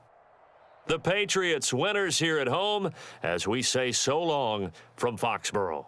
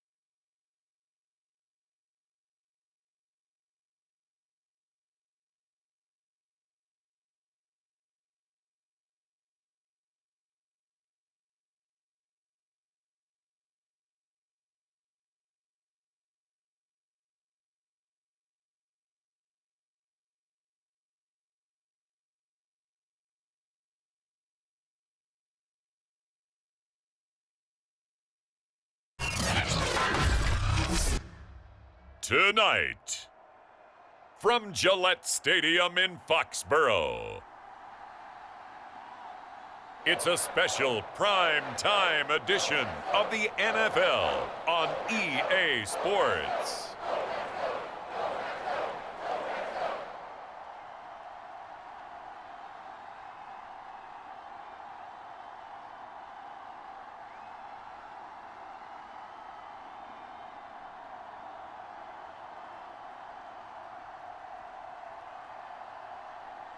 We'll see Jarrett Stidham and the New England Patriots taking on Daniel Jones and the New York Giants. From the area known as Patriot Place, EA Sports set for football at Gillette Stadium in Foxborough. A moment ago, the pride of Massachusetts, the Patriots, introduced to this, as always, sold-out crowd as they get set to go head-to-head with the New York Giants.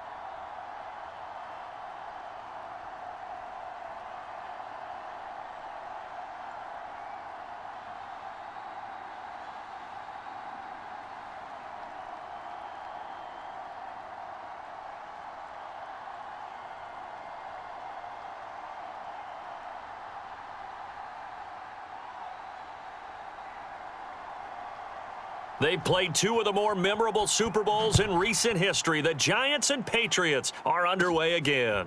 On the return, it's Pharaoh Cooper. And able to get this across the 20, but not much further as he's dropped it to 23-yard line.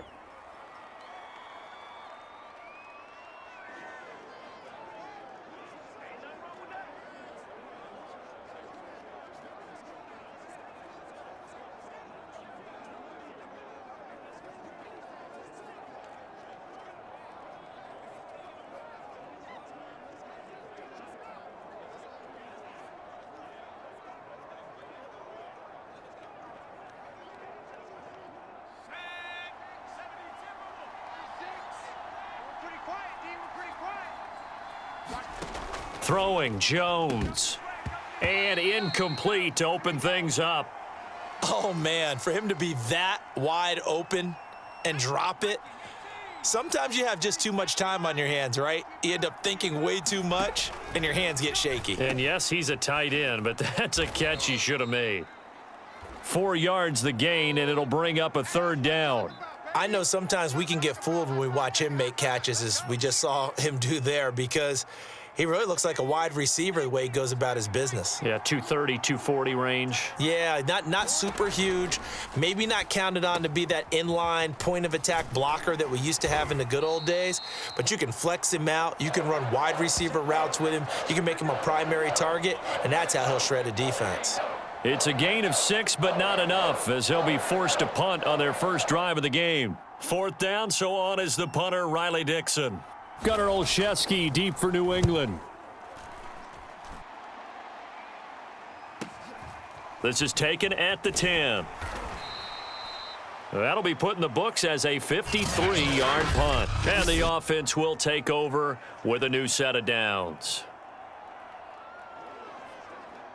Stidham going to lead the Pats up 1st and 10. At their own 18. Check nine. Deuce. They'll run with a former member of the Crimson Tide, Damian Harris. And he'll take this one up to about the 23.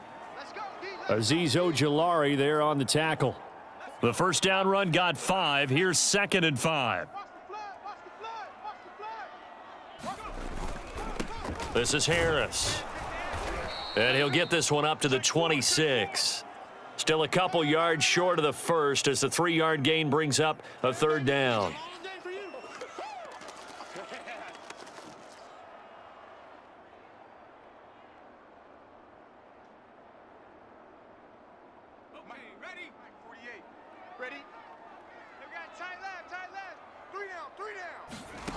From the gun, it's Stidham. That's going to be caught. It's Jacoby Myers. And he will have a Patriots first down as they're able to get the 3rd down conversion.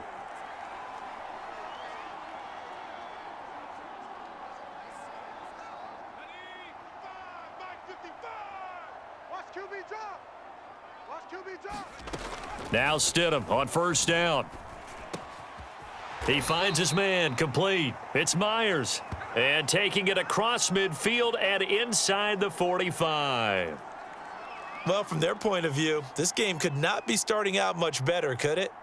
Force a punt on defense, and now they're moving it crisply on offense. Crisply, I like that. You like yeah, that? yeah, moving it very, very well. Looks like the defense on their heels a little bit. You put a score in here, long way to go, but you're right, that's a heck of a start. Yeah, and I think this is where the play caller is looking at his play sheet and saying, do I have that dagger play? Do I have that play and just finish them off right now? Because I think they'd love to gain that big advantage early. And he's going to get this inside the 30.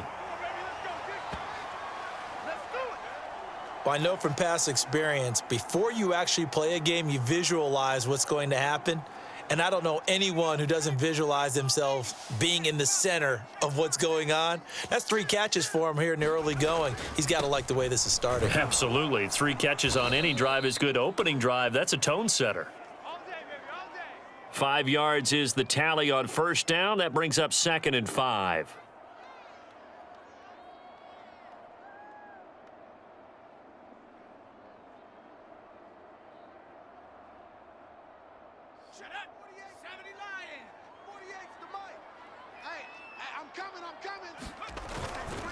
On the ground, it's Harris.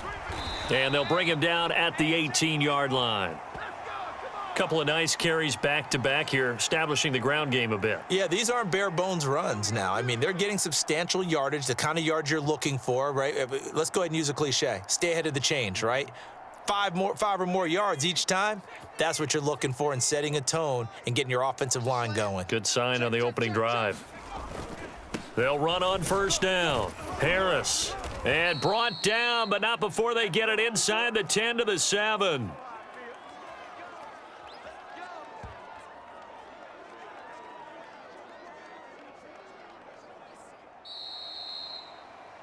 We're scoreless after 1.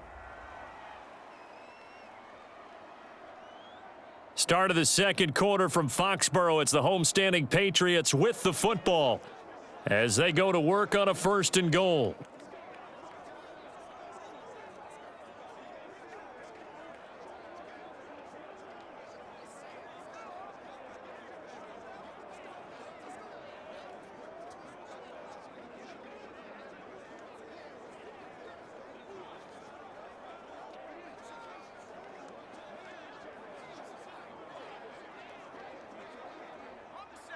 Mike 55, Mike 55. He's scared. Hey, switch gears, switch gears. Hey, alert 3, alert 3. Harris. And he's able to get it down to the 2-yard line. Give him 4 on the carry there at 2nd and goal. When we talk about being on schedule, I think they're on schedule after that run, getting it right down there on the doorstep. Maybe even a little bit ahead because now the And he'll take it into the end zone for a Patriot touchdown. Damian Harris taking it in from 2 yards out. And they are able to strike first here on their opening drive. That almost looked too easy, and I think thanks goes to the offensive line for making it look easy. Yeah, I agree with you totally on that one. I'm not sure how much everyone understands the preparations that go into a game for an offensive line, because there's a reason that running backs and quarterbacks give them big gifts at the end of a season after a big year. The consistency and the continuity it takes to know each other and execute their blocks is pretty impressive.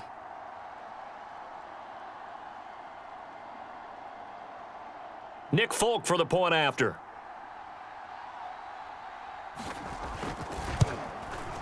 And he gets it to make it 7-0 Patriots. A 10-play drive that time. And it was Damian Harris who finished things off with a touchdown run.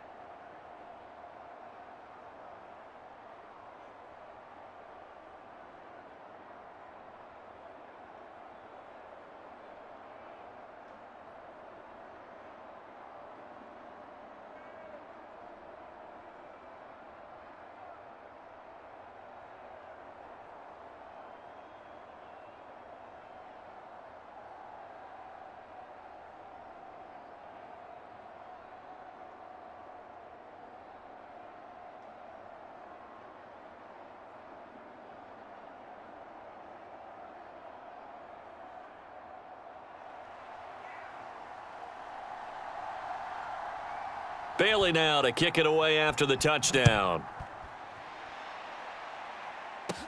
Cooper on the return. And able to take it past the 25 and up to the 28-yard line. So the Giants getting the football back here for their second drive. And the last drive, the first drive for them, not very good. 3 and out. What do they go to here? Well, you don't look down at your play sheet and say, this is what the problem is. Let's find out who my playmakers are. Get the ball in their hands, and maybe the offense will move a little bit better. Sometimes it's more important to get it to the right people rather than dialing up the right number. Exactly. Or the right play, yeah. That too. I like watching the wide receiver screen because it's a real teamwork play. Because guess what? The guy catching the ball, he'll get all the credit. But how about the people who have to block in front of him, either fellow receivers or offensive linemen? That makes that play a really nice timing play, and sometimes it can break big.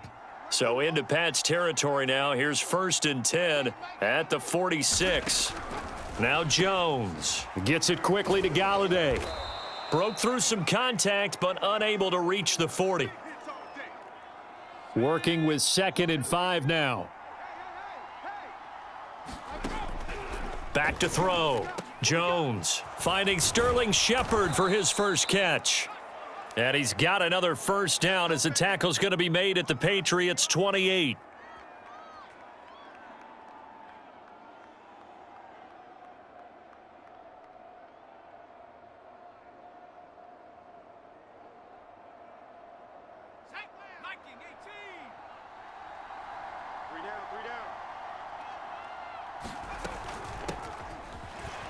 Fighting him off. And he's tackled a yard short of the marker. Good gain of 9 on first down. Offensive linemen love creating space for their guys carrying the ball. But when that guy also breaks tackles and creates extra yardage, they almost feel like he's one of them, and they really embrace him. On 2nd and 1, Jones. They'll set up the screen to Barkley. And he'll get it down this time to the 17.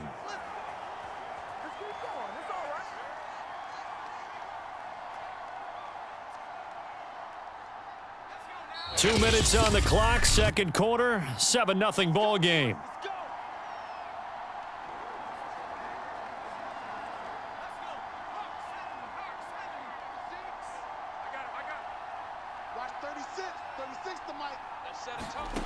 Now Jones on first down. Gets this out to Saquon Barkley. And he'll be out of bounds, taking it just shy of the 10 at the 11 or the 12. They'll contain him to just 4. Second down.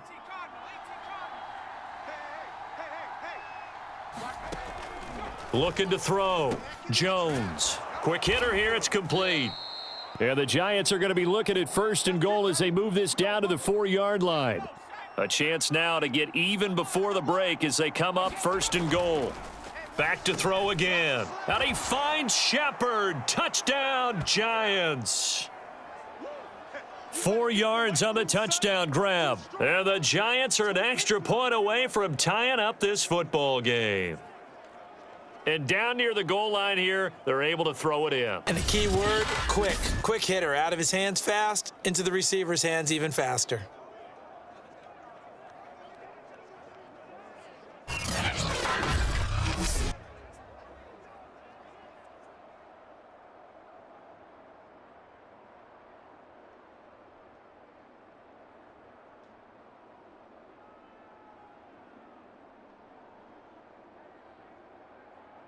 Graham Gano on for the extra point.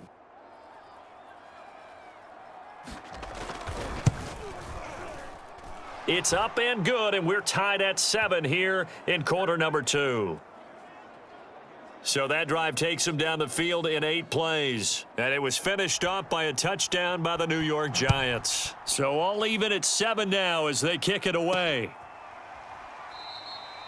And this will be brought out to the 25 as Taylor elects to not return it.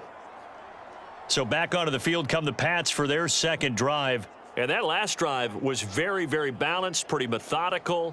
You think they go that route again? I'm always of the school that until they stop me from doing something, I'm going to continue. And I think that that's exactly what they'll look to do. But the beauty is the balance that they've created, sets up opportunities for big plays. Looks like a run, turn into a play action, and throw one deep.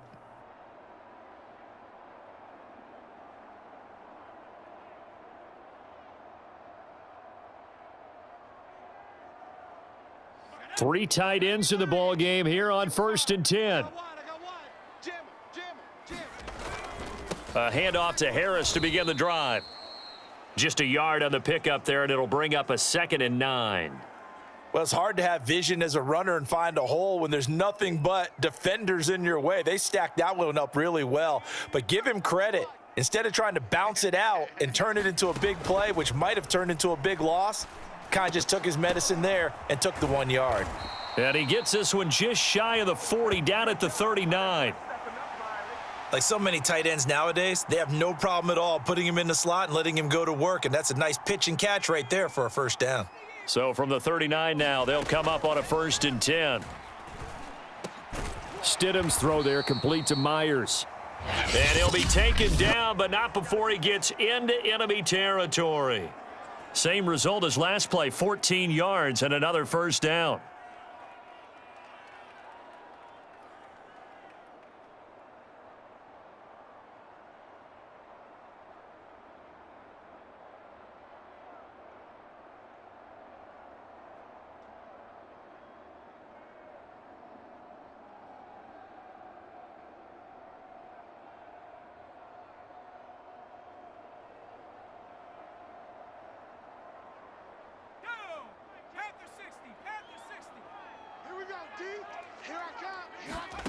Now Stidham. He gets it to James White. And he gets it inside the 35 and just shy of the 30. Now the Patriots will use the second of their timeouts as the clock will stop with 33 seconds to go in the first half.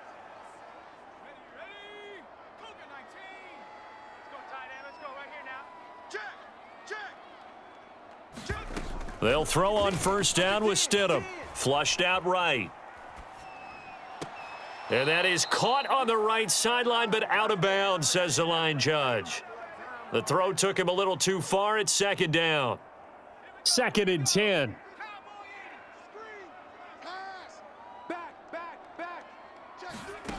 Stidham from the shotgun. And his throw here's incomplete. Nowadays, quarterbacks don't mind throwing into coverage because of the confidence they have in their receivers to come down with the ball. But sometimes you have to be careful you don't get too confident and throw an interception. Stidham going back to the air. It's caught by Aguilar. And all the way in. Touchdown, New England. Nelson Aguilar. As the first half is winding down, and the Patriots have taken the lead. And that touchdown gives them a touchdown lead before they attempt the extra point.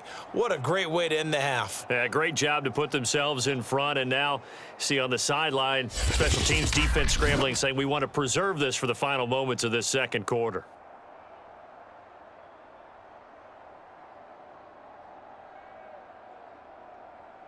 So the Patriot offense stays out there, and they'll line up and go for 2. They'll look to throw. And the Patriots are going to have 1st and goal as they try to finish off this drive with 6 points.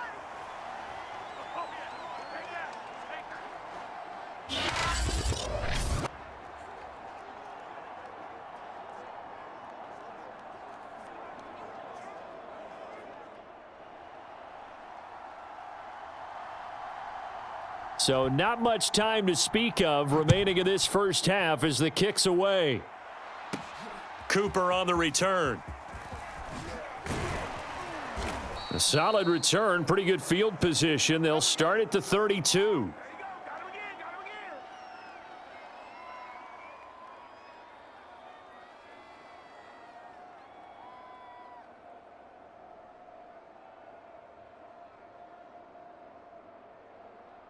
The Giants offense at the line, ready to begin their next drive. As they go to work with 12 seconds on the clock. That's complete left side to Shepard. Now a timeout taken. Perhaps a chance for one more quick play and then another timeout if they hurry. We'll see.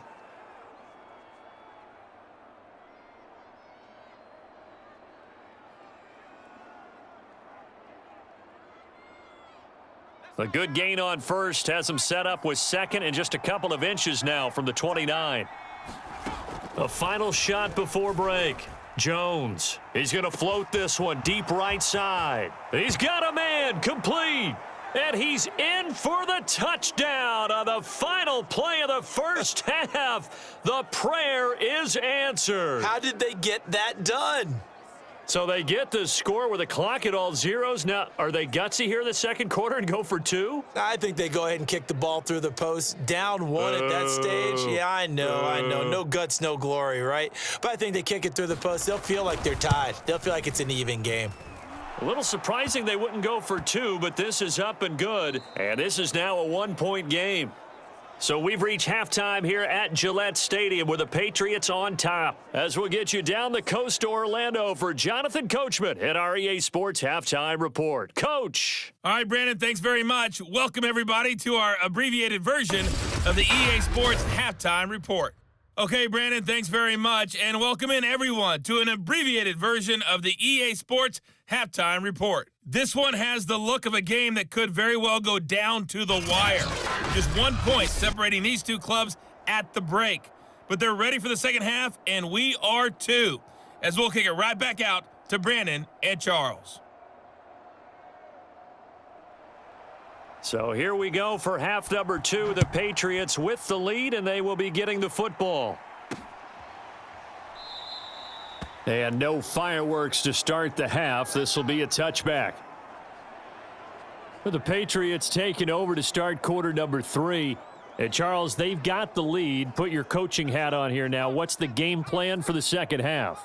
I think getting the running game going a little bit more, because I thought in the first half they didn't get it moving the way that they would like. They had success throwing it, but I think these first couple of drives, they'll want to get those running backs going and give them more opportunities, and I will guarantee you that those guys were lobbying for them in the locker room at halftime.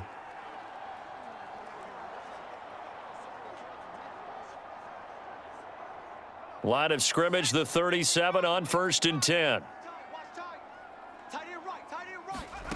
Stidham. Open man is Myers. And he'll be taken down, but not before he works it past the 50.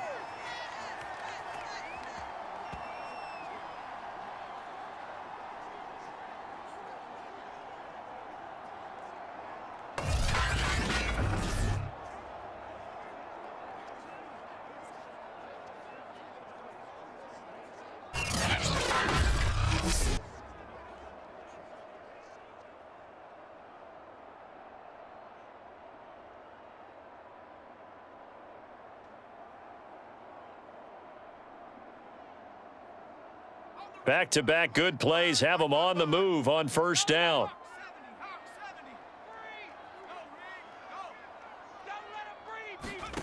Now it's Stidham. And he fires one that's intercepted. Picked off at the 30. And the return here is stopped at the 35-yard line. That is a tough way to start the third quarter. You get the football, hoping to drive it down, put it in the end zone, and take the lead. Instead, they give them the football. And I think the key here is for them to not get discouraged. That is not how they drew it up, not how they saw it in their minds. But there's a long way to go in this game. You know, they've just got to find a way to come back one play at a time. Yes, it's a cliche, but they can get it done.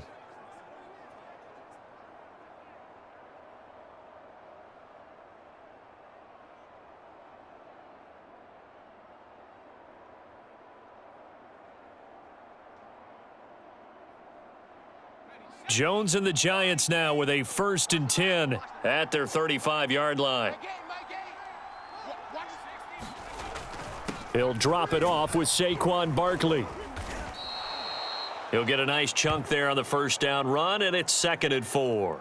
You know what really fires up offensive linemen? When the guy that is carrying the ball behind them can create his own space and break a tackle along the way.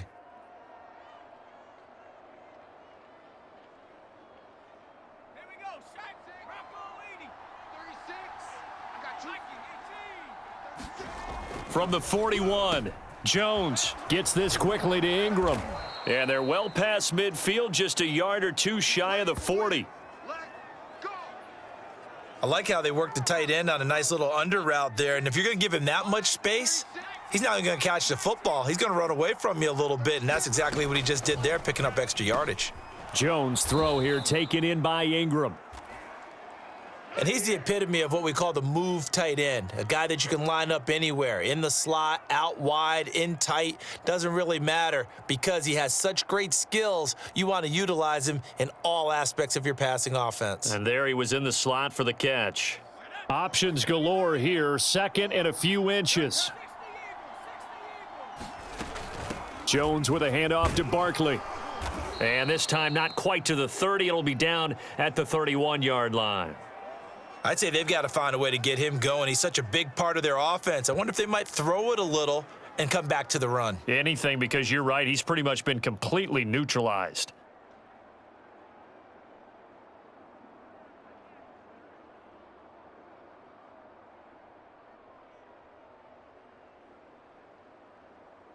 Ready.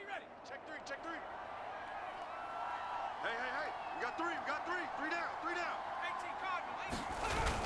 Now Saquon Barkley. And this time they were waiting for him as he'll be knocked down before he can get back to the line of scrimmage. He'll lose a yard there, and it's 2nd and 11. I see a shake of the head as he gets up, and you've got to imagine he's thinking, guys, you got to help me out. He's hoping his team can read his thoughts because he definitely needs some assistance.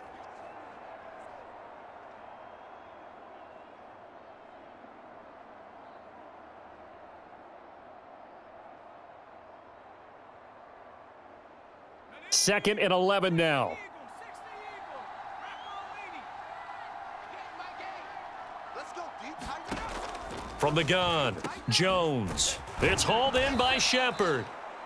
They get 11 back on that one. It leads to 3rd down. Fired that one in there, able to make connection on a nice in route. With those faster passes when they're going that fast, any hesitation as a quarterback that the deflection, if you miss, might be bigger and lead to an interception? Yeah, and the deflection works both ways. Maybe a defender gets a hand in the way and it pops in the air, and sometimes you throw it so hard your receiver can't handle it, and he pops it up in the air for the defenders to grab as well. But a moot point there as they were able to connect. So here's a 1st and 10 now, down inside the 20. From the red zone now, they'll look to throw. And that one drops down, incomplete. Good coverage there, forced the ball free, and it's 2nd down. Now the defense going to use the first of their timeouts. That'll leave them with 2 remaining. We'll be back after this. 3rd quarter on a Monday night with a 2nd and 10 coming up. To throw again, Jones.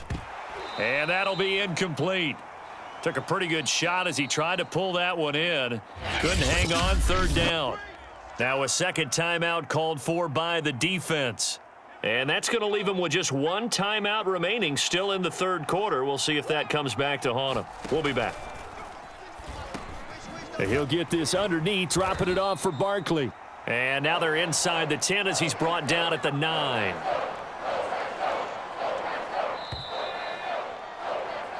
1 quarter remains here as we wrap up the week on a Monday night. We'll return with more after this break. You're watching the NFL on EA Sports. So on 4th down, out trots the kicker in a big spot here. This for a 4th quarter lead. And Godot's kick is right through. And with that, they will move ahead by 2 here in the 4th. Well, he was a spectator for much of this game. This is his first field goal opportunity of the entire contest, but he's able to connect. Yeah, he had a pretty good seat to this one, didn't he? But let's face it, all kickers that you and I know, they want to contribute. They want their opportunity, and he seized his. Taylor decides not to try to return it, and this will come out to the 25-yard line. Out comes the New England offense to see what they can do this time. And they really need to forget about their last time out, the turnover that led to a field goal. So now they try to regroup, trailing in the final quarter. Obviously, they'd love a touchdown, but 3 would suffice.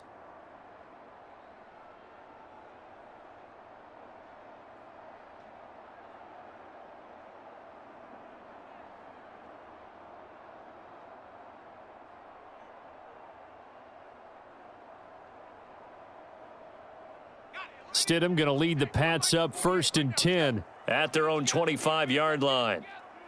He's coming. Double up. They turn to Harris to begin the drive. And they're able to get this one across the 35.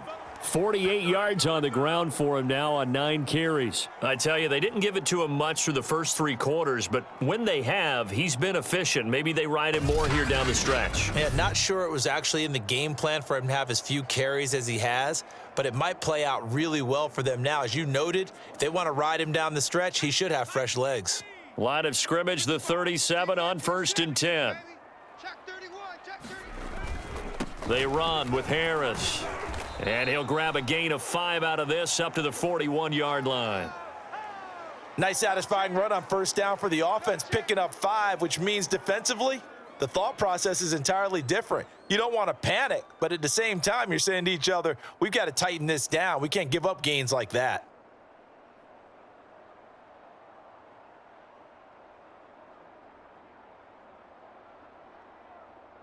Five yards remain on 2nd down.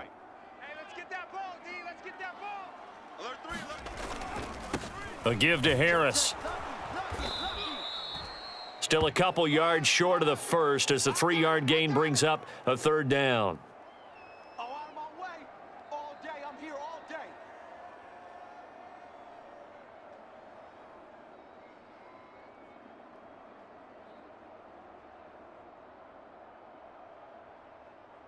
Stephanie. 19 Tiger. 19 Tiger. Tight end's right. Watch tight end. 4 down. Out of the gun, Stidham. Looking for Aguilar, and it's intercepted. Picked off by Reggie Ragland. And a great return as he gets this all the way down close to the 30-yard line. Yeah, he's just trying to throw this ball into the hole in the zone, but those windows can open and close quickly, especially in the middle of the field. So if the timing's not right, we'll see interceptions like that one right there. New York set to take the field. Another important 4th quarter series coming up. That last INT helping to maintain their slim advantage. A 1st down carry for Barkley. 7 yards on the pickup there, and it'll leave him with a 2nd and 3.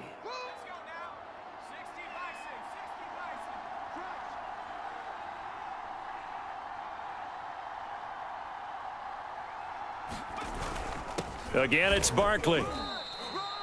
Give him a yard on the run there, and that's going to set up a 3rd down and 2. They don't need to run another play here before the 2-minute warning. Let's see if they do it anyway. 2 minutes remain, and that's our score differential as well. 2 points here in the 4th quarter. So it's Giants football here as we welcome you back.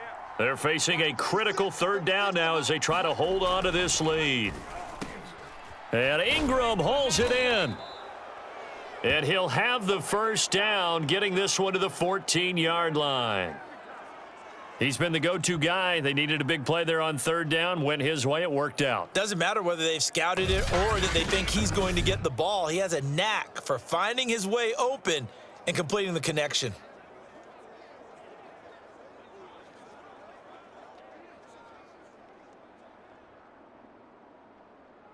Not totally home free yet, but it's looking good as they come up 1st and 10.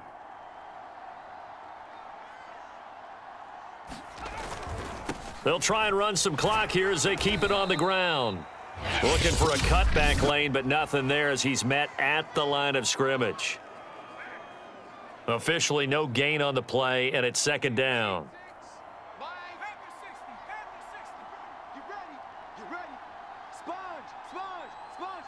And the Giants will kneel it here out of the victory formation.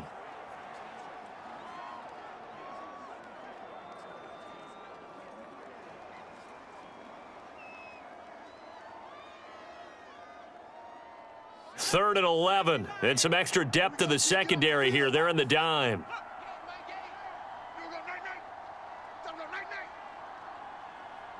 Down to a knee goes Jones, and that should just about seal it. Yeah, it's fun to kneel down in front of your home crowd, but when you go on the road, that band of brothers attitude, right, just us against the world, and get it done, How happy are they? I remember a coach at a previous stop telling me, you get a win on the road, doesn't matter the opponent, get out of there like you stole something. And they did in this one.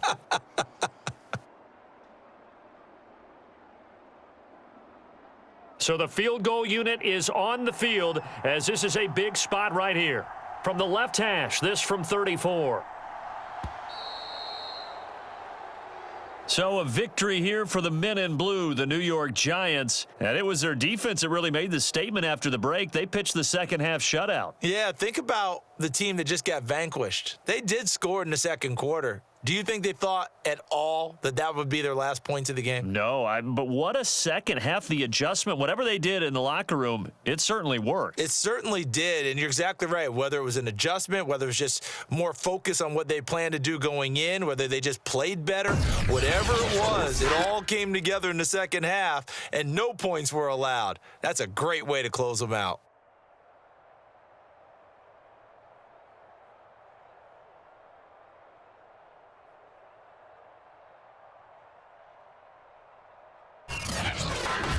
So that'll do it for us. For Charles Davis and all our crew, I'm Brandon Gaudin. You've been watching the NFL on EA Sports. From Foxborough, good night, everybody.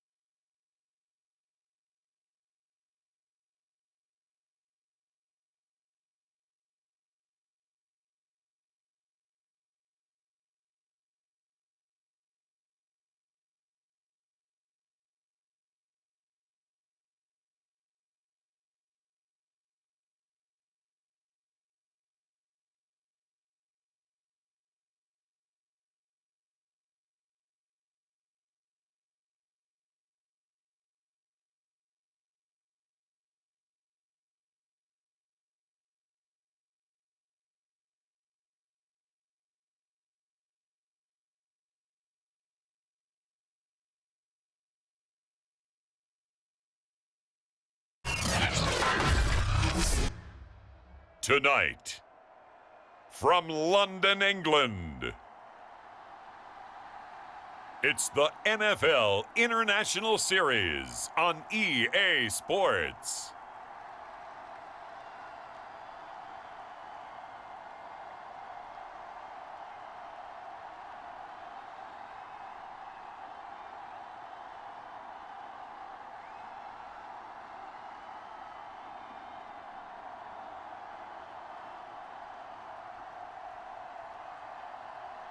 We'll see Joe Burrow and the Cincinnati Bengals taking on Jarrett Stidham and the New England Patriots.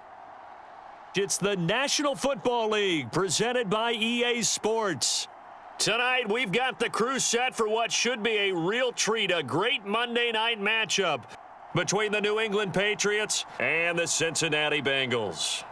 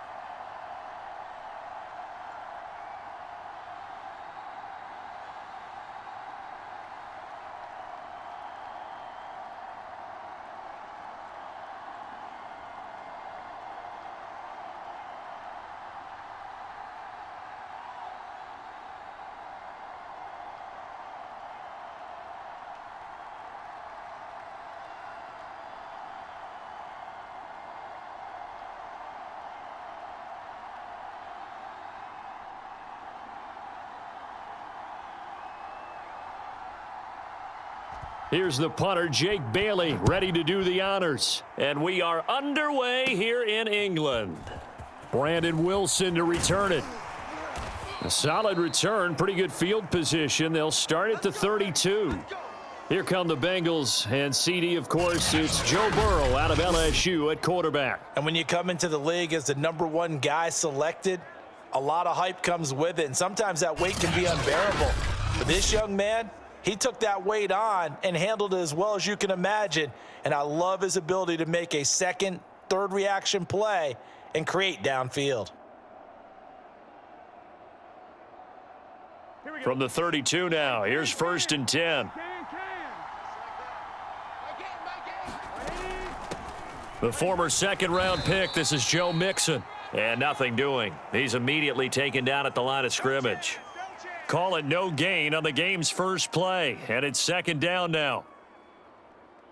He can rack up those tackles in bunches in the run game from that middle linebacker spot. And what he has to do is make sure he congratulates the guys in front and tells them thanks a lot, because as the guy in the middle, the Mike linebacker, you're counting on your front 3, your front 4, front 5, whatever you've got in front of you to take up all the blocking, allow you to roam and hit, and that's what he did on that play.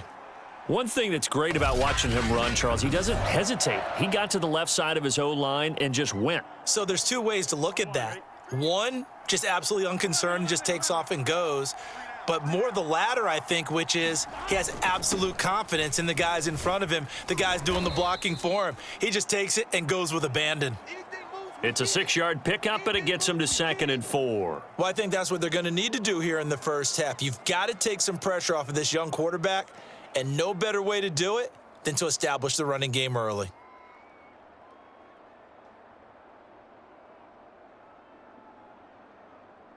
From the 35, back to work on 2nd and 4. And now they will throw it with Burrow. And the catch made. It's Tyler Boyd.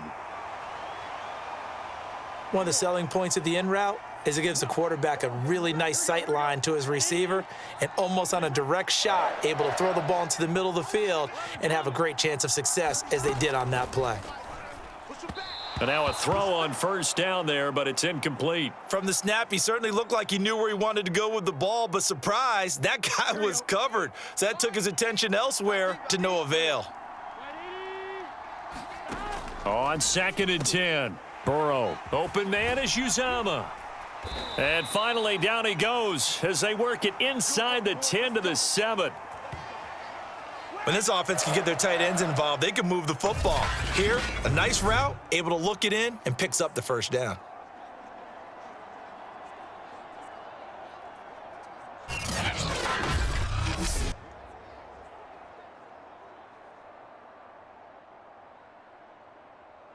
A terrific opening drive has them knocking on the door, 1st and goal. Burrow looking to pass. And he'll be hit as he releases it, and that'll fall incomplete. It's always tough trying to keep your guy upright when he's trying to throw the football. And when you're dealing with those big, bad guys on the defensive front, it's even tougher. And this time, those guys on the opposite side won the battle, getting to the quarterback and knocking him into an incompletion. Firing quickly here, and that's complete. And this play doesn't go anywhere. Backwards, losing yardage to the 11. So they'll wind up losing 5 yards on the play, and that'll make it 3rd and goal. Now, I'm not putting him in the Hall of Fame, but if you look at the great linebackers in history, they all have that ability to innately sense where a play is going, sometimes even before the ball snapped, and they're there, and they end up making the play. 3rd and goal, Burrow. Touchdown, Bengals. C.J. Uzomah. An 11-yard touchdown. And the Bengals are going to take a first-quarter lead. They got to love that. 9-play drive results in 6 points. That means they're doing the dictating. That means that they've described how the game's going to go. They're playing at their tempo, at their pace. If you're on the other side of the ball, if you're playing defense, defense is not methodical. They've got to go in there and shake things up and create a little havoc. Extra point by McPherson, up and good. And that makes the score 7-0.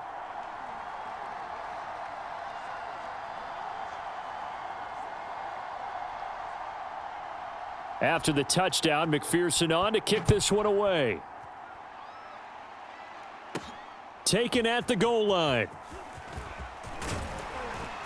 And ultimately, he stopped right where he would have been if he had simply gone down to a knee at the 25.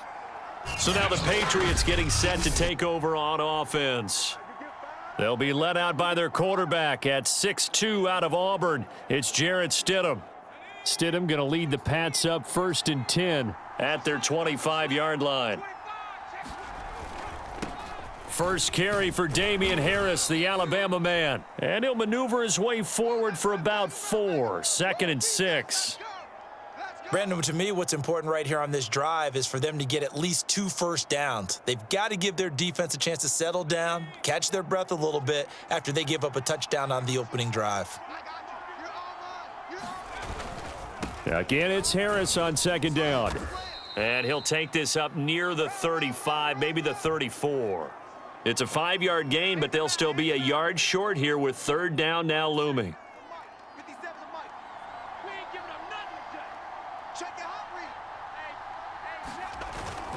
Trying to pick it up on the ground with Harris. And he's able to get the first before he's taken down at the 36. I liked his focus there because he wasn't thinking about breaking that one big. All he thought about was, I need 1. Let's go get that. Ended up picking up 2. So from the 36 now, 1st and 10. They hand this off to Harris. And he's got it up over the 40 to the 41. It's a 5-yard pickup that time on what will wind up being the final play of this first quarter. After one, 7-0 on EA Sports.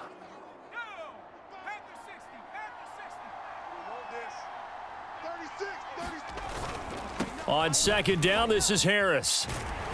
And he'll work it across midfield inside the 45. I don't know what this says about me, but I love successful runs up the middle when the blocking is so well executed like that. And it doesn't matter whether it's zone blocking, whether it's a power scheme. When you have a blocker on a defender and then the running back can read it, find the proper hole, and just go, it's sometimes a thing of beauty. 5 yards on the carry. Good pickup on first down.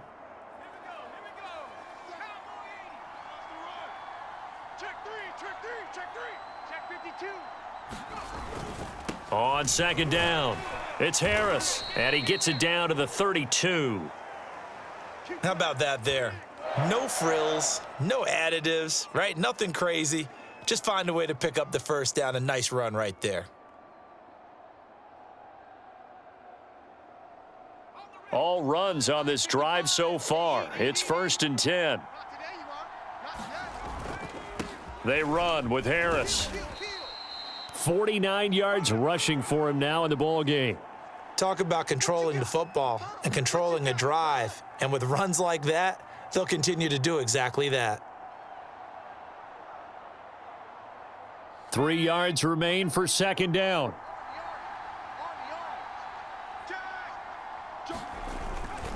On the give, this is Harris. And he's able to get it to the edge of the red zone at the 20-yard line.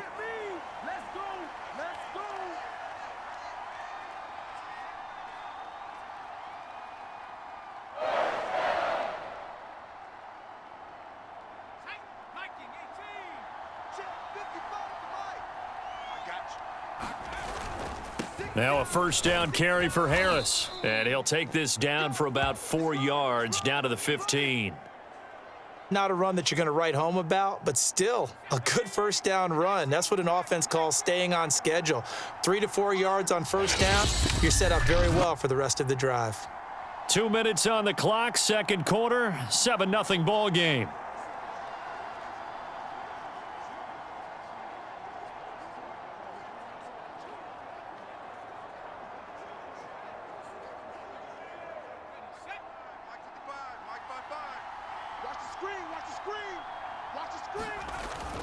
On second down now, it's Harris. And he'll fight his way down right around the 12. Still a couple yards short of the first as the 3-yard gain brings up a third down.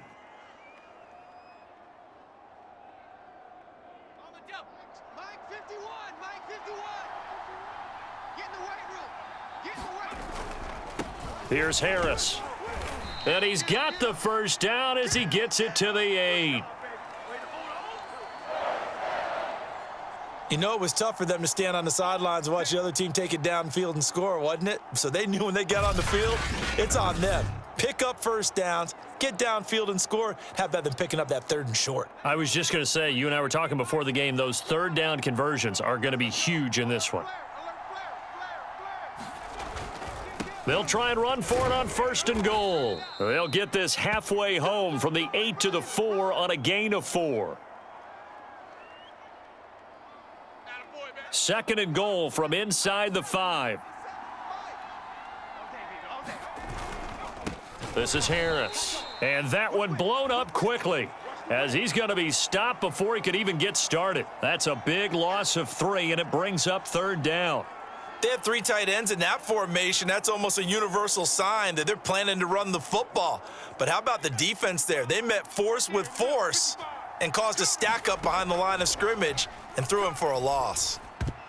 Meanwhile, on 3rd down, they take a shot at the end zone, but it's incomplete. Well, so a drive that spans all that time, and yet you may only come away with 3 points here. Well, your defense, all right, they actually like these long drives. They get to rest over on the sidelines for a while. But when you're not finishing with points in terms of touchdowns, that's frustrating. They've got to figure out how to close out these long drives and get 6s instead of 3s. And that is knocked away in the middle of the field and incomplete. They can't hook up here on the 4th down pass attempt, and the Bengals will get the football back. A chance to get some momentum here in the second quarter, getting their first trip into the red zone, but unable to get it across.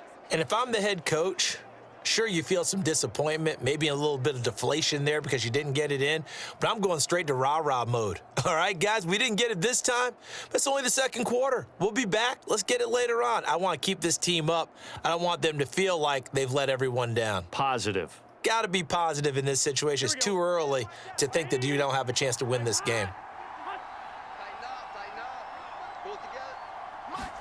They will throw on first down with Burrow. He finds his running back, Mixon, and able to get it across the 20 before they get to him. And a good quarterback facing zone coverage. If he has just a little bit of time to survey the scene, that's what's going to happen. No doubt about it. If there's no pressure, he's going to continue to pick them apart because he'll have all that time to find someone open downfield. You can only cover for so long. So maybe they want to go to a zone blitz scheme, get a little bit more pressure. Remember when Carolina did that against Denver? They lost the game ultimately. They dropped the defensive end out, and he ended up with an interception in that game in Super Bowl 50. Maybe some sort of scheme like that to try and get more pressure at the passer. Okay, right, Brandon. Thanks very much. And welcome in, everyone, to this slimmed-down version of the EA Sports Halftime Report. Okay, Brandon, thanks very much. And welcome, everyone, to this abridged version of the EA Sports Halftime Report. This one's been a hard-fought battle to this point. 7-0 is the score, with neither offense really able to get on track. But let's not waste any time. We'll get you right back out to Brandon and Charles for the second half. As they say here in London, all to play for as we are back underway in the second half. And we will not have a run back here as the second half starts with a touchback. So back onto the field come the Pats for their second drive. They do trail, but they have a chance to possess the football first to try and do something about it. And that certainly makes it something of an important drive for them because is it going to win the game? No, but you have to do something to bring some life to your sideline. Stidham going to lead the Pats up 1st and 10 at their own 25-yard line. They'll come out throwing here to start the drive. He finds his man, complete. It's Myers. And up to the 35 before they're able to knock him down.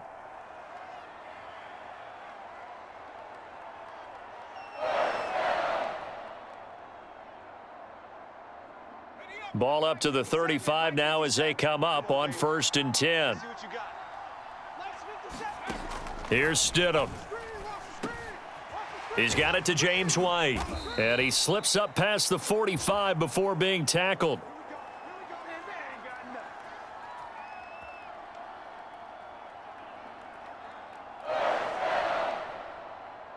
Back-to-back good plays have them on the move on first down. Here's Stidham to throw. And that, nearly picked off. Well, it would have been a great time for their first interception of the game. Instead, it's second down. Third quarter of a tight football game as we come up on a 2nd and 10. Throwing again here, Stidham. And his throw's going to be incomplete. We've seen these defenses make enough opportunistic plays to keep this one low scoring. Flying around, making plays on the ball, and we see yet another errant throw as a result.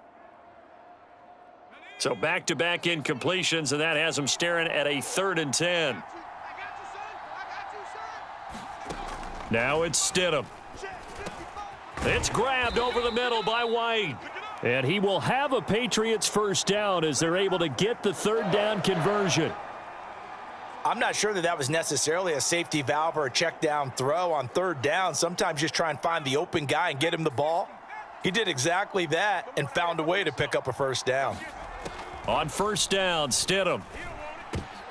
Oh, he rifles one, and that's going to be intercepted. Picked off near the 34. There he goes left side. And he will bring it back. It's a pick 6 for a Bengals TD.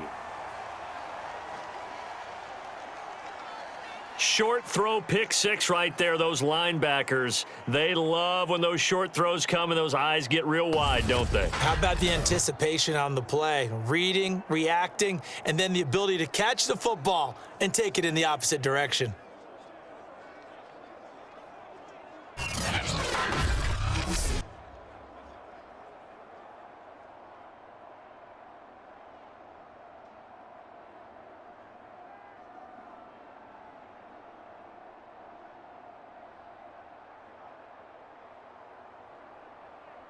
McPherson on for the point after.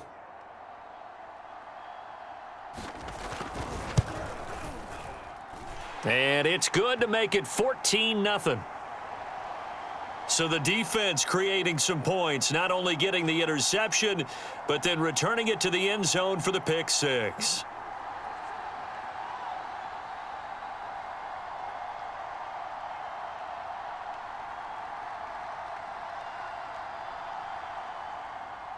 So they throw the pick six. They'll get another shot at it now as this one's in the air. And this will be brought out to the 25 as Taylor elects to not return it. New England trying to get a place on offense. And following the pick six, and they had decent field position in throwing that pick six. We'll see how they attack this drive.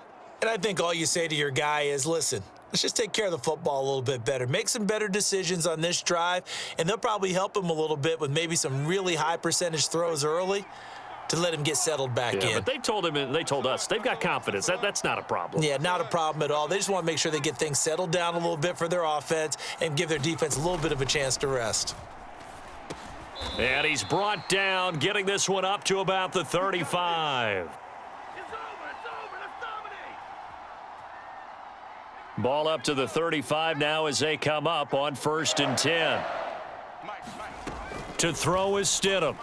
They'll roll him out right. And nowhere to fit that football in. It's knocked away and incomplete. As soon as I saw him break contain and get outside, my first thought and my eyes gravitated downfield, because nowadays, most of these quarterbacks, when they do that, they want the big play downfield. They don't want to throw it short. In this case, he took the shot. It fell incomplete. Stidham. Oh, that's into a sea of bodies, and it's intercepted. Picked off by the former first-rounder Trey Waynes. And the Bengals are going to take over at their own 41. The struggles continue here offensively. Still nothing for them on the scoreboard, and now an interception. Yeah, the offense looks extremely sluggish, not really in sync at all. Dare I say, it looks like it got left behind in customs. Oh, you've had that in your back pocket. You were waiting for that. Probably should have left it in my back pocket, too. Well played. Now the Cincinnati offense ready to see what they can do here.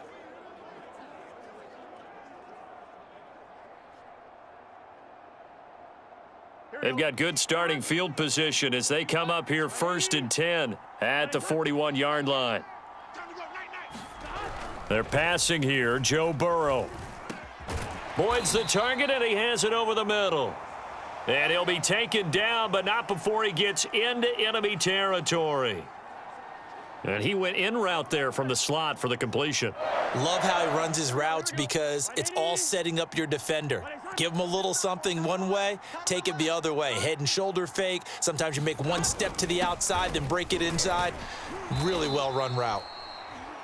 Call that a gain of 5 as the clock ticks inside of 2 minutes to go now in the third. 2nd and 5. 6 man. Here we go. Big 13. Big. Now it's Burrow. This goes out wide for Mixon. And he'll get it down on the play to the 37.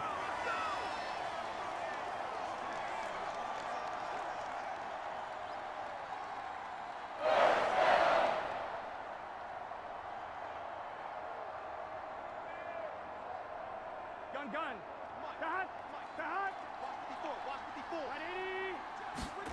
Throwing now, Burrow on 1st down. A throw for Boyd, but it's intercepted. Picked up by Jonathan Jones. And the Pats will take over here just shy of the 30. That was just one of those interceptions from our perspective here. We got a good view at the 50-yard line mid-level that quarterback and receiver were not on the same page. Just by his reaction, I'm talking about the quarterback, he expected something different from his receiver. Whether he expected him to break in, out, deeper, shorter, they'll determine that on the sideline. But bottom line, you could see that he thought he'd be in a different spot, except the defender was not his intended target.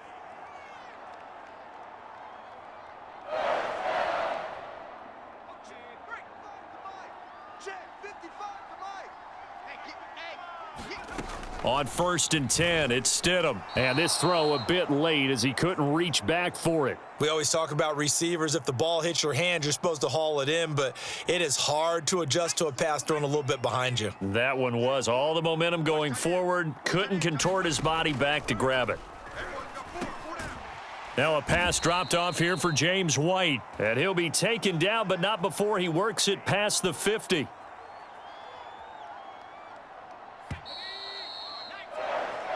One quarter remains here as we wrap up the week on a Monday night. We'll return with more after this. This is the NFL, and it's on EA Sports.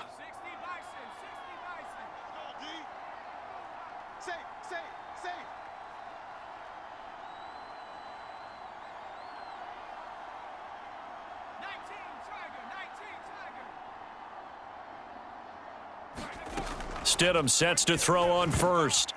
And for a third time tonight, he's intercepted. Picked off near the 42. And he's just across midfield and down at the 49-yard line. But here in the fourth quarter, defensively, you know that you're just going to blanket the field with defensive backs and say, okay, take your best shot. And that time, it's intercepted. And we've often seen teams go into the prevent early, way too early, and sometimes they get too soft in their coverages, but not in this case. They understood the situation and played it with the proper aggression.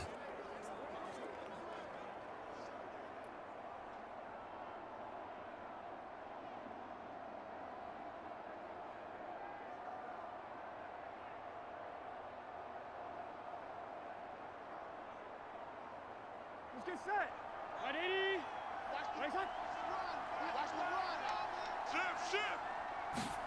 They go back to the air here after the INT on the last drive. And they'll get him down as he's inside the 40. Partner, I like that they're staying aggressive on offense because to me, this drive is what is known as a put-away drive. You score here, that might put this one to bed. I like the fact that they're playing with confidence and not playing with fear. So here's a 1st and 10 at the 38. Burrow going to fake to mix it and now look to throw. The Pats are going to get there. Down he goes. Matt Judon. It'll go as a loss of about 8 as he gets in there to drop him. Well, he shot in, CD, like he was out of a cannon from that linebacker position. And even though they had a running back in the backfield, no one could stop him. Well, you certainly diagnosed that play perfectly because as fast as he got into the backfield, you're exactly right. The running back had no shot to get over and try and protect his quarterback, and a sack resulted.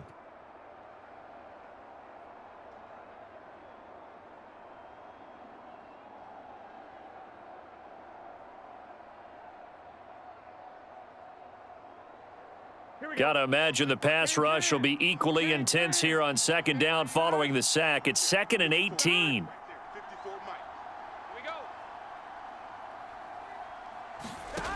Here's Burrow setting up to throw it. That one taken in by T. Higgins. They get 11 back on that one. It leads to 3rd down. Now the Patriots going to use one of their timeouts. It's just their first. They'll be down to 2 remaining as we step aside here in the 4th quarter. So 3rd down, they need to get to the 28 for a first. From the shotgun, Joe Burrow. Over the middle, complete. It's Boyd. And inside the 20 before he's brought down.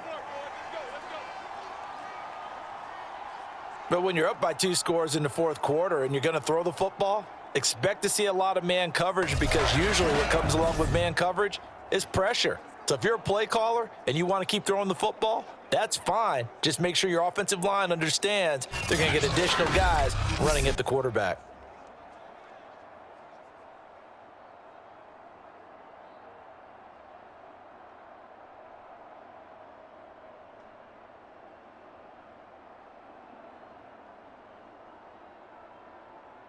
So the ball down to the 16 here for 1st and 10.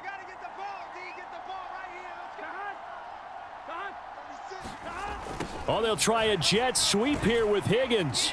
And now they're going to get him down right at the line of scrimmage. Call it no gain on the play, and it'll be 2nd down. Defensively, they had that one pretty well figured out. Yeah, and one of the things about this play It can be even more effective when you run a lot of motion, and there's plenty of times you don't hand it off.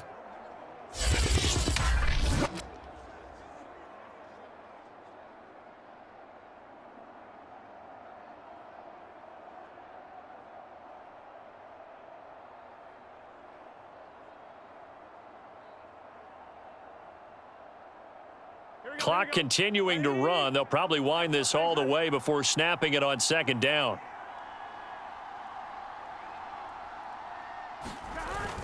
Burrow going to give this to Mixon. And this play gets blown up. They'll lose yardage. Back at the 17. It'll go as a loss of a yard, so now they deal with 3rd and 11. Brandon, it's clearly a running situation when you're up in the fourth quarter. They're going to have to stack the box and make it difficult for them to move the ball. Made it very difficult right there. Now they need to repeat that effort. Yeah, bring 7, 8, 9, whatever it's going to take to slow them down.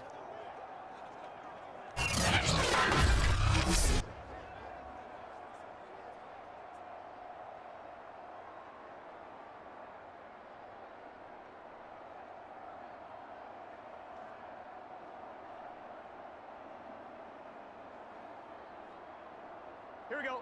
2 minutes left to play in this football game here on EA Sports.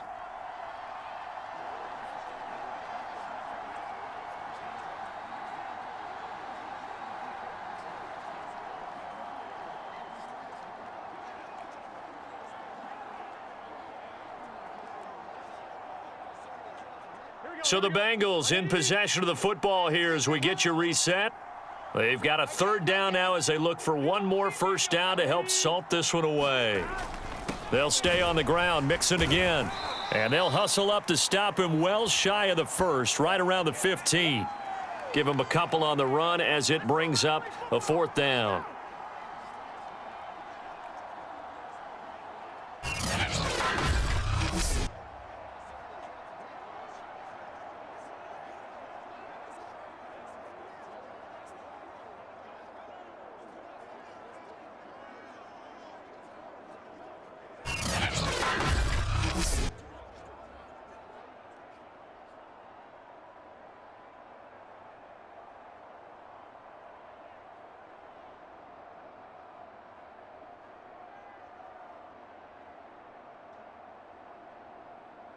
So on 4th down, off goes Burrow. On comes Evan McPherson for the Bengal field goal.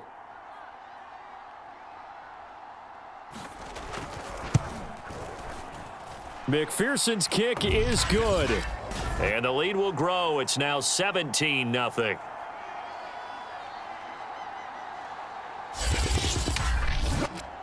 So that not just important in the fact that it widens their lead, but really that was a textbook job of just hanging on to the football. And we know all the time that coaches talk about time of possession. Sometimes it's a stat that doesn't matter much, but in this drive, it matters a lot. They want to reduce time and score points and lock this game down. On the return, it's Taylor. And not much happening on the return as he'll get this to about the 23. New England's offense set to go. And let's face it, this drive is not going to have any bearing on this game, but it's kind of important for one reason, isn't it? It certainly is. You got to get points. And, okay, all right, I'm being facetious here, but you get points. You feel a little bit better about yourself as you move on to the next one.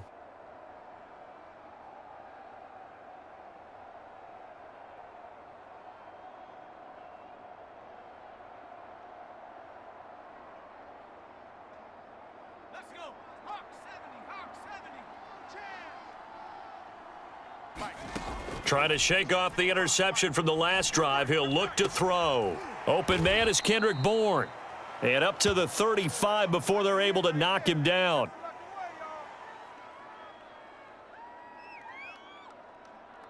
Ball up to the 35 now as they come up on 1st and 10. Now Stidham rolling to his right. He's got it complete to Aguilar. And he's going to be out of bounds, but not before he takes it inside the 40. He was out there waving his arms, and when you got a quarterback out of the pocket looking for any help, I guess waving the arms is helpful. It certainly is, because you got to get his attention, because now you're in scramble drill. So everyone's adjusting their routes. And for the 4th time tonight, it's an interception. Chidobe Awuzie with a pick. And the Bengals are going to take over at their own 28-yard line. How about one last great play defensively, and that should, for all intents and purposes, finish off this shutout. That's as good a defensive performance as we've seen in a long, long time. And I know as a team they will celebrate, but I will guarantee you the defensive guys, they'll get together somewhere and have their own private celebration. A shutout, that's something to be cherished. The Bengals set to take over. And after the field goal last time, we'll see what they can get here. At least they got points out of the last drive, Charles. I never met an offensive coach that didn't want to drive to end with a kick. Most of them wanted to end with a PAT, right? In this case, a field goal, they'll take it. Way better than the alternative, which is a punt. Yeah, but you've met fan bases that wanted that, that weren't happy with that field goal. I haven't met a fan base yet that wants to drive to end with a kick, other than the extra point. That's it.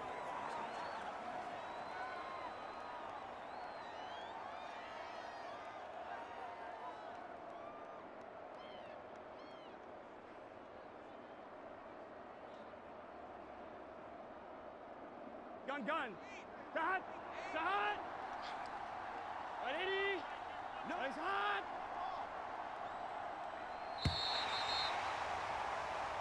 So this one in the win column now for the Cincinnati Bengals, and they did it in shutout fashion. Impressive. Would it be too bland of a statement to say they didn't have the greatest day offensively?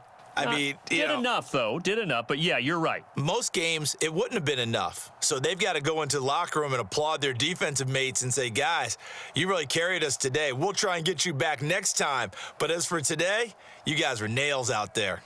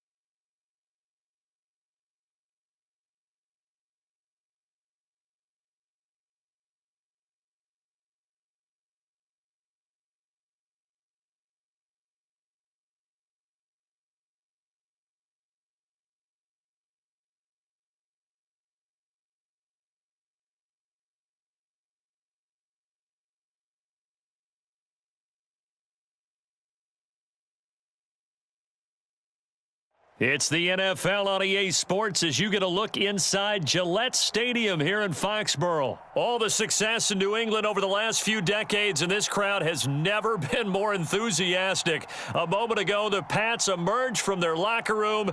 They are set as they'll square off with the Tampa Bay Buccaneers.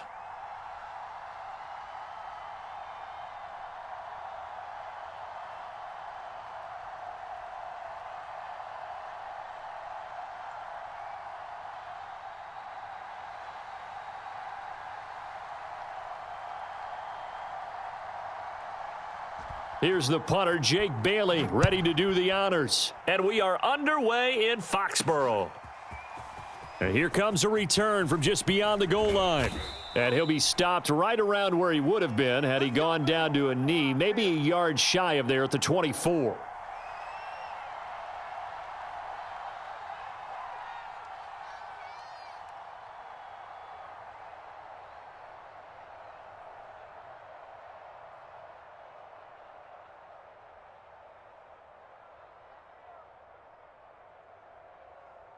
Wait 10, wait 20. Check tight end, check tight. Check tight. Mike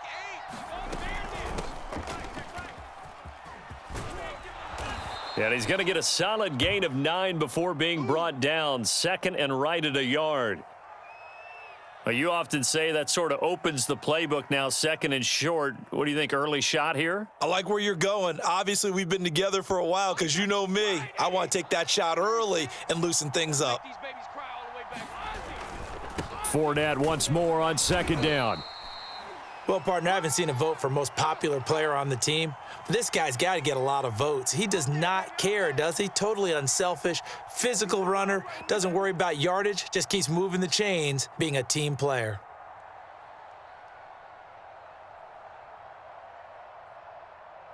So from the 36 now, 1st and 10. That's what I do. Mike 36. Mike 36. On play action, now Brady. And he'll be taken down, but not before he gets into enemy territory. Boy, that completion comes with a high degree of difficulty, especially on the catch. Had to look that one in one-handed, able to do so, and ends up picking up a first down as well. So into Pat's territory now. Here's 1st and 10 at the 47. Mike 36. Mike 36. Hey, tight. Watch the edge. Now Brady. This is caught by Evans. And he'll be out just a yard or two shy of the 30. Let's go. And he's already got 2 catches on the opening drive. They know he's going to be a handful. And sometimes you game plan for that offensively. You want to make sure that guy touches the ball, and sometimes it just happens naturally. And then you change your game plan. When he has the hot hand, you keep going back to him because he's running routes with confidence as the game goes on. No gain on this defense. No gain. Mike 8. Cover. Fournette, a first down carry. This will be stopped about 2 yards shy of the marker. 8-yard gain, 2nd and 2. Someone's looking fresh, and this O-line is definitely licking their chops. Everyone likes to run block. If you're an offensive lineman, nice early burst, nice gain too.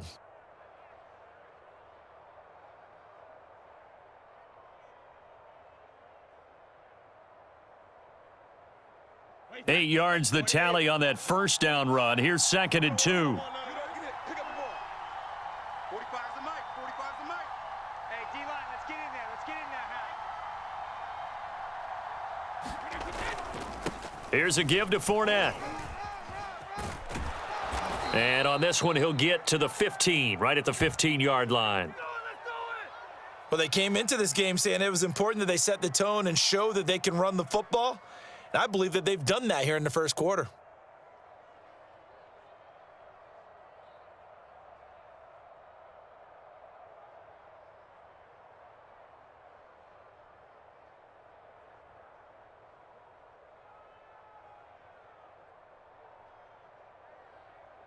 So a good run by Fournette. Now another 1st and 10. Man left.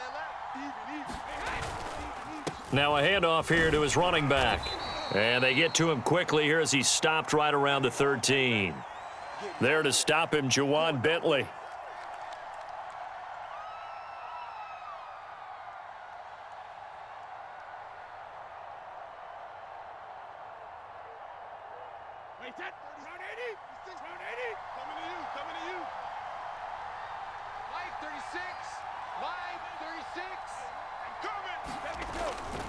On second down, here's Fournette. And he is going to be stopped cold behind the line of scrimmage. Now they're staring at a 3rd and 8. That last play backwards a yard.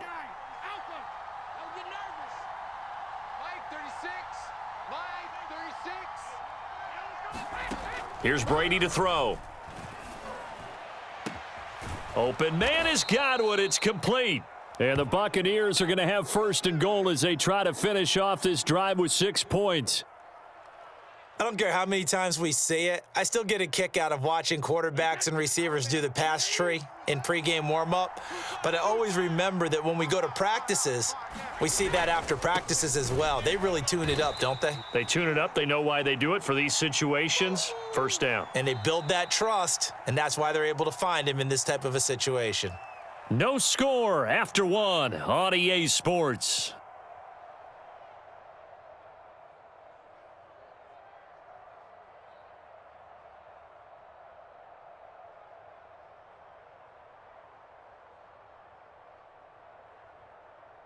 So they're backed up to the 3-yard line, 2nd and goal.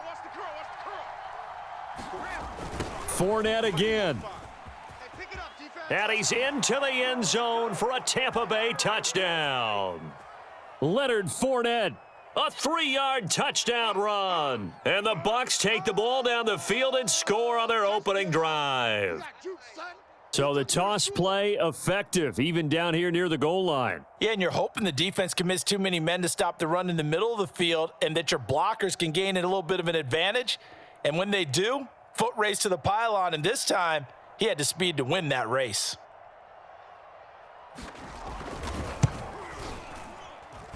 Extra point up and good by Succop. And it's now a 7-0 game.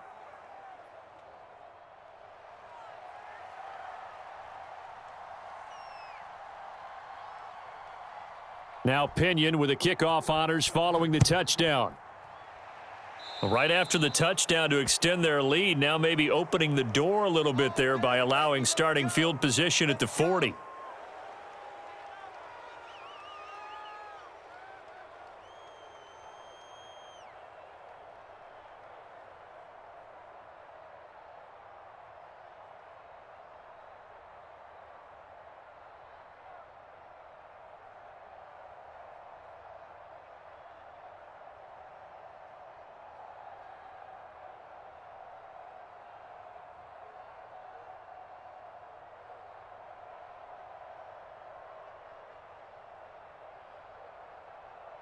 Good starting field position for them here as they come up 1st and 10 at the 40. That's the way. Shift. 60 Eagle. They'll run. Here's Harris. And they'll get him down after a pickup of 8, 2nd and 2. Now, that's a run that warms a play caller's heart because you're actually set up to do whatever you want on offense. You can come right back and run essentially the same play because you have momentum, or you can fake that running play and throw something deep over the top, or you now feel like you have an extra down to play with because if you go ahead and just throw it and you don't get it, come back and try and pick it up on 3rd down. 8 yards the gain on that last run. Here's 2nd and a couple. Stidham. He gets it to James White. And they'll get him down as he's inside the 40.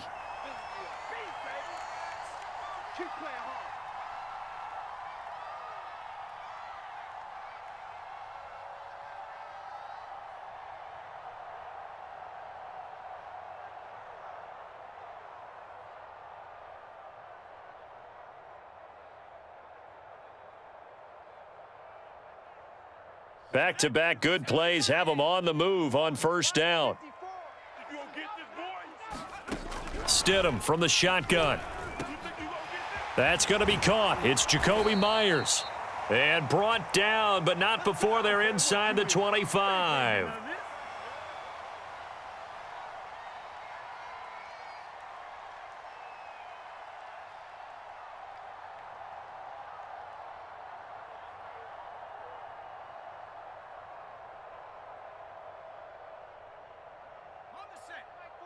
Check Mike 45. I don't think you got it, son. 45. They'll throw on first down with Stidham. Open man is Myers. 7 yards, the pickup there.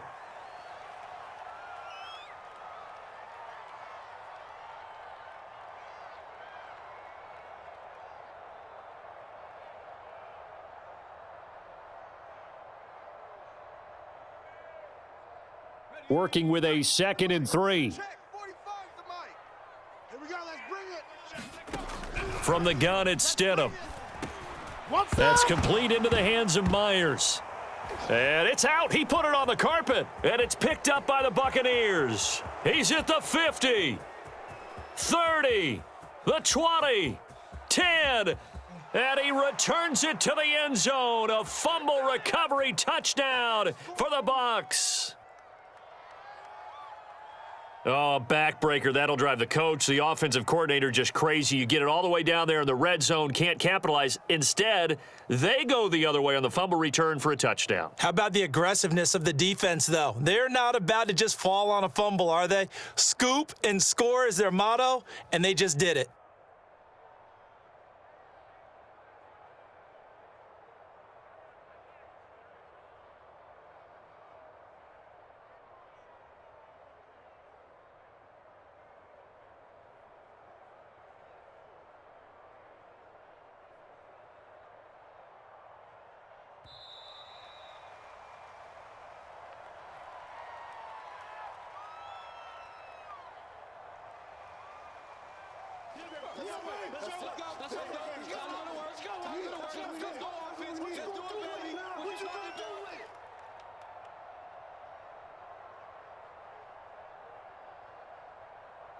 Now from 5 yards further back, this becomes a 37-yard extra point attempt.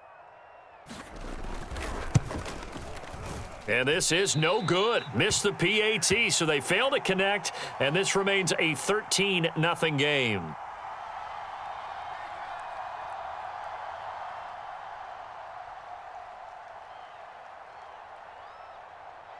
And you can bet they're preaching two hands on the ball here as the kick's away following that fumble return. Taylor decides not to try to return it, and this will come out to the 25-yard line.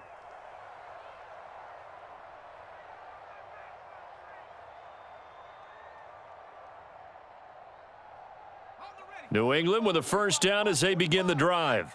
And that last possession, really a gut punch. You seemingly had it working. You were in the midst of a very strong drive, then suddenly the fumble, and you're watching the back of a defender's jersey as he brings it all the way in the other direction. There's not much more I can add to that. I thought you summarized it perfectly, partner.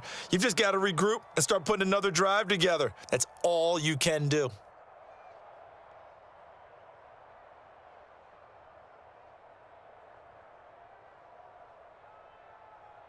Second and 6, just inside the 30. Watch twist.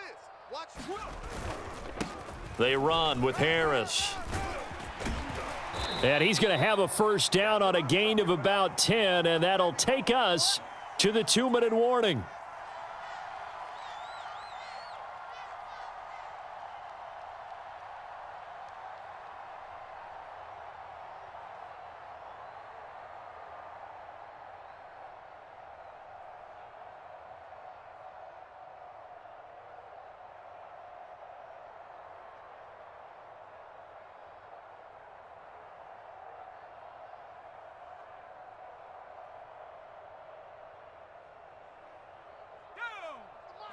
We remind you that coming up in 2 minutes' time, we'll hand you off to Orlando, where Jonathan Coachman will have highlights and analysis of this first half of action.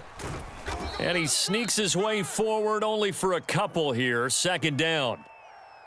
That was a pretty good job defensively to hold them to a 2-yard run, but I've got to think this offensive line, they're asking their quarterback for a different type of a run, one that they rely on, one they have confidence in, one they feel like they can block. 2nd and 8. Out of the gun, Stidham. Oh, the Buccaneer pressure too much. Down he goes. Shaquille Barrett put that sack by his name in the stat sheet. Well, you're already up a couple of scores here in the first half defensively, and Charles, they just seem to be playing really free on that side of the football. I love the observation because with that type of a lead, they feel like they can take a few more chances and be even more aggressive, and it's been paying off for them so far this game. And this pass broken up.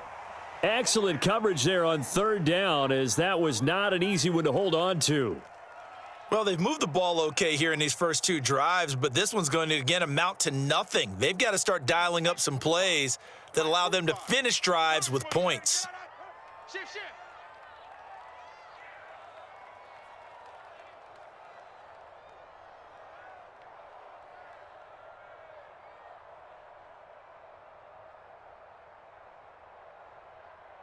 Cardinal, 18 Cardinal.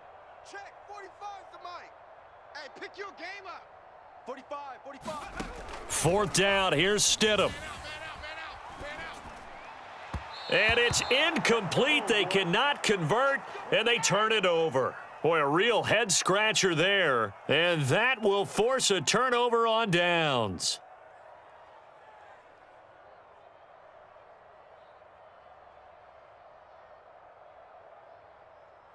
Ball up to the 35 now as they come up on 1st and 10.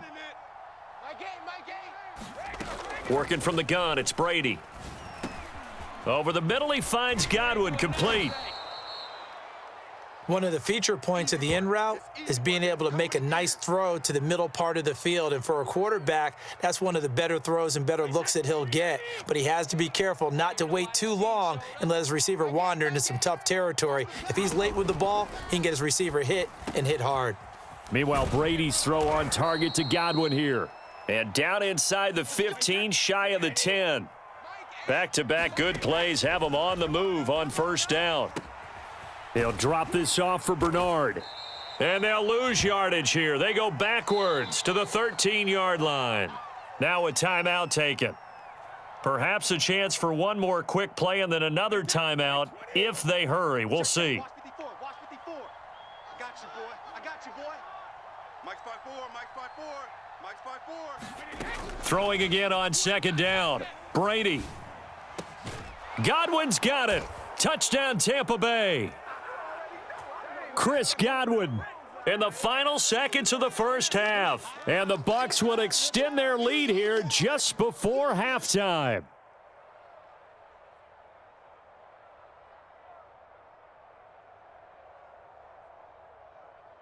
And now Coach Bruce Arians has made the call. His guys will go for 2. Here's the party now. The final shot before half for Brady.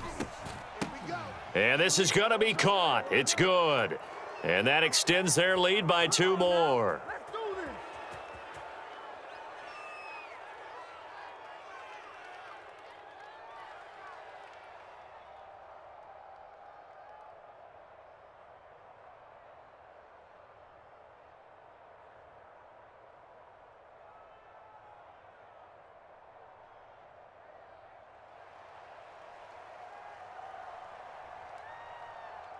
So with 3 seconds remaining in the half, they will line up to kick this one away. Taylor now to return it.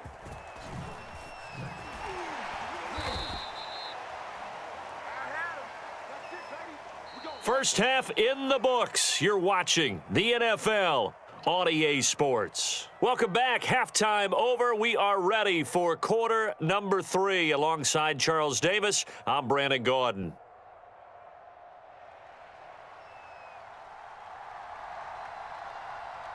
The Patriots trailing here, but they will have the football first as the 3rd quarter is underway. And this will be brought out to the 25 as Taylor elects to not return it.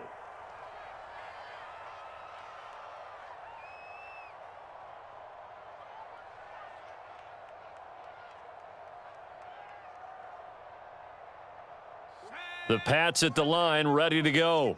And you have to think, Charles, down 3 scores already. They need to play an almost perfect second half to have a solid chance. And that absolutely starts with finding some way to put together a touchdown drive here. They need to be smart, fast, efficient, get the ball into the end zone, and do it again multiple times in order to have a chance to win this game. So from Buccaneer territory now, it's 1st and 10 at the 46. Now it's Stidham. His throw incomplete. Just a little beyond the reach there of his receiver. That's probably one he wishes he had back. He wishes it had been 7-on-7 in practice, or maybe even routes versus air, because that's a completion he makes, 9.9 times out of 10? Just missed that one. So after the incompletion on first, now 2nd and 10. Now Harris. 5 yards. Now it's 3rd and 5. Well, they certainly have been able to get him going and establish the run, so I think it's time to abandon that plan and start chucking it all over the park. And you know who's excited about that? The defensive front. They got a chance to pin their ears back and get after him now. They run again with Harris. Well, this is going to depend on the spot, but it's not a very generous one. He looks to be about a yard or so short. Give him 3 yards there, as that'll take us to 4th down.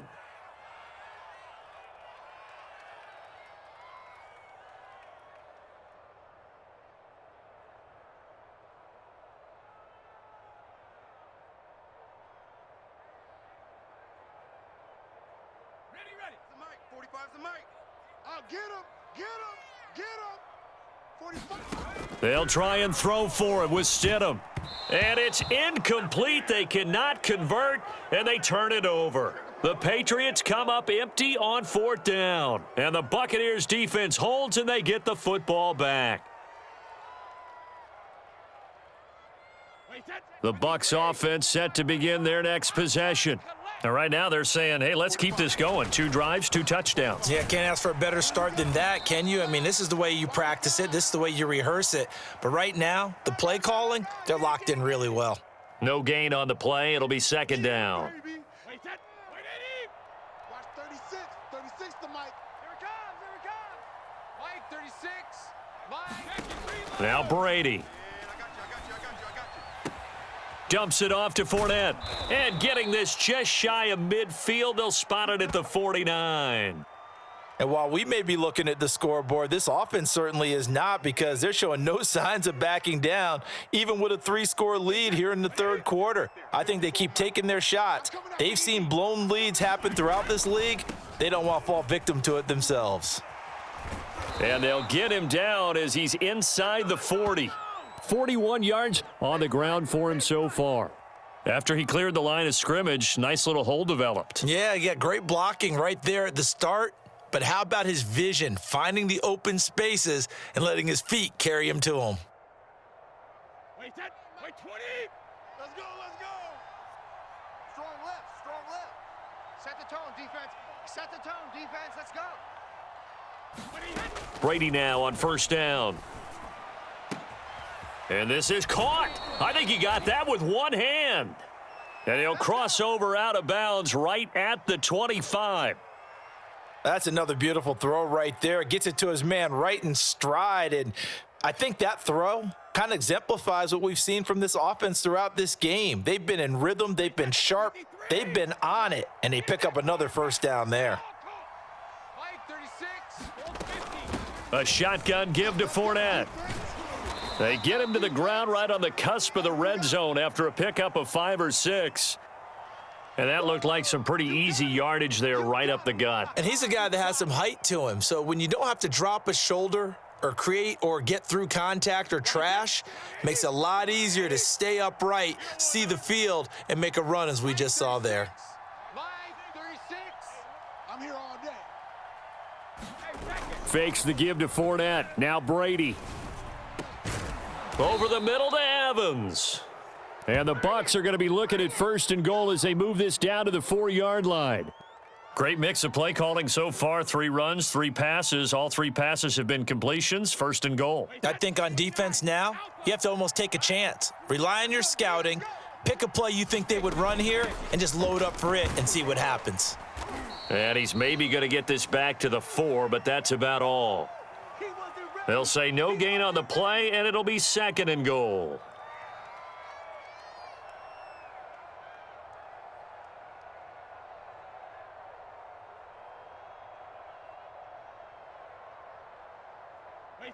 Alabama, 380. And they're not going to get to the line to run another play. So we will switch ends as the third quarter has come to a close. This is the National Football League on EA Sports.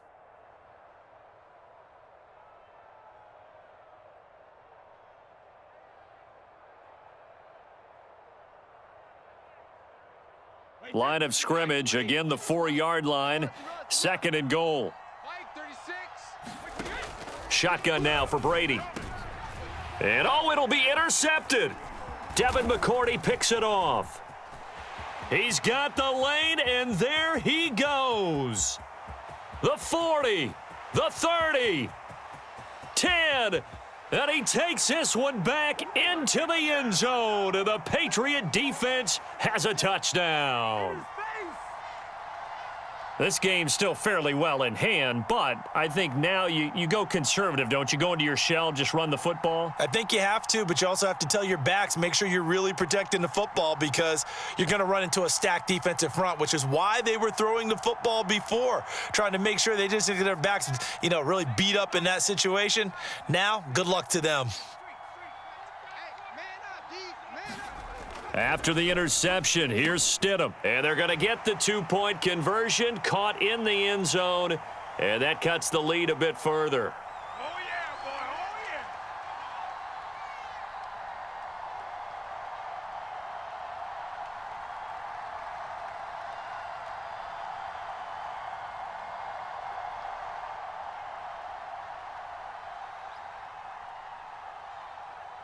So they'll get another shot on offense following that pick 6, and now the kick is away. Taken in at the 3. And he's up past the 20 to the 22-yard line.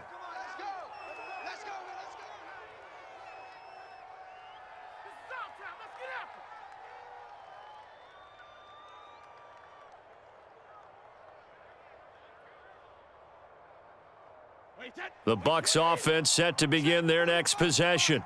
And the pick 6 we just saw makes things a little more interesting. Still, though, a 2-possession game as they control their destiny in this fourth quarter. And he'll take this ahead for about 4. Second down coming up.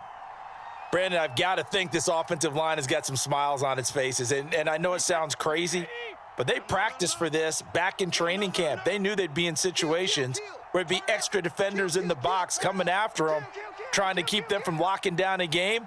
Right now, they want to show the world they're up to the challenge.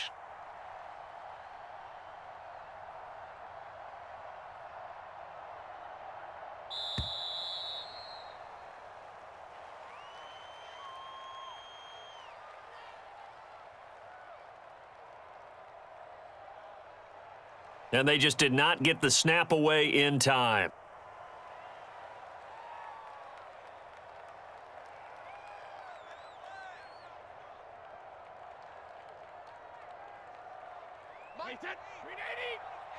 Let's go, defense. Our time. This is our time.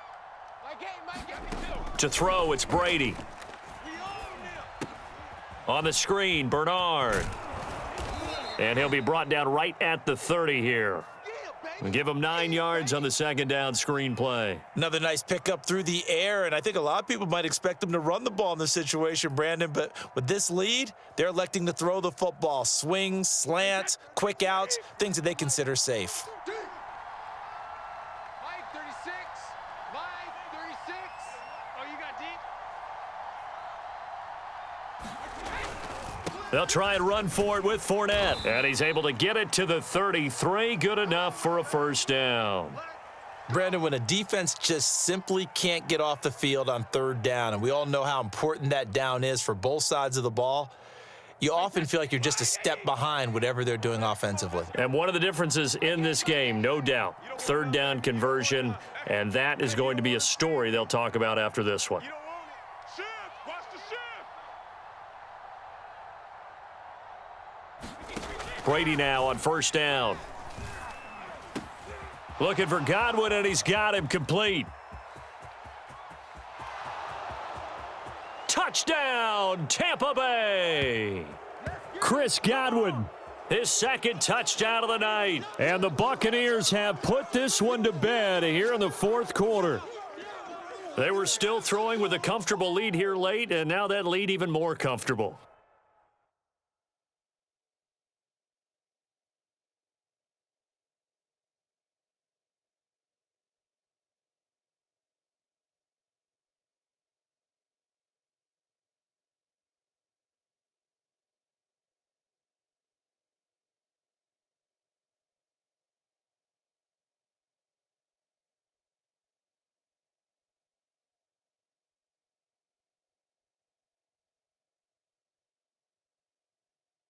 And your first thought is there bad blood that went into this one ahead of time, that maybe they're seeking some revenge or they just don't like them? But the other thing that always hits me is, are they worried about playoff positioning, right? Are they worried about, do you need enough points in case there's a tiebreaker that comes into play later? So what can Brady do here as he'll lead his guys up to go for two? 45's the mic. 45's the mic. They're going to need some therapy after this. Brady will look to throw for it. To the end zone, but it's incomplete. So unable to throw it in for two from the two. Let me ask you, as a former DB, what changes there around the goal line on a two-point conversion as far as how you're defending it? You just make sure you never back up and you never retreat. You establish yourself really on the line of scrimmage, put your heels on the goal line at worst, and if they're going to throw the ball, make them throw it over your head because they're going to run out of space because of the back of the end zone. Never let a guy catch one in front of you. And he won't quite make it to the 25. Let's go, boys. Bring it up.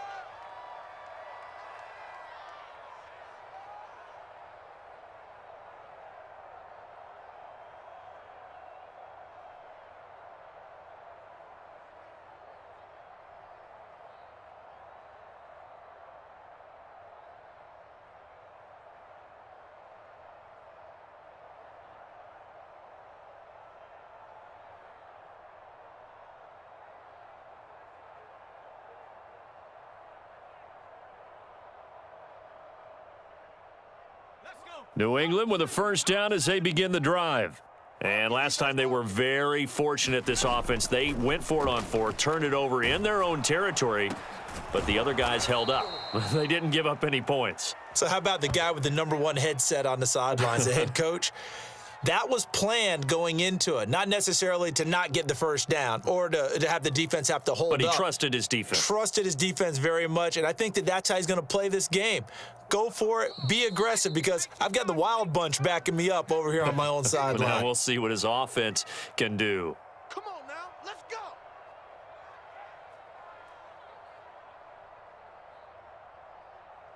So the Patriots with a football as we get you reset. Here we go. They've got a 1st and 10 as they search for a late score. Check 50. Check 50. On first down, Stidham completes it to Aguilar. And he'll be tackled right on the chalk of the 45.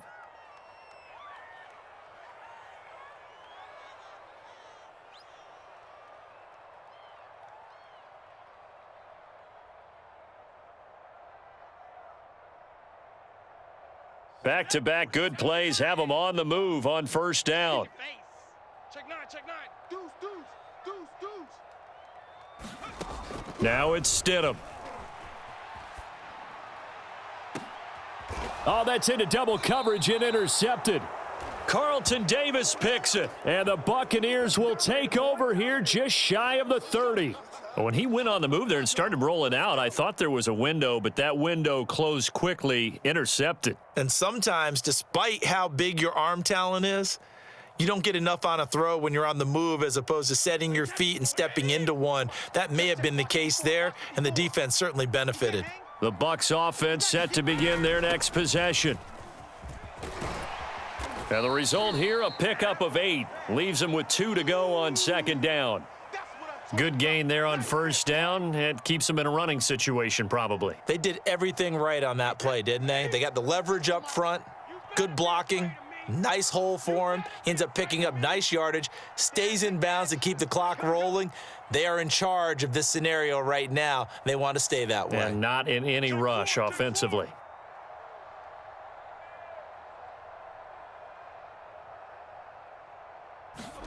Brady going to look to throw. And he goes down. It's a Patriots sack. It's the former Michigan man, Chase Winovich, who gets in there to bring him down. Brandon, that's just football 101. If you're out of the pocket, you've got to get rid of the football in this situation. You cannot take a sack in a 2-minute drill. The sack backs him up, 3rd and long. Tough challenge for Brady and the Bucs. Back to you. I'm going back to you. 45, 45, 45, Mike, 45. Watch the pass, watch the pass. Here we go, here we go. Back to throw. Brady. Throw right side, taken in by Godwin. And now with 4 seconds left, we get a timeout call.